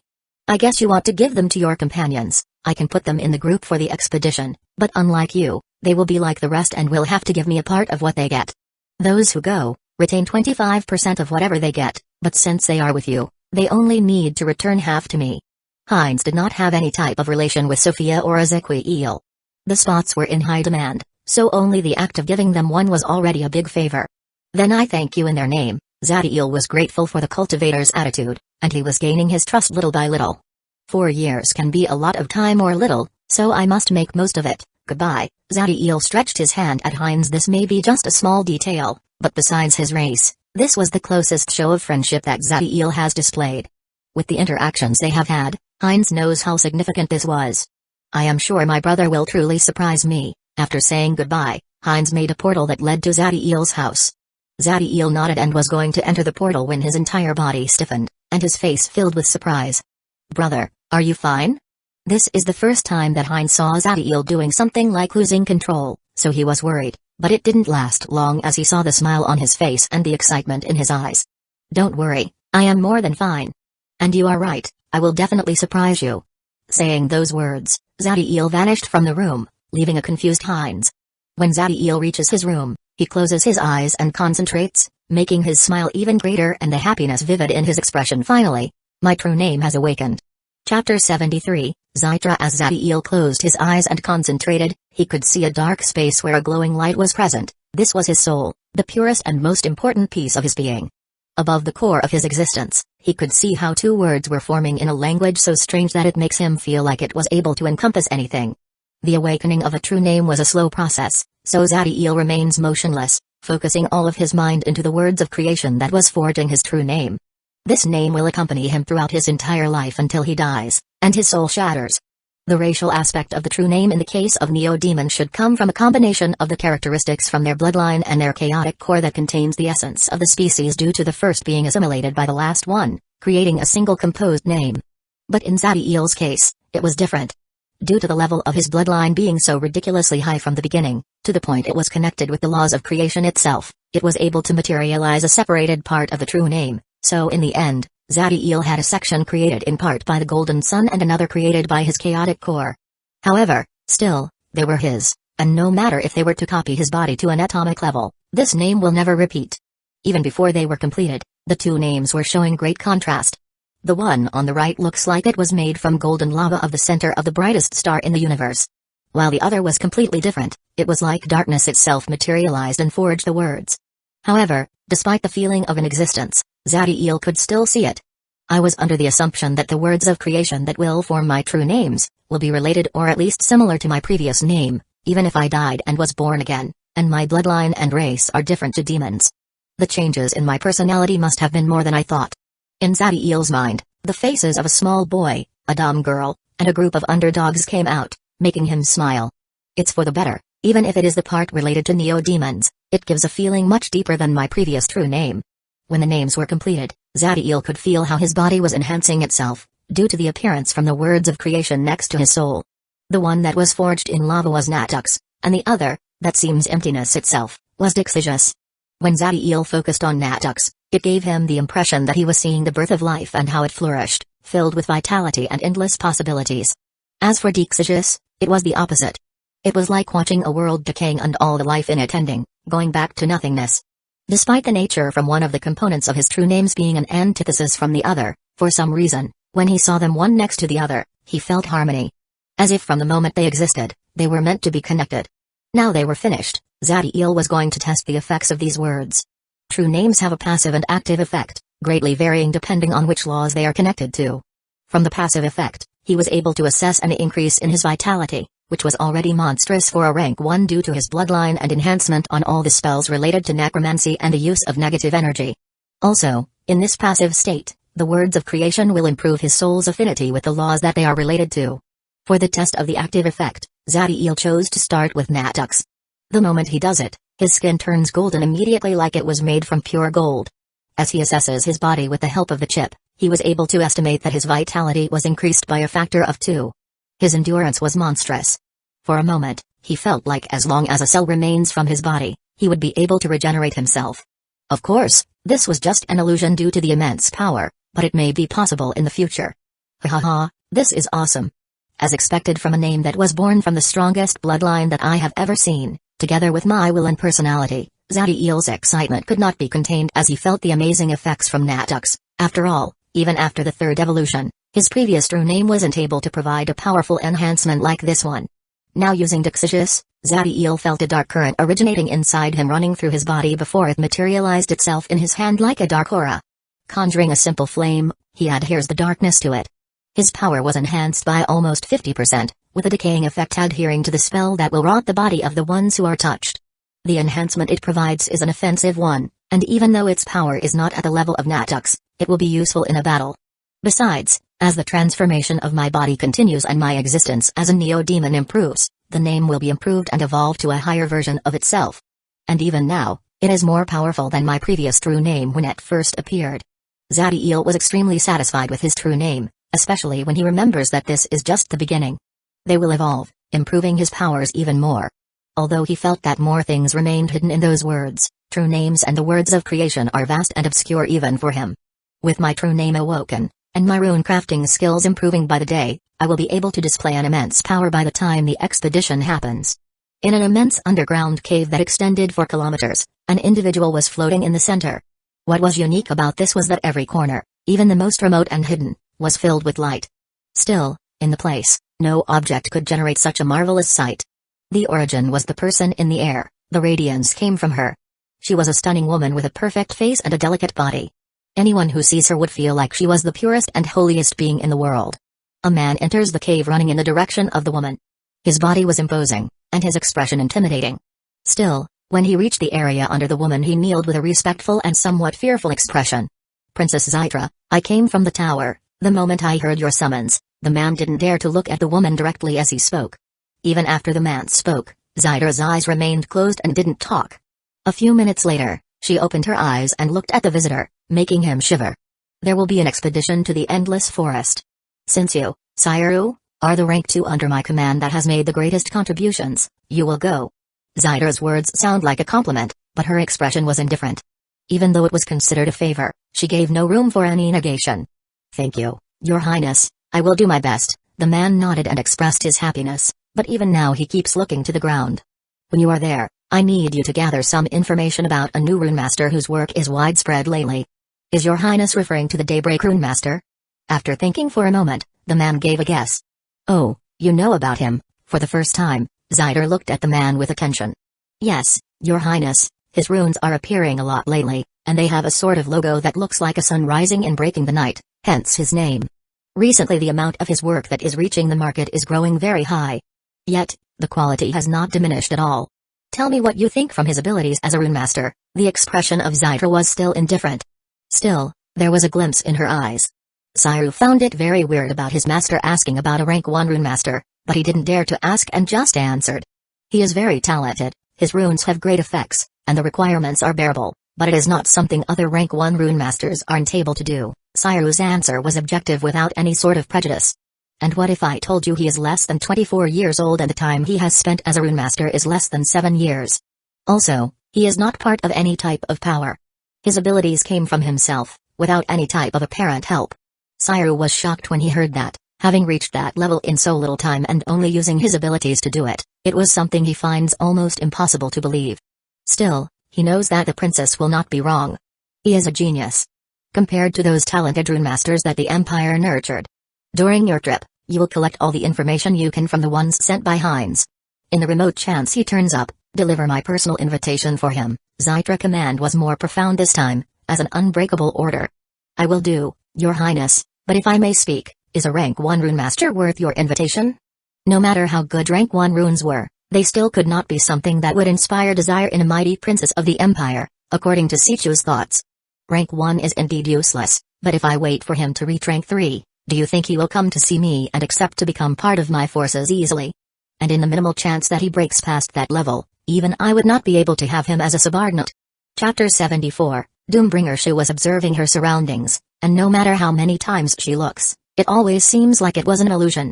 In this beautiful dream, her race that once had to survive every day in danger and famine and now was living happily and improving their power day by day, reaching a level where they could move freely in the world, not afraid of being slaughtered for fun. A place where even those newborns were more powerful than the adults from her memories. Everyone who was of age spent their entire day training, either practicing their spells, martial arts, or increasing their power. Even though they worked to the point of exhaustion, in the face of everyone was a smile and excitement. She understood the reason for their expression. They were weak, and now they were finally given a chance to become strong enough to protect what they cherish. Everybody has significantly changed from what she remembers, having a body that was the vivid description of the master that her race was supposed to serve a long time ago, especially the man that was accompanying her. Although he had changed greatly and the first time she saw him, she could not believe they were the same person. Looking at his eyes, she realized it was the same weak but brave warrior that will burn his soul if it means protecting his race. From the moment she awakens, she hasn't left this place, and they tell her that only the strongest ones were allowed to leave for safety. They inform her that this was an order from the one who brought her back to life and the ancestor of the race she will soon become part of. Personally, she didn't have a problem. As being here with her partner and son was pure bliss, and she didn't need anything else. Her days were relaxed, mostly occupied with a technique. It was supposed to help her improve the power of her blood. Still, there were stressful moments. That was when her partner and son went hunting and didn't reappear for several days, as the idea of losing them for the second time was fearful. Luckily they always returned, unharmed, and brought with them creatures that were once the source of nightmares for her race, but now were reduced to food. What makes her curious at the beginning was the fact that it was not the ones that hunted that got most of the spoil, but those younger and that were in their infant stage. When she asked her partner, he told him it was the will of the ancestor. Everyone understood that he was someone wise who wanted the best for the race, so they all obeyed happily. She has always been curious about the ancestor. After all, it was a person that can bring the dead back to life and transform a cave full of weak kobolds in a land of humanoid dragons with amazing abilities and the talent to reach a level she believed was impossible unless you were born a god. He had appeared once when she was alive, but since it was the first time he showed up, he was considered a threat, and those too weak to fight, like her, were hiding. What is going through your mind? She looks at the origin of the sound and saw an elegant draconic face of a 4-meter-tall man looking at her with warmth and gentleness, as if she was the most precious thing in the world for him, making her heart beat faster as she felt his love, creating a smile on her face. I was just thinking about how much our little tribe has grown and how this place looks like the paradise we could only dream of obtaining, yet now it is a reality. Everything is real. All of it is because we were given a chance to follow the ancestor. He has transformed us into one of his people, a mighty race that can exceed the power of those who once were our master and have us as slaves. So we will accompany him to the abyss itself if it was necessary and extinguish his enemies, even if it means dying to achieve it. Devotion could be seen in Rax's face as he spoke as if it was a creed he believed with all his soul. She was already used to this type of reaction in Rax when they spoke about the ancestor. It wasn't only in him, all the kobolds that have seen him have this same expression. In reality, she is the same. For the person who gave her the opportunity to see her partner and son and give her tribe power and safety, she was willing to give back the life she owns him. You should continue training. So you can be at the peak of rank 0 when you transform into a neo-demon, and your bloodline becomes strong enough. So when you advance to rank 1, if you are lucky, it can be assimilated into a rank 4 directly, and you will not have to split your time enhancing it. As Rax spoke he could not help but find it a little funny, as reaching rank 1 or having a powerful bloodline would be something almost impossible a couple of years ago, yet now it was common. She nodded. Rax has already explained the importance of the atavism technique and the fact that having a powerful bloodline from the beginning will be very helpful but also difficult, as the ones that achieve assimilation with a rank 4 bloodline were only her partner and son. The rest had done it with a rank 3. However, they could enhance it with time and resources. It was easier if she improved to that level before advancing and solidifying the bloodline heart. Her son was able to have a rank 4 bloodline because from the beginning he was born stronger than the rest. As for her partner, he told her that he went through special training with the ancestor that allowed him to reach this level. She closed her eyes and continued her training as she did every day, improving her power and heritage, waiting for the time she will finally transform in the race that makes the dreams of everyone here reality. Rax smiles as he sees the woman focusing on her meditation. When he was going to start with her, he suddenly looked in the direction of the entrance to the cave, before adopting a kneeling position, giving Shu a small pat on the shoulder to get her attention. She opens her eyes, and despite the fact she could not feel anyone, she realizes the atmosphere changed as all the adults and children were kneeling as well, with only the infants making noises and looking with sparkling eyes at the entrance. She hurriedly bent her knees. She saw a man covered in golden light entering the cave and remaining in the air, looking at every kobold with serious but also gentle eyes. Stand up. You are improving greatly, but remember, you are neo-demons, the mightiest and most unique species of the universe. Do not let your current power cloud your judgment. Continue working until you are forced to break your limits. Only when you are able to bend fate itself and earn the title of Doombringer, will you deserve the right to say that you are a champion of our race. But that is not the end. Every single one of you has the capacity to achieve immortality. The only thing stopping you is your will. Tell me, will you follow me to eternity? We will follow the ancestor. Zadiel smiled as he saw the flame in the eyes of the kobolds. He knew that maybe no one would truly achieve eternal life. After all, even he could fall in the path, but having a goal was important. It was true that neo-demons can achieve eternity as long as they continue increasing their powers. They don't have any shackles that deliberately limit them. The kobold continue with their training as Zadiel flies in the direction of Rax, and sees the only one in this place that didn't look like the textbook description of a dragonborn. When Zadiel reached where Rax was, this last one immediately bows as he speaks, "Greeting ancestor, this is my partner Shu. She was able to awaken 6 months after you left." She was nervous as the man who was the absolute leader from the tribe and was able to manipulate death was less than 3 meters from her. Still, when she felt a hand on her shoulder and Sorax looking at her, she calmed down a little. She greets the ancestor, "I thank you for bringing me back from the dead. If you want to thank me, become strong enough so you can follow me to battle." She looked back at Zadiel and nodded, not giving any fancy words, making him smile in satisfaction. Good, I take it that you are going to prove it with actions. As you should know, the transformation will put great pressure on your will. Tell me, do you think that you can withstand it, or you need more time? I can withstand it, Ancestor. Like you did with the rest, Rax helped me by using his primal chaos consciousness to train my mind and will, so I could be ready the moment you arrive. His expression was determined, ready to face what comes next. Excellent, I don't have much time and don't know when I will come back, so we will begin with the transformation immediately. Chapter 75, The Will of the Race. Zadie and Rax were in front of 9 big eggs that were the size of an adult man. Zadie was using his consciousness to investigate the condition of the creatures inside and the chip's abilities for a more detailed inspection. His transformation went without a problem. After making sure the new Neo-Demon had acclimated to her form, Zadie didn't waste time and came to inspect the drones that Tao has created during his time here. As he assessed them, he directed his attention to the small dog sleeping next to the area where the infants reside, with his belly up and his tongue out of his mouth. Seeing the small dog in this position broke Zadie's concentration, making him laugh, but shaking his head, he focused as he spoke to Rax. Did you obey my command and make sure to collect information about Tao's ability to create drones and his changes in this couple of years? One of the reasons why Zadie let Tao here was that he needed a safe place where he could practice his abilities freely. There was someone who could keep an eye on him at all times. Since the small dog enjoys spending all of his time playing with those newborn Neo-Demon, this was a scenario that benefits everyone. Yes, Ancestor, I and a select group were always taking turns so Tao could be watched at all times. By what we were able to collect, the small dog spends most of his time playing and eating normal food. His intelligence seems to be increasing at a slow but steady rate. As for his personality, let's just say he is curious. When Rax reached the last part, on his face a look of frustration and resignation could be seen. When Tao plays with the children, there is no problem. Still, whenever the dog sees something that calls his attention, like someone using a spell that generates light or fire, or they are practicing martial techniques, he always runs to them and starts to meddle and interfere with their training.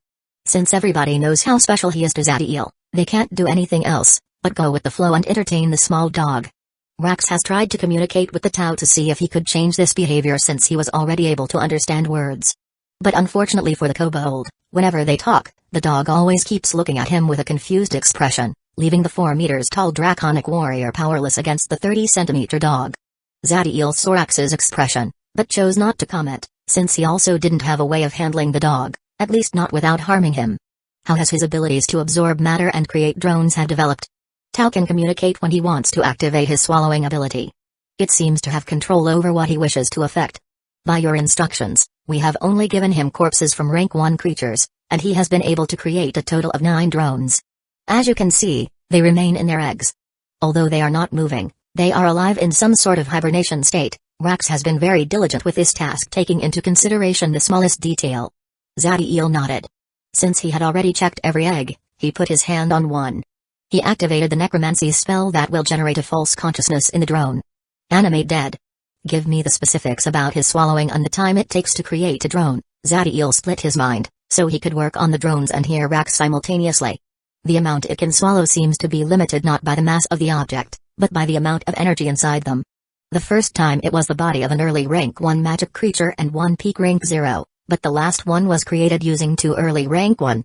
During the drone creation process, it seems like he is unable to activate his ability again, and those strange inscriptions appear on his stomach. The time it takes to create a drone diminishes with every time he creates, even though the energy used is higher. His defensive abilities seem to be increasing as well, but his strength remains the same. Zadie was satisfied with the report and had an idea of how the power of Tao worked and the path of development for him. The first egg contains a drone with the power of a novice rank 1 magus, and the last that was created of the advanced level. But unfortunately, that is just the amount of energy in their bodies. Their actual fighting power, unless as they are not able to act without command and the pseudo-consciousness I can develop for the moment, are extremely basic. Since they have no soul, they can't improve their power by themselves. Still, since they are meant to be meat shields from the beginning, it will suffice with their capability. Zadie's disregard for these creatures may seem cold. Still, he was old enough to be able to see beyond their appearance and treat them by what they really are, weapons not different than the automaton he once fought. Rax agreed with Zadie, as he was more than willing to sacrifice every single one of these drones if it meant protecting the lives of Neo-Demons, but he was also doubtful about their strength. Ancestor, if I may ask, why the werewolf was able to achieve the current level of power, but these drones are so weak, Rax looked at the only drone outside the rig that seems like a statue at the entrance of the cave. There were some special conditions in his creation as the material he was made of were all of a rare heritage. Hence his outstanding capabilities despite using the energy of corpses long dead. Trying to replicate that scenario is not practical, so we will use quantity over quality and develop Tao abilities systematically. Continue giving him only corpses, as I don't currently have the facilities to assess the creation of a drone that will form no individuals with souls. The ability to create drones through great amounts of energy and corpses of different species is something a great number of creatures in the universe can do, and actually, Zadiel has plans for one of those life forms in the future. But if Tao is able to fuse different souls into a single entity, it could create greed even in law beings. Not everything was good, as there were several dangers. If the creature was able to develop a consciousness, it could act hostile, so for the time being, he will only create soulless drones. I will follow your command, ancestor. Zadiel finished creating the last pseudo-consciousness and started to do a more thorough assessment of the neo-demons present. What is the current military might of the race? Since he had Rax, Zadiel would not waste his time sending his consciousness from one individual to the other. Including the newborns, the number of neo-demons is 145, from them 19 are at rank 1, but only Kylo and I were able to assimilate rank 4 bloodlines, the rest has a rank 3 and their power is around 20% less than my son and me. 64 have reached the peak of rank 0. And from them, 29 have already mastered their rank spell but are waiting to enhance their blood more through atavism, or else they run the risk of assimilating a rank 2 bloodline.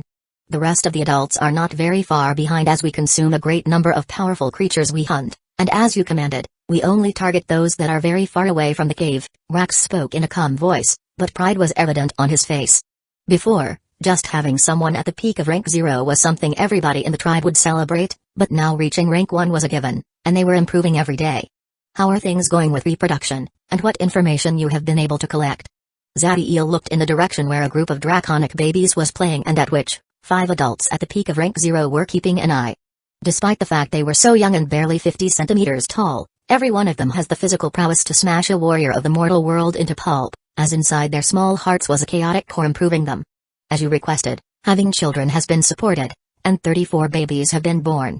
The gestation is of 10 months. And it seems like the infant stage of the kobold branch of our race ends at 3 years old, and around 5, they should be able to start rigorous training. The strength with which they are born varies depending on the power of the parents. For those who are at rank 1, their sons are born at the middle rank 0 neo-demon, as for the rest, their children are at the early rank 0 neo-demon. Also, all those newborns have an enhanced bloodline from the beginning, so even if they don't train in atavism, they should obtain a rank 2 bloodline in their assimilation. Rax was thrilled with this task. Previously, since they were so weak, having children only was allowed if you were strong enough, and the number of infants at the same time could not be high as they were a burden for the resources of the tribe. But now having babies was something that was rewarded and promoted, and every time he saw those small smiling faces, he laughed from happiness and was sure that they must follow the ancestor no matter what, a feeling that was shared by all the kobolds. They have the heritage of metallic dragons from their parent running through their bodies, and this can be used to create the bloodline heart. So unless they are able to get the blood of a rank 5 or above life form, they should stick with their own or else they lose the capacity of using atavism techniques. Zadiel spoke as he sends his consciousness to the babies that were looking at his direction with sparkling eyes and happy faces, making him smile and show warmth in his eyes. Rax nodded and made an annotation in his mind to speak to those children and their parents later when he saw Zadiel throw a spatial ring to him. Inside the ring, there is an immense amount of high-energy food that should last for a couple of years. Since you and Kylo have a rank 4 bloodline, each of you is rewarded with 20%. For the rest, your job is to organize a competition that will be divided into 2 categories, one for those at rank 1 and the other for rank 0. It will be a one-on-one battle between the participants, where the top 5 of rank 1 will get 9% of the food each, and the top 10 of rank 0 will get 1.5% each. Since it is a battle, injuries cannot be avoided, but intentionally harming or continuing attacking a defeated opponent is considered going against my will. When Zadiel says the last part, he gives Rax a meaningful glare. I understand, ancestor, your will is the will of the race, and going against it means death. To Rax, Zadiel was a deity that fulfilled his dreams and protects the one he loves, so if anyone dared to go against him, even if it was the members of his race, he would not hesitate to tear them apart.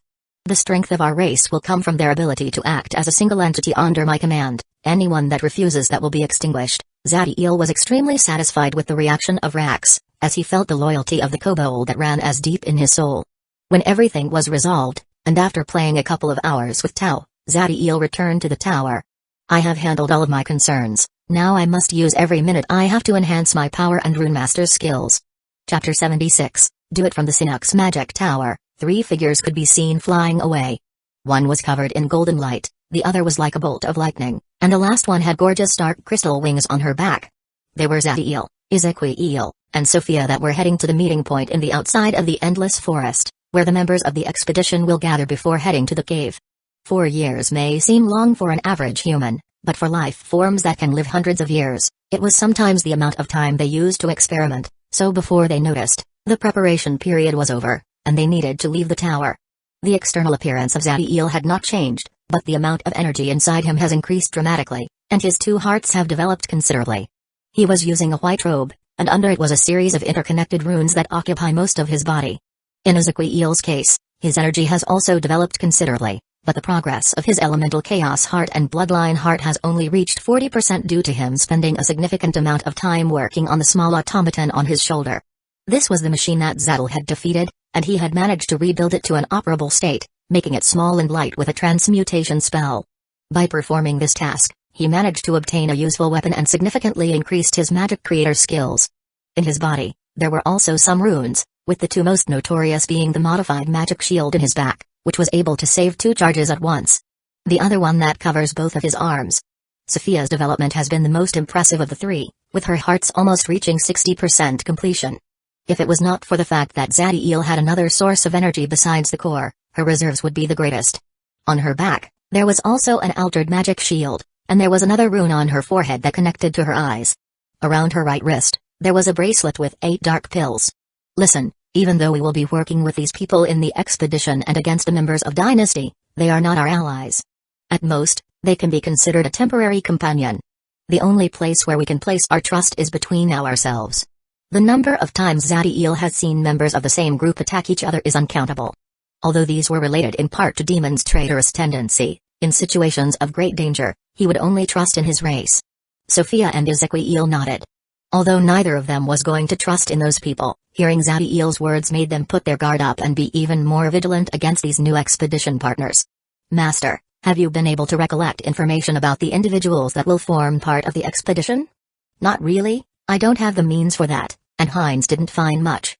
The rank 3 Magus is someone under the current emperor, and has no relation with anyone else. As for the individuals at rank 2, I only have information about the one sent by Heinz. He is named Nimr and is an Elementium Magus at the advanced level with domain over the fire natural energy. You 2 will mostly interact with those at rank 1, and they will surely be at the master level, so don't be careless. Zadiel was treating the members of the Empire equally to those of Dynasty, as potential enemies. What are our instructions if we are targeted by someone at rank 2? Most people at rank 1 will only think of escaping if they find themselves in that type of situation, but Sophia wanted Zadiel to give clear instructions. She and Ezequiel can fight and possibly kill peak rank 1. If they use their trump cards and work together, they should be able to fight a novice rank 2 to a standstill. Still, all the ones sent in this expedition are powerful, and they would be at a minimum at the advanced level. Despite the difference not seeming great, an advanced rank 2 Magus can defeat 3 people of an inferior level, so if they find themselves attacked by one of them, their only choice is to escape. The Eye Lords of Dynasty will be focusing mostly on the rank 2 of the Empire, and in the scenario where they chase you, go to the camp that will be guarded by the rank 3 Magus, and you will be safe. As for the members of our group, Heinz used my identity as a rune master and commanded Nimr to protect us. But in either case, depending on the goodwill of the others and hoping that they will save you is stupid. So if Nimr helps us, good, and if he doesn't, then I will handle it myself. When Sophia and Ezequiel heard the statement of Zadiel, they were shocked. The 2 got from his words that he had the power to fight against an advanced rank 2 Magus.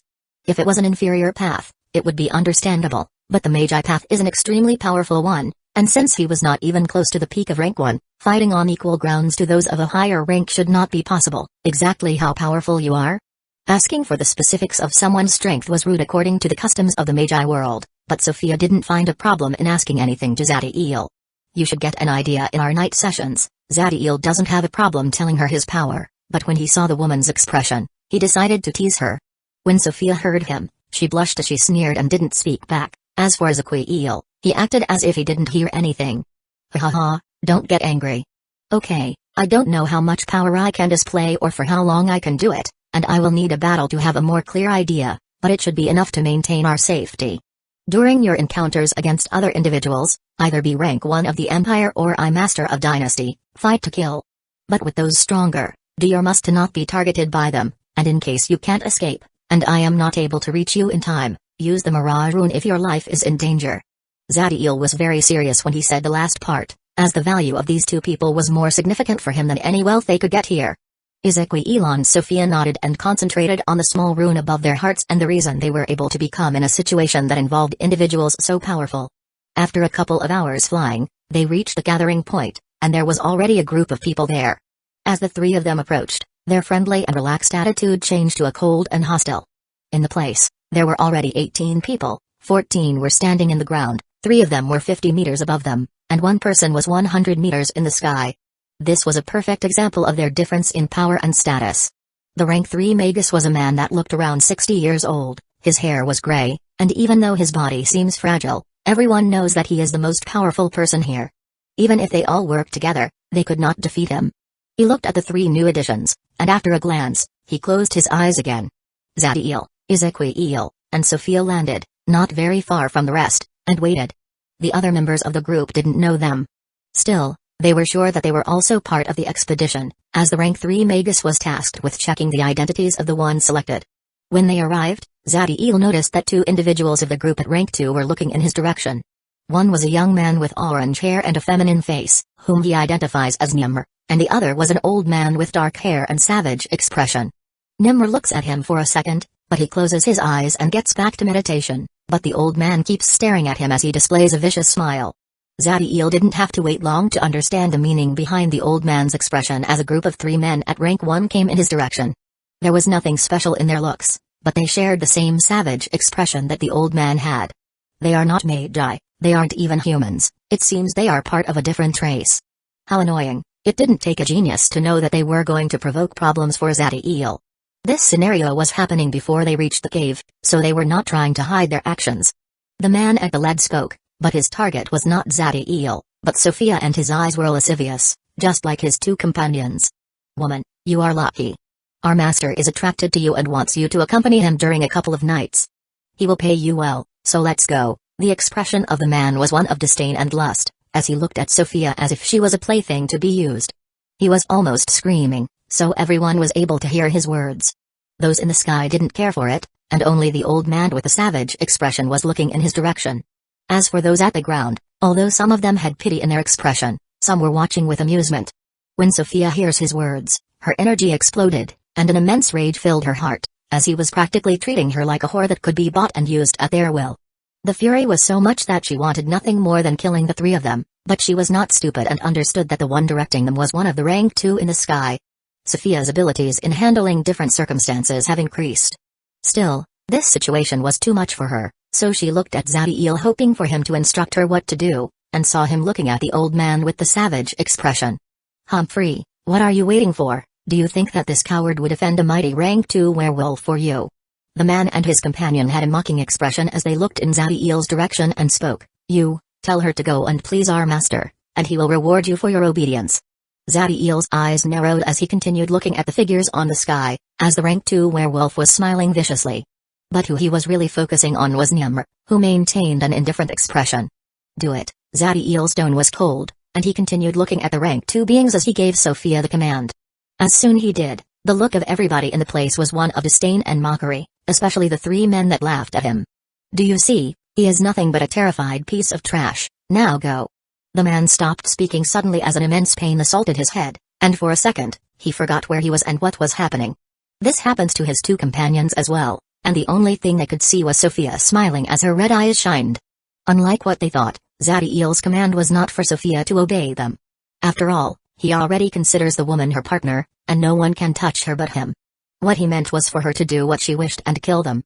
The disorientation and loss of memory were thanks to Sophia's oblivion eyes. Although it would only last a couple of seconds, it was more than enough to launch her spell. Dark Ice Spear. 3 black spears a meter long were fired to the 3 men, 1 for each.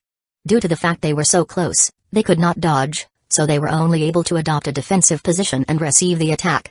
Their rank spells activated as mantles of different colors cover them, but still, the spears were able to pierce it and make a huge hole in the stomach of every single one of them. They were severely injured. Just when Sophia was going to begin her next spell, immense pressure descended on her. Chapter 77. Overload. The pressure that Sophia was feeling originated from the old man releasing all the power of his consciousness, forcing her to use the energy in her body to fight back.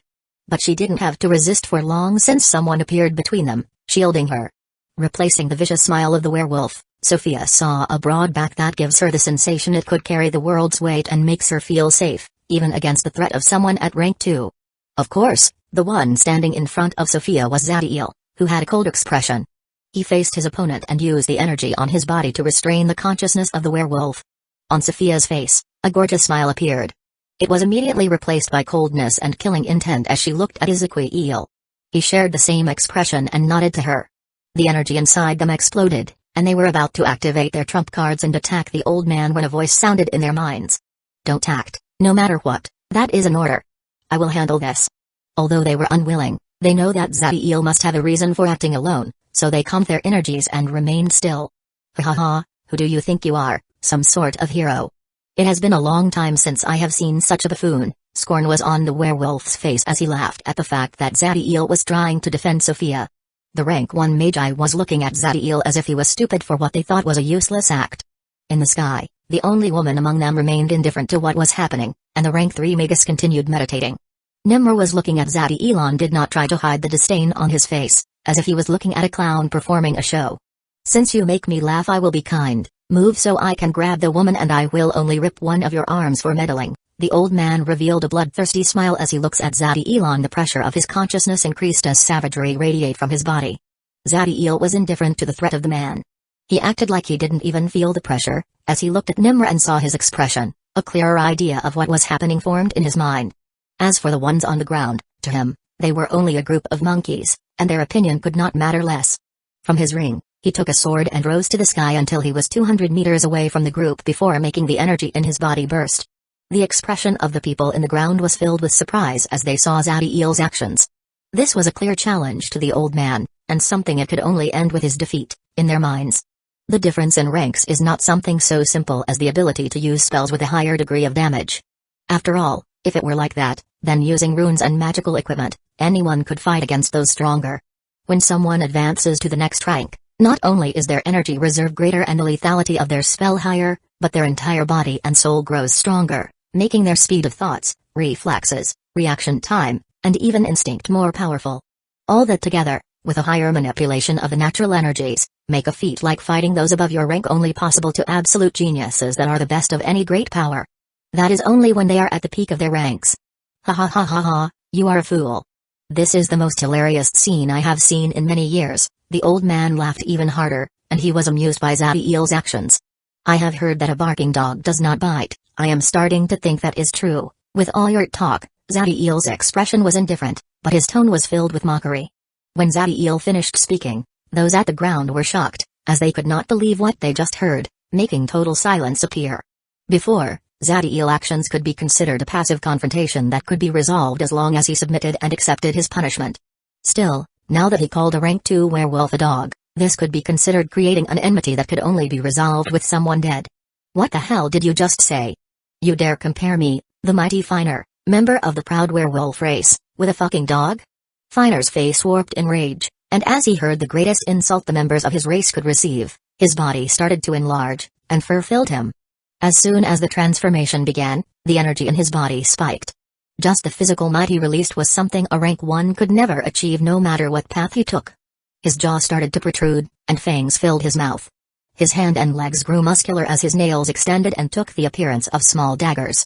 His dark fur got a metallic luster, and although it may seem soft in reality, it was even tougher than some rank 1 magical armor. Zadiel saw the transformation. Although the chip could not trespass Finer's energy barriers, he could use his experience and the energy that the werewolf was releasing, to estimate his strength. A werewolf at the advanced rank 2, his physical attributes are superior to mine by a great margin. Although they are a race that uses their bodies as the main weapon, he definitely has spells that can enhance his power and use his consciousness to use long-distance attacks. Let's see how long I can last without external help. As Zadiel assesses his opponent, he adopts a fighting stance, with his sword ready to protect his head and hearts. It only took Finer a moment for his transformation to be completed. He ends up as a 3.5 meters tall black werewolf that radiated savagery and killing intent from his body. Not saying a word, he dashed to Zadiel with such a speed that it took him less than 5 seconds to reach him. With his immense claws that looked like it was made from knives, Finer slashed at Zadiel, and just the winds he created could heavily injure any rank 0 life form. All the ones who saw this fight thought it was over, as Zadiel was receiving a direct attack from someone famous for his immense power. Even if he didn't die, he would be severely injured. But contrary to what they believed, Zadiel used his sword and blocked the attack, redirecting most of the power in it to the outside. Finer wanted to end the fight in one moment to humiliate Zadiel. When he saw how he stopped his claw, he was furious. He continued attacking with even more ferocity, not only using his hand but also his legs, displaying the fighting style of werewolves. Every attack that the werewolf was releasing had enough power to seriously injure an individual at rank 1. His movements were erratic and incredibly fast, but somehow Zadiel always manages to block the claws or dodge them at the last moment. Except for the rank 3 Magus, everybody was focused in the fight, even the woman in the sky was attentive. The rank 1s at the ground were amazed by the ability of Zadiel to stop the attacks of someone at rank 2, but both Nimra and the woman in the sky knew it was not so simple. The power that Finer was liberating was so much that every time Zadiel stopped his attacks, even after using his swordsmanship to redirect most of the strength in them, he felt like he was crashing against a mountain, damaging all the muscles and bones in his arms. Since his opponent's agility was superior, he could barely dodge 20% of the attacks, forcing him to be in absolute defensive mode. If Finer were to use a spell to enhance his power, the fight would be finished immediately. Still, the old man knew that he would become a laughingstock if people found out he could not defeat someone at rank 1 even after completing his transformation. Eventually, after another dozen attacks, the anger of the werewolf reaches his limits as he opens his mouth. Roar! A thunder-like wolf howl assaulted Zadiel's consciousness, making his vision blur. Although it lasted just a second, it was enough for the werewolf to launch his attack. Fucking die! Finer's claw was filled with silver fire as he slashed. Zadiel was able to put the sword in at the last moment to shield him, blocking most of the attack. However, the power was still so much that he was sent flying and impacted in the ground, creating a small crater. When Sophia and Ezequiel saw this, the fury in their hearts was immense and wanted nothing more than to attack the werewolf with everything they have. However, remembering Zadiel's words, they remained still. Still, their fists were clenched so hard that blood was coming out from them. Humphrey, you have to be stupid to go and challenge those above your rank. You are right, the only reason he lasted that long was that Lord Finer was taking it easy and not really attacking. Well, he deserves what he got, so weak yet trying to defend others. Look, even his companion do not dare to help him, how stupid. The ones mocking Zadiel were some of the rank 1 on the ground, and although they tried to hide it, envy was evident in their faces. The power that Zadiel demonstrated means that he can kill any of them, but since they thought he was finished, they took the chance and made fun of him. The woman in the sky didn't say anything and just shook her head. As for Nimr, he looked at the place Zadiel crashed, and seeing the damage, he seemed satisfied. The rank 3 Magus finally opened his eyes. Although it seems like he was not paying attention, his consciousness has been active all the time. He was about to act when he saw in the direction where Zadiel crashed a golden glow was appearing. Zadiel raised into the sky. A part of his robe was destroyed, showing his upper body and the runes that covered most of it. His ribs were broken as was his right arm, and there were cut marks all over his body, but the golden flames were healing them, and in his forehead, the eye of life and creation appeared. Time for round 2. As soon he said those words, a large ring of black flames appeared on his back, before completely entering his sword. The skin of his body turned golden when he activated his true name. When Finer saw those changes, he was a little surprised. Still, after seeing it was only an increase in the vitality and endurance of the body, he calmed down. Although the sword seemed dangerous, he was confident in his power. Humphrey, the only thing you managed to achieve is to make your suffering last longer. But in the next moment, he saw how the runes on Zadiel activated, creating dark paths among his golden body. Finer was startled as he felt the power in Zadiel's body increasing beyond the level the rank 1 could achieve. The woman, Nimr, and even the rank 3 Magus focused all their attention on Zadiel, and their expression was a complete surprise. I will use you to test the power of my first runic set. The runes in Zadiel's body finally lit up completely as he felt as an immense amount of vitality and energy was being drained. Still, the enhancement of power was even more monstrous. Overload. Chapter 78, Defeating a rank 2 werewolf. Zadiel activated his sun domain and dashed in the direction of Finer, resembling a shooting star that moved through the sky. Do you think an insect like you can challenge me? Finer's entire body was covered in a silver fire as he flew at Zadiel and attacked him with his claws. The speed that Zadiel was displaying was superior to the one of the werewolf. In a matter of seconds, The two crashed, generating a great explosion of dark and gray flames. The moment the silver claws and dark sword impacted each other, to the surprise of everybody, they negated mutually, and neither Zadiel nor Finer prevailed in terms of power. Finer was shocked, as, in this attack, he used all his power and wasn't holding back at all, yet it ended up in a draw, and what was worse, a part of his claws was lacerated. The claws of a werewolf were equally hard as a magic weapon of the same rank as the owner, so to become damaged, it was a testament of the immense power in Zadiel attacks. Not wasting the opportunity that lapsed in his opponent's concentration, Zadiel focuses all his power in the black sword and activates his true name to the fullest, as he releases an arc of dark flames. Since they were so close, Finer knew he could not dodge the attack, so he roared, and an illusionary wolf head appeared to shield him. Unfortunately for him, the dark flames destroyed the poorly made defense immediately, reaching him and engulfing his body with black fire. Ah!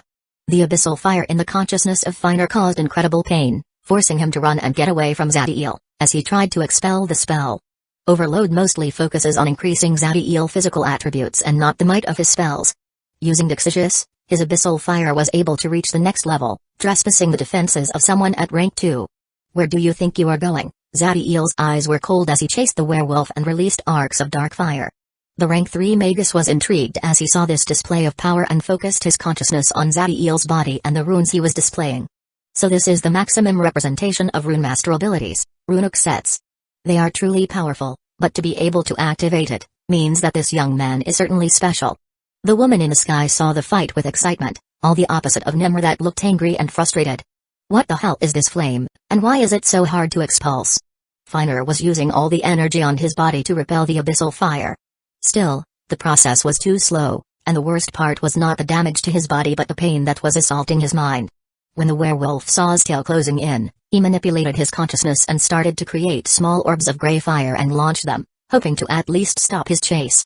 Since theoretically, a consciousness that was filled with energy could release an attack from any part of it, it should be possible to create a spell right next to your enemy. That is why during a fight all those at rank 2 create a small domain with their consciousness around them to stop this from happening. Zadiel was not able to do this. But by using his sun domain, he could alter the natural energy in his surroundings just enough to stop a spell appearing inside it, giving him the time to dodge the attacks of his opponent and shrink the distance between them. The distance between the two was almost null. Still, Finer was an old man with tons of tricks, so he activated his energy making his body blur before 5 identical copies of him appeared, flying in different directions. Humphrey, parlor tricks, using consciousness was not useful as all of them will give the same feeling. Still, Zadiel had his eye of life and creation that was able to see the only one that had authentic vital energy on his body. He flashed to him and, with all the strength of his body, made his sword crash on the werewolf's neck. Ah! The old man was sent flying and crashed to the ground. The flames once again filled his entire body, making him cry from the pain. He felt a great incision on his back together with some broken bones. Nimr's eyes narrowed as he saw Finer was being dominated. After a moment of consideration, he made the energy on his body burst and was going to move, when the woman appeared in front of him. What do you think you are doing, Kira? Nimr's face was cold as he looked threateningly at the woman that was stopping him. I should be the one who is asking that. How shameless can someone be to gang up on someone of an inferior rank? The woman was indifferent at the threat of the man, and remained still. Nimr got impatient and was ready to attack when he felt a pair of eyes looking at him, which made him tremble. The origin was the rank 3 Magus that was staring at him with disdain in his face, and seeing the coldness of the man, he didn't dare to act. Zadiel didn't want to lose his momentum. He was going to continue with his attack when he felt an immense amount of energy being released from the crater, and a green light appeared. The green light was a rune that Finer has just activated that healed most of his injuries and erased the dark flames. This was a one-time use rune, and the werewolf had saved it for the expedition in case he found himself in danger. Yet, he was forced to use it now. However, despite helping his body, the damage of his consciousness was still there, and his reserves were severely depleted. Enough, the fight will end here, and we will consider that nothing happens. We will work together in the near future, so it will be better if we mend our relationship. Although Finer wanted nothing more than to tear Zadiel apart, he knew that his chances of winning were scarce, so he chose to compromise his pride and declare a truce with the rank 1. When he heard those words, the coldness and killing intent on Zadiel just increased, and the dark flames in his sword raged as he flashed to Finer. Stopping because your enemy says so, and hoping he will be grateful was incredibly stupid, so since the fight started, he was ready to kill the werewolf. The only thing the old man's words provoked was demonstrating his hypocrisy, angering Zadiel. You dare. In Finer's mind, he was being magnanimous for blowing himself and making a deal with someone at rank 1. He got furious as he saw Zadiel's action. Since his speed was inferior, he made his silver fire cover him, before attacking. The two started to slash at the opponent, one with his claws and the other with his sword. Even though Finer attacked with his 4 claws, Zadiel's superiority was becoming evident, as more and more injuries appeared on the werewolf. They seemed to be affected by some type of energy that aggregated a corroding effect. In Zadiel's body, there were also some injuries. Still, his skin was incredibly tough, and all the damage was healed immediately, making desperation appear on the werewolf. After a series of attacks and the decrease in Finer's reaction speed due to the damage to his consciousness, Zadiel was able to cut his right arm off. An incredible pain assaulted Finer, but it was immediately replaced by a sensation of impending doom as he saw a sword cutting toward his brain. Just when Zadiel was about to kill the werewolf, an invisible hand grabbed him and separated the two of them. It is enough. It was the rank 3 Magus who spoke, and despite the fact that he was hundreds of meters away, he was able to stop Zadiel effortlessly. The fight ended with those words. No matter if it was the ones in the ground or the rank 2 in the sky, all of them were amazed by Zadiel's power, as not only was he able to fight someone a rank above him, but he almost killed him. Why do you interfere now? Zadiel looked at the Magus, and despite the immense difference in power, he was calm. If it was before, everyone would have thought that Stale was too conceited by questioning the Magus, but now everybody felt it was right. The man looked at Zadiel, and the image he had of the young man just continued improving, as he saw the calmness he acted in front of him, something the ranks 2 in here could not do. My mission is stopping anyone under my watch from dying. When you were on the floor, I was also going to act. Hearing the man's explanation, Zadiel could only sigh and resign himself. However, he still pointed his sword, and a ball of dark flames was launched from it, disintegrating the severed arm of Finer. The rank 3 Magus saw this but didn't comment. As for Finer, his face deformed by the immense hate in his heart, but he could only keep it inside and did not dare to attack. Chapter 79, Departure. Under the stares of wonder, envy, and curiosity of everybody, Zadiel flies back to Sophia and Ezequiel before deactivating overload, his spells, and his true name. He sat down and started to meditate as he took a cube of food from his ring and devoured at an impressive speed. Sophia and Ezequiel sit beside him, guarding him with eyes full of love and admiration, respectively. Although looking a little tired, Zadiel seems perfectly fine, as if he was in his top condition even after the fight. Still, the truth was all the opposite, as he currently had less than 5% of his energy left. Runic sets are able to give the user amazing abilities. Still, the more powerful they are, the greater is the burden they put on the body. A rank 1 Magus at the master level should be able to use a peak rank 1 runic set. Even then, it would be only for a short time, but Overload was a high rank 2 runic set. Hence, the amount of vitality and energy it needed was something no rank 1 should be able to achieve, even if we are talking about races like Titans and Dragons. It was thanks to Natux, the double source of energy in his 2 hearts, his advantages as a neo-demon, and the incredible boost to his vitality that his law bloodline gives him, that Zadiel was able to meet the requirement to activate Overload. And when he did, the amount of energy remaining in his body was so little that he could only use his rank spell and innate spells, as any other would drain him in seconds. Finer also returned to his subordinates, instead of remaining in the sky with the other rank 2. The rank 1 werewolves were healing from the damage that Sophia's spell had made to their bodies, and in their faces, there was immense regret, as they understood that the person they offended can kill all of them with a movement of his sword, and by the attitude he had displayed, it was obvious he would not let them go. Although all of this happened due to them following the order of the old man, they did not dare to reproach him, as that will spell ruin for the 3. The rank 2 werewolf was healing his injuries as he channeled the regenerative abilities of his race and his powerful physique. As he felt the pain of his injuries, the hate on his face was clearer. Still, there was also fear, as he knew that if the Magus had not interfered, he would have died. The condition of Fenrir was much worse than Zadiel. Due to the fact that his arm was destroyed, he would have to use a vast amount of vitality and energy to regenerate it. Before that, he would need to expel the energy that surrounded his injuries that stops them from healing. The worst part wasn't the damage to his body, but the one on his consciousness, as it would affect his overall power, and it would take a lot of time to heal since he didn't have the pills for that. All of this would make his task in the caves and encounter with the members of Dynasty truly dangerous.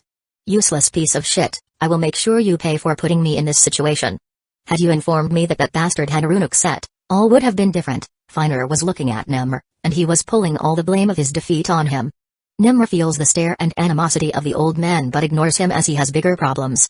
He had disregarded Heinz's direct order, as he thought that even if there was some type of punishment, it would be nothing serious as he was a rank 2 Elementium Magus, but now everything was different. He was smart enough to know that the abilities that Zadiel displayed made him incredibly valuable for any group, way more than him. Of course, he would never openly admit those thoughts. Exactly an hour after Zadiel sat down and devoured his third cube of food, someone walked in his direction. It was the rank 3 Magus, and he carried a friendly expression as he approached the trio. Ezequiel and Sophia have been extremely vigilant as Zadiel had informed them about his condition. They make sure that no one approaches them. But they understood that distance has nothing to a rank 3 life form, so they remain still and let him get closer without interference. Zadiel opens his eyes and looks at the man before standing up. Still, even now, he keeps one of his minds working in replenishing his energy. If your energy has been restored to a decent level, I hope we can discuss something, the man spoke in a tone you would give to an equal, a great display of respect considering his identity. Zadiel looks at him for a moment before nodding. As for the fact he was able to see his condition, the perception of a rank 3 was greatly developed due to their need to see past the natural energies of the world and perceive their essence. So detecting his condition by just looking at him was something normal. I am Grigori, and my young friend must be Zadiel Daybreak. I have heard of your works as a rune master, but seeing your skills today, I must say they were highly underrated. I will go straight to the point. I was hoping to obtain your runic set for one of my descendants. Of course, I will pay handsomely. When Grigori saw the runic set that Zadiel displayed, and the fantastic increase in power it was able to provide, he was fascinated by it. Although it will be useless for him, he has lived a long life and had a great number of descendants. One of them had displayed an immense talent, and since it was his family, it was worth spending a great number of resources. I won't do that, Zadiel's response was immediate as he turned down the Magus. As soon as he heard those words, the expression of the Grigori became distant. He knows that runic sets are exceptional and difficult to get.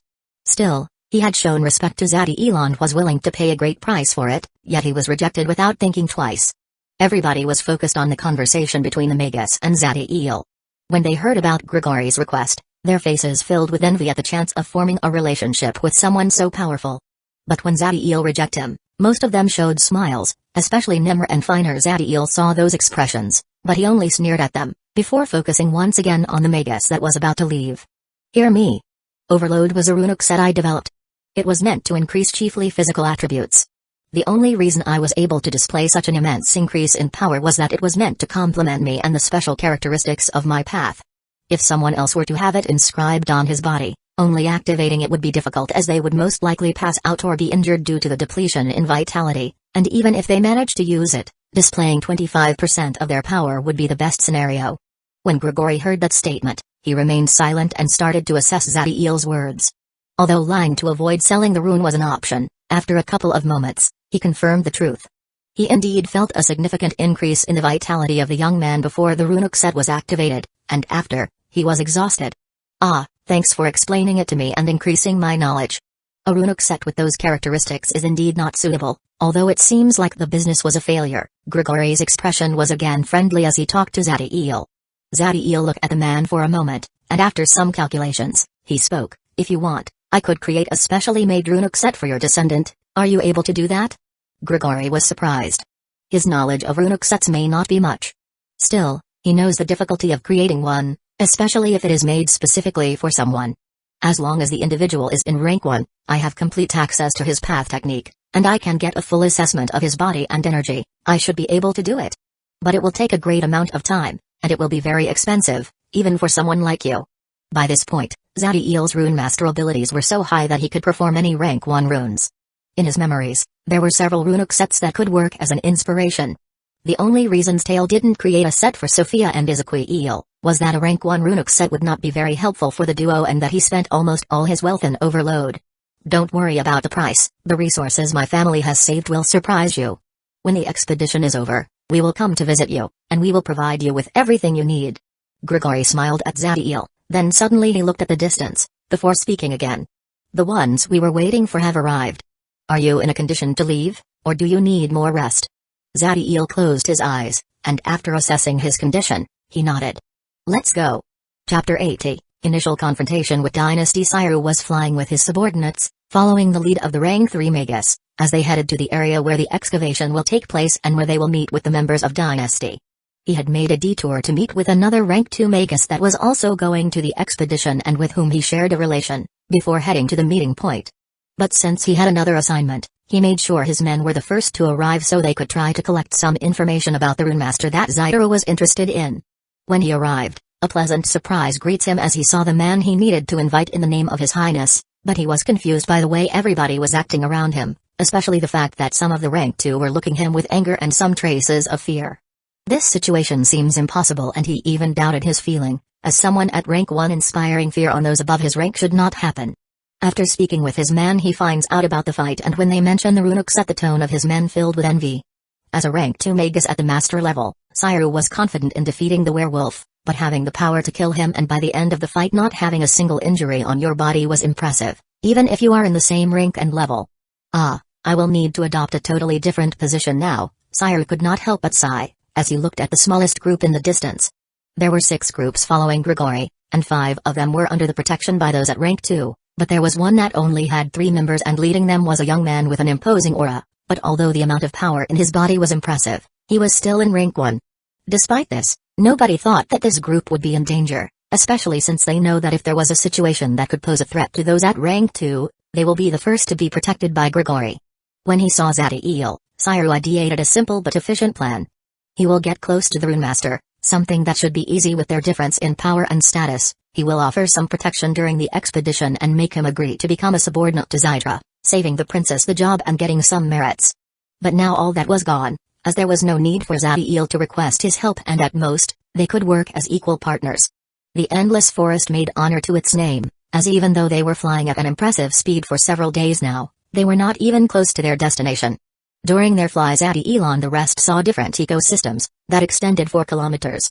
One time, they saw a poisonous swamp that was filled with all sorts of creatures, from small bugs to 4-meter-long snakes. In another place there was an active volcano from which lava constantly fell and you could see gigantic humanoids at its top that seemed to be made from rock and fire, but the most impressive was the one that looked like a frozen hill with spikes of ice that rose from the ground and extended for kilometers into the sky, with temperatures so low that made some of those at rank 1 shiver, forcing them to activate their energies. This type of bioclimatic landscapes was sometimes produced naturally and systematically, but there were also times that they were generated due to powerful magic creatures that inhabit them and the immense energy their bodies released. They changed those places to a more suitable one for them and their race. Neo-demons, Magus, Eye Holder, and Cultivator can also have this type of effect in the environment, but they rest in their power as the changes they provoke would make life impossible for normal humans. During their first weeks of travel, there was no altercation, since the immense power that Grigori released was enough to make all those magic creatures they saw them, crawl in fear and hide. But during a night in the frozen hell, as they rested all of them felt a powerful consciousness descended and made them shivered, not just for fear, but by the fact the natural energy inside it was so high that made the temperature drop drastically. Immediately another consciousness acted and removed the cold one. It was Grigori that rises to the sky and searched for the origin of the attack. It didn't take him long to find it and he made the energy on his body burst, generating a dark aura that covers him, making the ice crack despite not being in contact with his body. Guard this area. After giving the command, the rank 3 Magus fly to the distance like a meteor breaking the sky. In less than 3 seconds everybody was able to hear the thunderous explosion that generated blue light in the distance but that vanished rapidly into the darkness. Despite the distance been hundreds of meters, the shock waves made the ground under their feet tremble. All the ones at rank 2 charged their energy and released their consciousness to keep an eye on their surroundings. As for Zadiel, he activated his true name and bring out his sword before filling it with flames, ready to activate overload in case anything happens. Those at rank 1 get close to their leader and even though they also burst their energies, they know that they were so deep into the endless forest, that they would not be of much help in a battle. Even Sophia and Ezequiel get close to Zadiel, as although they could work together and use their trump card to fight a weak rank 2 magic creature, this would certainly not be the only fight they would have on the journey and it was best to save their strength for when it really was needed. After approximately an hour, Grigori came back. He was a little pale and there were frozen areas all over his body as well some bruises and cuts. Floating behind him was the body of a frost war ape, that was 30 metal tall and most of his skin was covered in frozen spikes. The creature was no longer breathing as he had a huge hole right in the center of his forehead. The Magus ignored the look of admiration and envy that most of the ones present give him, and throw the body to the ground creating a small earthquake, before sitting on the head of the creature. Keep watching the surroundings and make sure no one approach us. After giving the command and without waiting for an answer, Grigori made a sphere with green light inside it appear and put it on the whole of the creature head. Having finished that, he closes his eyes and released a dark glow that was absorbed by the gigantic body of the ape. Everybody keeps a watch on their surroundings, but knowing the immense value that the body of a rank 3 magic creature had, some of those at rank 2 feel great greed, but it was well hidden, as they knew that even tired, the Magus could kill them easily. The moment Zadiel saw the sphere, he knew exactly what the Magus was going to do with the body, as it was the same type of magic he mastered, necromancy. By using a dead body and some special ingredient, Grigori was transforming the Frost War Ape into an undead creature, and by doing it right after his death, he was able to conserve more of the power he had in life. After half an hour the creature once again opens his eyes, but they were hollow and only a green flame could be seen inside them.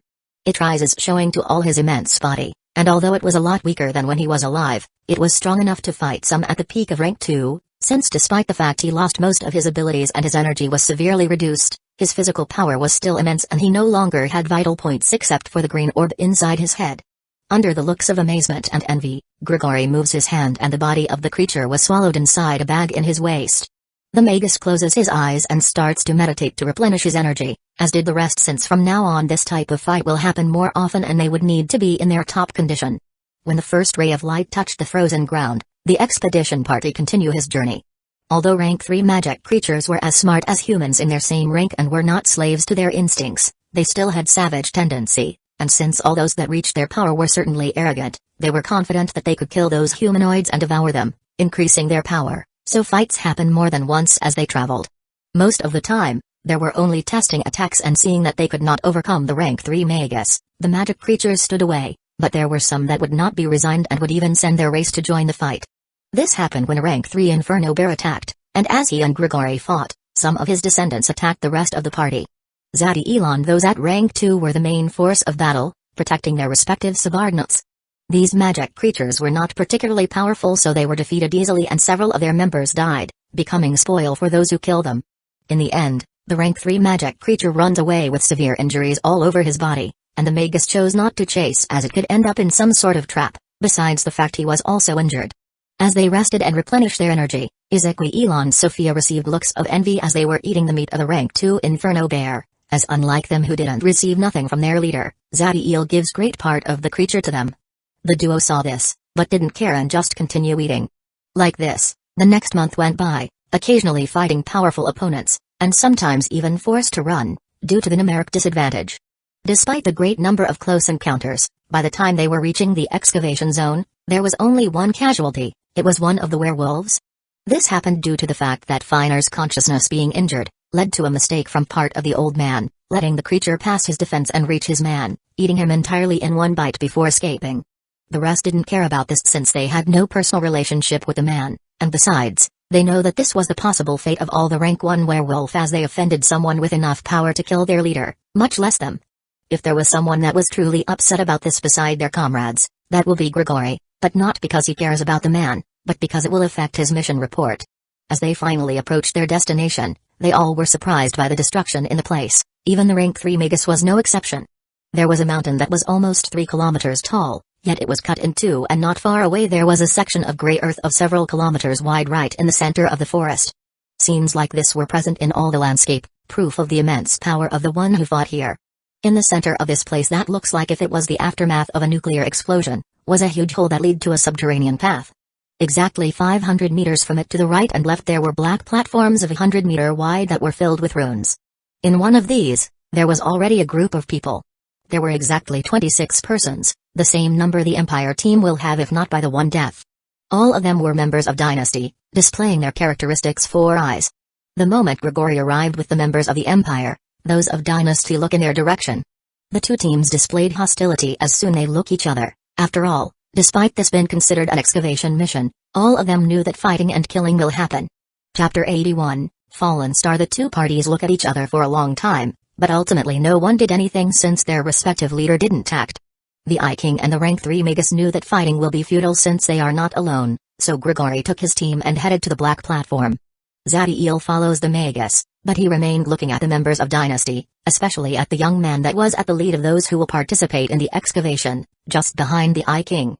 The man looks very young, even infantile you could say, And although it was easy to fake these characteristics, thanks to his bloodline Zadiel was able to detect the thriving life force in his body that detailed his youth. The man had black hair, his normal eyes were blue and those in his forehead were gray, he wore a white robe, but unlike the rest of his team, this one was similar to the one Zadiel used, meant to let the body movement during a fight. Despite his expression being calm, he was giving an imposing aura and the sensation of being the alpha of the group. Like if detecting his presence, the young man looks in the direction of Zadiel, and unlike what you will hope to see from a Nihilord, he didn't dismiss his opponent just for being weaker than him but displayed an analytic and serious expression. Dangerous, Zadiel's eyes narrowed as he exchanged stares with the man. From the entire team of Dynasty, this young man was the only one that made Zadiel feel a threat. After a momentum the entire team arrives at the platform. This one was entirely black and was 5 meters tall and 100 meters wide and long. There was all kind of runes in it and it had an indentation in his center the size of a fist. It didn't seem like much and there was no clear use of it, but no one was dumb enough to think it was just a part of the view.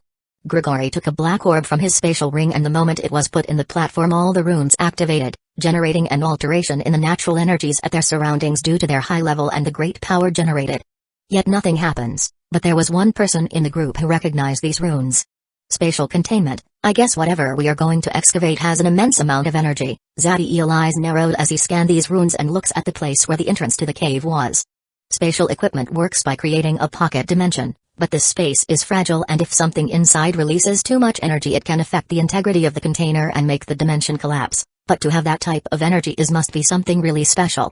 After finishing the activation, Grigori was going to explain the specifics of work they were going to do and some basic rules when all of a sudden the sky started to break like if it was glass and 2 human figures appeared. It didn't matter if they were the members of the Empire or Dynasty when they tried to see their looks. Their eyes hurt like if they were seeing to the sun only glimpsing a blurring image, and barely been able to identify that they were both men and one of them had 4 eyes.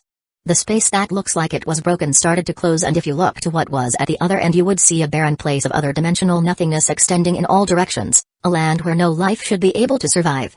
The 2 of them remained on the sky without moving, and the energy on their body was calm, yet their surroundings seemed to be distorted like if the air itself was burning. Their mere presence made all those beneath felt their energy go in disarray and lost control for a moment. They raised their hand making the earth around the platform start to tremble and from the ground, 2 gigantic statues of 50 meters appear. In the side of the Empire, it portrayed an adult male, with short hair and an indifferent face with cold eyes. As for Dynasty side, it appears a man with a face that looks to be worn out by time but full of wisdom, with a long hair that reached his back. Despite the statues looking impressive, they were just lifeless objects that anyone in here had the power to destroy. But all that changed when from the forehead of those 2 men a small dot of light came out and entered those earth giants. From both statues, an invisible domain appears and the pressure it generates was so much that if it was targeting anyone present, it was enough to blast to a pulp even someone as powerful as Grigori. The domain from the Empire statue makes those inside it feel fear growing in their hearts. It was so powerful that some were paralyzed by it. As for the man of Dynasty his statue made them feel tired and want nothing more to sleep and dream. Those 2 domains clash against each other making the earth crack and thunder and lightning appear in the sky. The power was so great that these type of phenomenon appear for kilometers, but when they noticed no one could win they started to expand in other direction covering around 20 kilometers before stopping his expansion and the feeling that they gave to those inside them vanished. After finishing with these immense displays of might, the powerhouse from the Empire and the one from Dynasty, look at the rank 3 Magus and I King respectively and nodded before vanishing.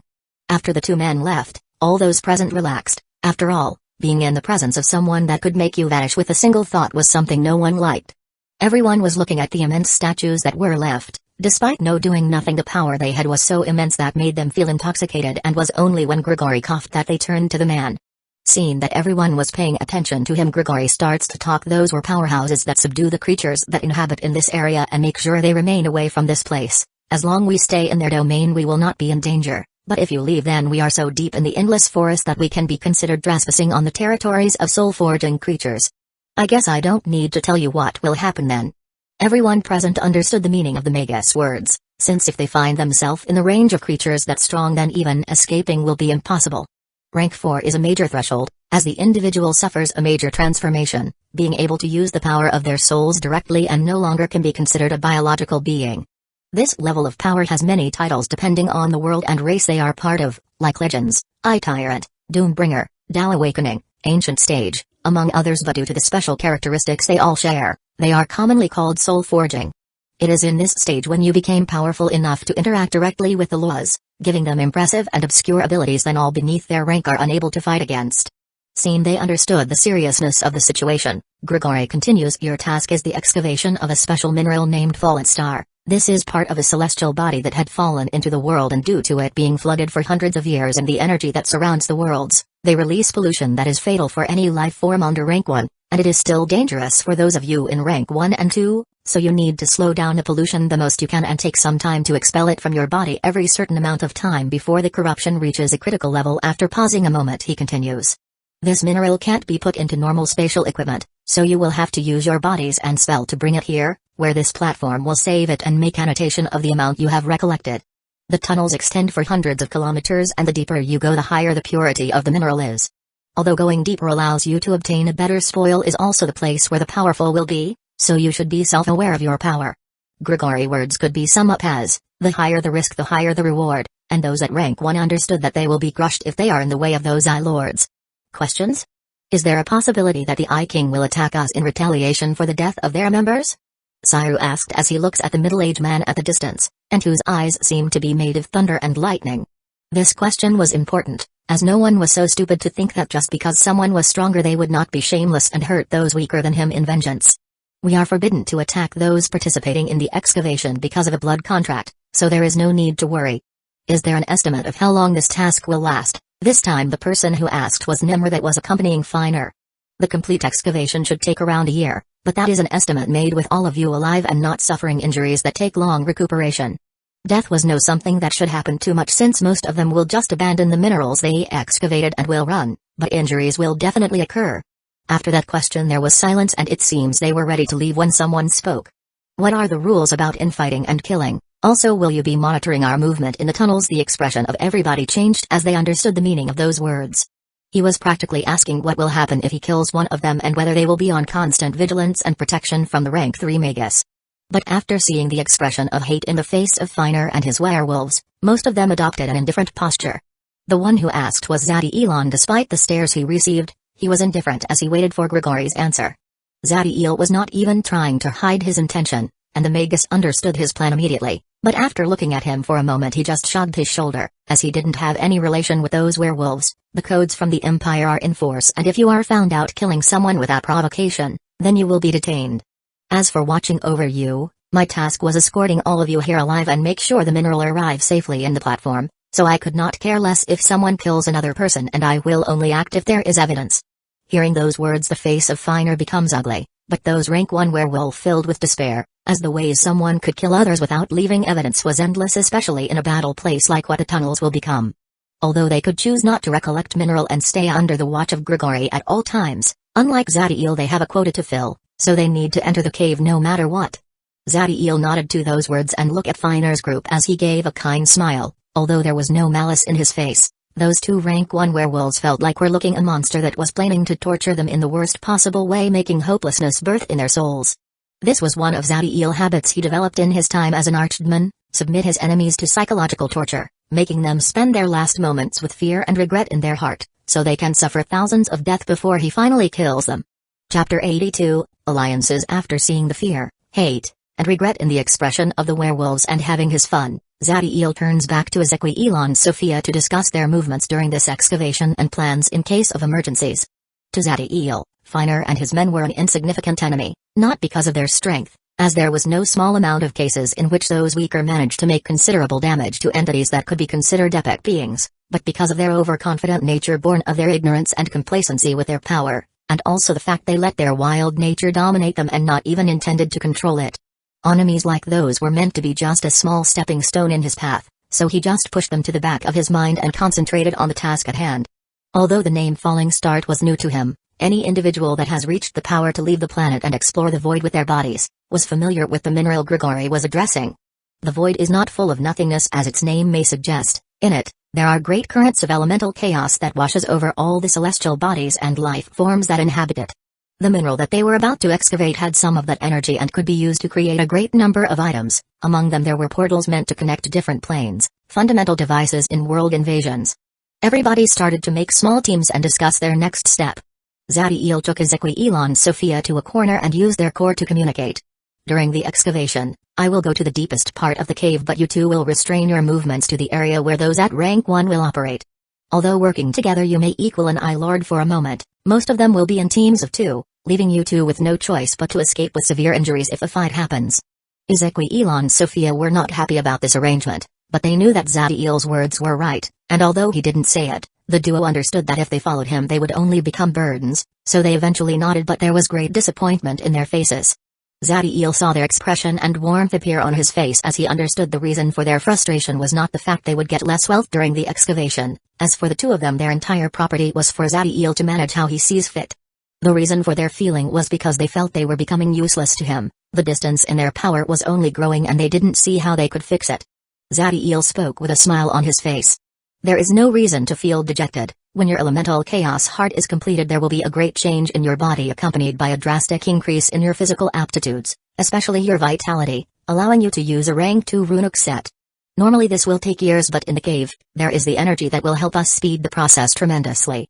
The faces of the duo filled with excitement as they heard about the particular energy that was filling those minerals and the effect it has on neo-demons. The chaotic core will transform the original heart into an elemental chaos heart so it can withstand the elemental chaos that fills the void. Zadiel's main purpose for having a magic tower was to channel a small part of that energy from the void. Of course, if he were to use it before his heart finishes his transformation, he will perish, as the energy is a deadly poison to anyone weaker than soul forging and wasn't born in the void. But by diluting it enough, the chaotic core could use it to increase the speed at which it works, and those minerals had the exact concentration of energy he needs. So the three of them would not have to worry about the pollution affecting their bodies, as it will help them instead of harming them. As the neo-demons were discussing, someone came walking in their direction. It was Kira, who had removed his hood and was showing her face. She had beautiful green eyes and dark hair, a face so delicate and juvenile that makes her an absolute beauty. Although most rank 2 didn't look old, in reality, a lot of them were over 100 years old, but her thriving life force means she was indeed very young, denoting her great talent and resources. As Kira walked to Zadiel's group, she became the focus of attention as everyone was busy making their group, and instead of going with those at rank 2, she headed to the mighty Rune Master. Those at rank 1 whisper among them, but no one dares to speak out loud, as both Kira and Zadiel were people they could not offend, but those at rank 2 didn't feel the necessity to hide their expression, and the scorn was evident in Finer and Nemr. As for Saru and his friend, besides some surprise, they didn't show anything else since they didn't have a bad relationship with either the Rune Master or the Magus. There was no reason to offend them. As Kara was about to reach Zadiel, she saw him turning around to look at her, and what she saw made her freeze for a second. In his face, instead of the hidden desire that most men will have in her presence, was emotionless eyes that make her feel like he could see her deepest thoughts and she could not hide anything. She staggers for a moment, but being a rank 2 Magus, she was able to recuperate immediately and continue walking. Kira had thought she understood Zadiel's personality, a monstrous genius full of fighting spirit but also arrogant and with little control of his emotions, but now she realized that her assessment was flawed, making her think again on how to proceed. Kira stopped in front of Zadiel and gave him a beautiful smile as she spoke. Hello, I think we have not introduced ourselves. My name is Kirsner, a rank 2 Magus and a curse master. Zadiel has a good impression of the woman, as she provided help during his fight with Finer by stopping Nemr from interfering, and since she was showing him respect, he adopted a polite expression. I am Zadiel Daybreak, rank 2 Rune Master. I'm sure Lady Kira didn't come just to say hello, so how can I help you? Kira's expression relaxed seeing Zadiel change of attitude, and after making some alteration to her original plan she spoke.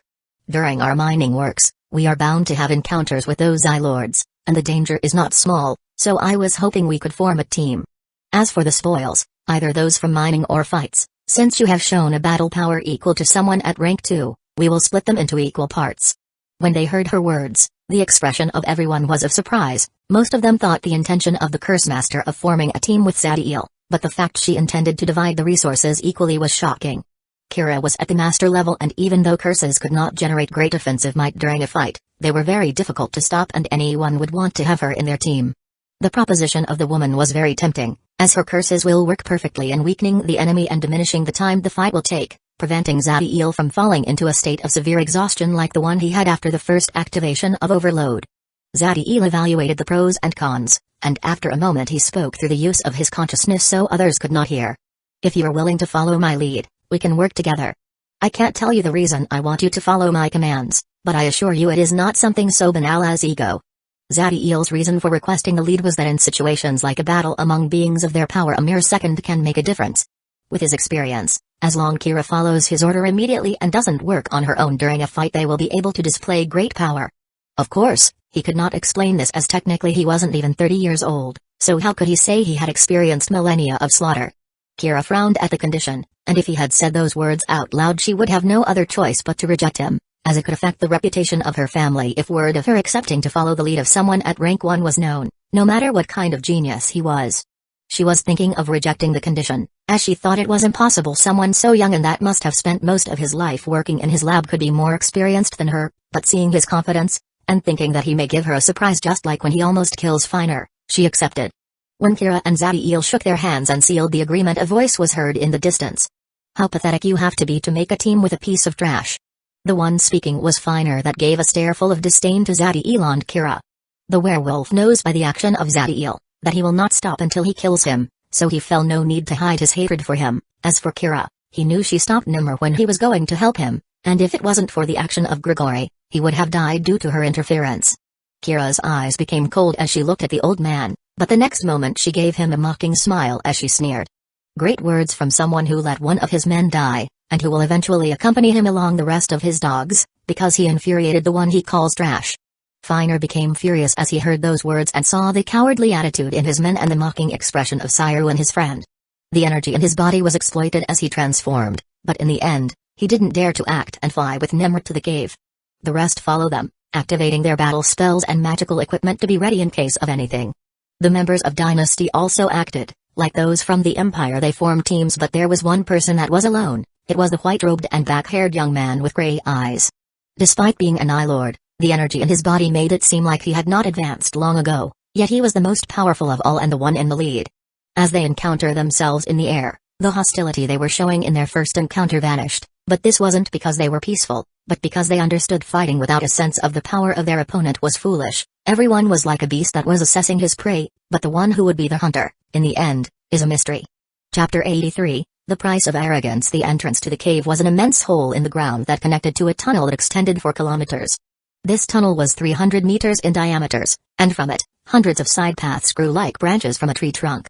Something special about this tunnel was that its form was perfectly conical, without a single imperfection, and some parts of it showed signs of crystallization as if it has withstood tremendous amounts of energy.